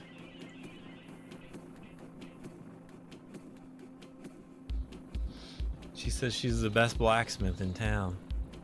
What's in the shop today, actually? Do I have the white robes? No, I don't. Let's go buy the white robes. I bought them at one point, but I lost them during a bug. There are some things I don't really see or pay attention to until I listen to the podcast, hearing about how the eyes on the gloves change shape when they get hit. Oh yeah. Nika puts a lot of effort into the animation.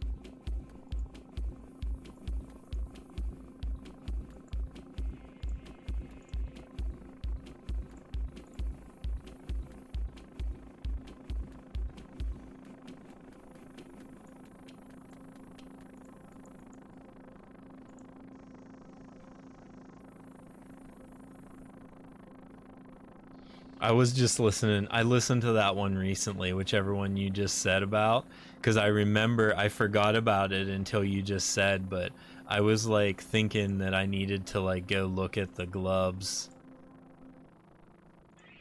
again and pay attention to their eyes. So I'm gonna do that right now.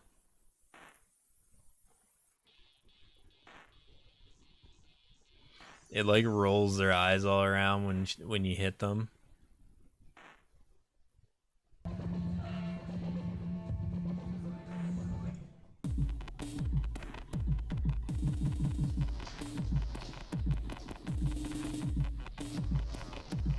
Am I gonna get an attack?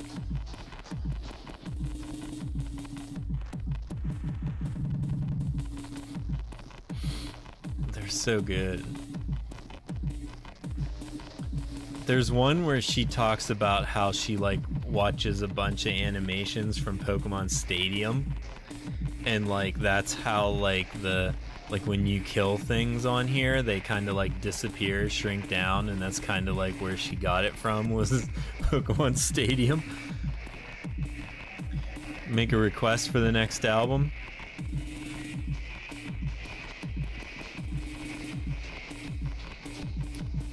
I'm always open to requests.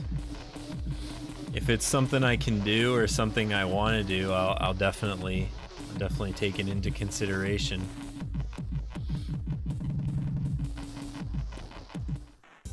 Let's skip that one. That was like a horror one.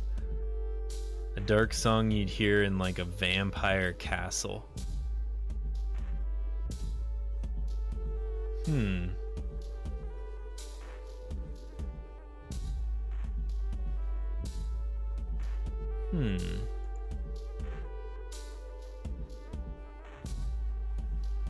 don't... So, like... I'm not like a great musician. So I kind of like do my thing and see how it turns out, right? So a lot of times, like, I just like start out and make a thing and see how it ends up, right? So like even like the game music, I did make the intro sound, like the spooky like intro when you're on the first screen, and then I made the sound in town as well, and I made those intentionally. But most of the time I'm just like I'm gonna make something and see how it works, and then like if it gets into the game, like for a challenge or something, it's usually something I made for something else. But I can try. Think as if you had to make a song for a video game as you were traveling through a castle.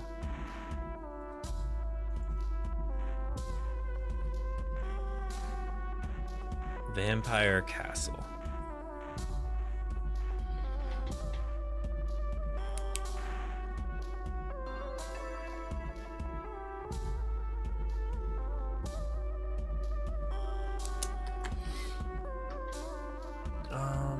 Next level. Just an idea squirreled into my head. I'm gonna think about it and see what I can do. No promises, but also if it turns out good and it sounds like a Vampire Castle song, I can use it for the challenge whenever we add bats. Whenever the rot bat gets its own challenge.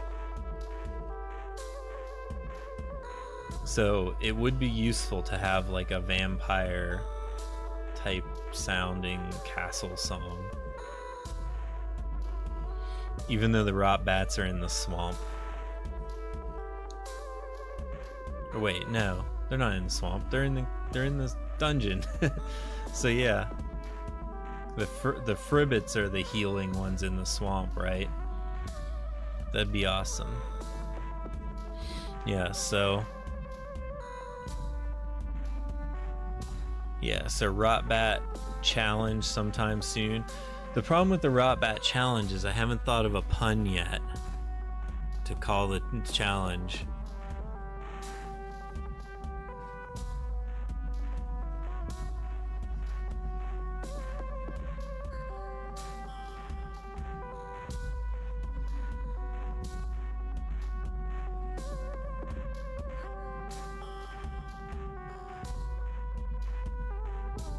This challenge bit the dust. I don't know if is that a reference to bats.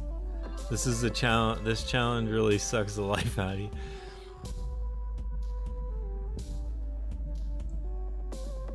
So it would probably be something like. Let me do some research right now.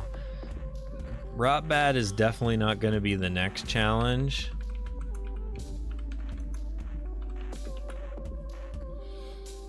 But a mix of vampire bat singing Another One Bites the Dust.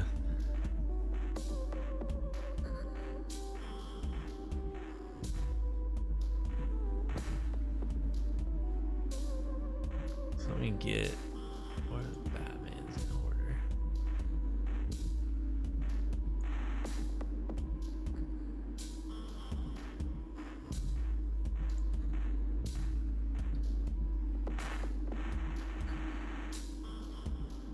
This makes my blood turn cold. Yeah, it's not quite the kind of, like, it's not just a pun. It's usually like a reference to something.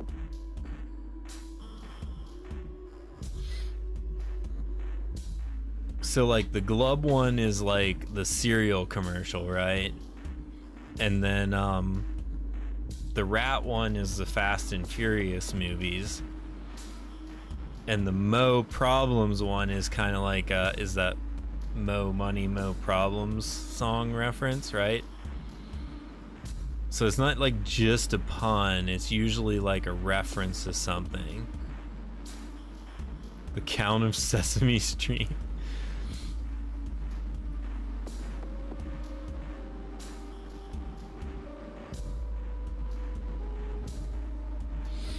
So right now, if I had to name it right now, I'd probably call it Rotbat Begins.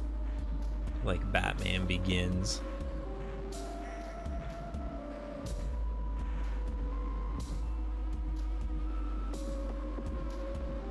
I'm like stomping these challenges, right? I wasn't really doing challenges at the moment, but this build is actually like really stomping these glubs.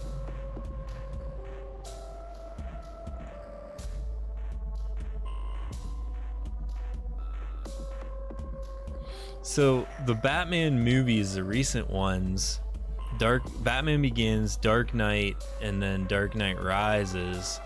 The only one that has Bat in the title is Batman Begins. So Rot Bat Begins. I'm trying to get like a list of Batman movies.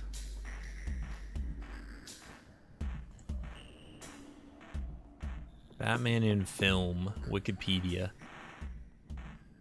Here we go. Mask of the Phantasm. Batman Forever. Actually, Rot Bat Forever is probably better than Rot Bat Begins.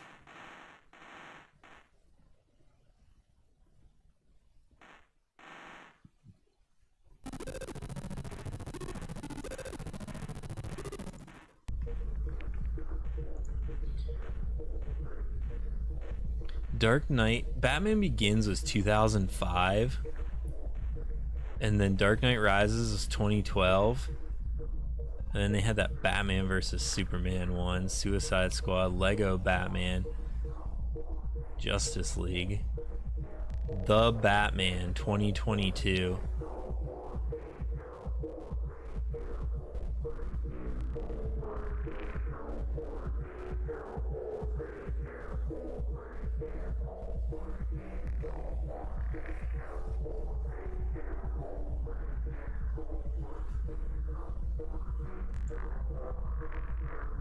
Who is Batman in this one? I didn't know there was even like a newer Batman film.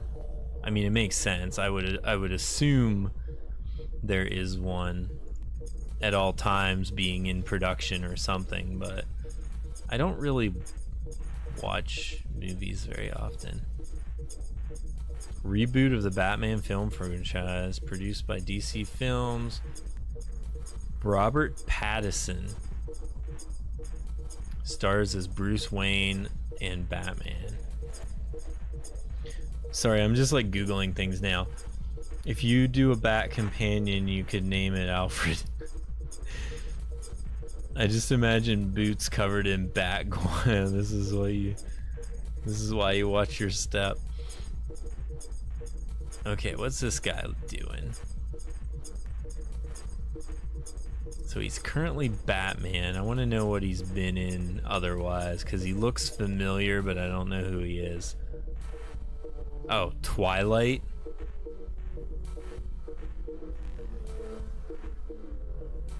Harry Potter.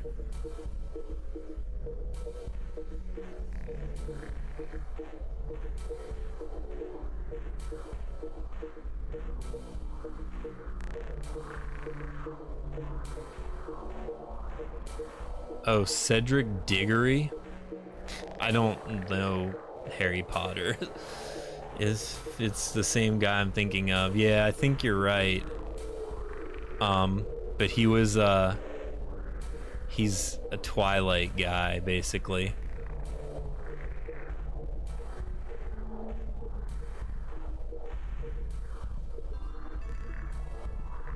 Interesting. Yeah, I don't really watch The Batman.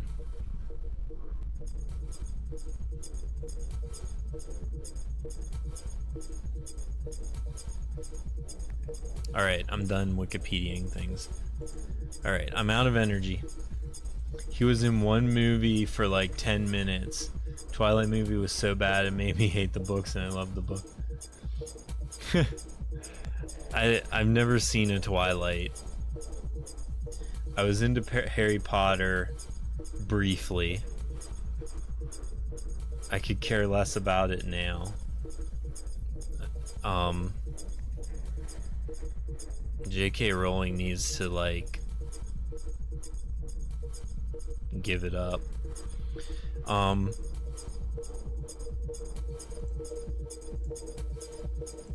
Alright, I think I've done everything I can do for tonight, although I still have 3 hours left on this Barsoom, but I don't think I'm gonna finish it out.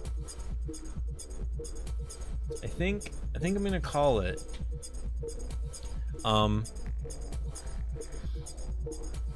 She needs to stay away from cameras and just write. I think she needs to just be put away somewhere, and I think Disney needs to buy the rights to Harry Potter off of her and not include her in anything ever again.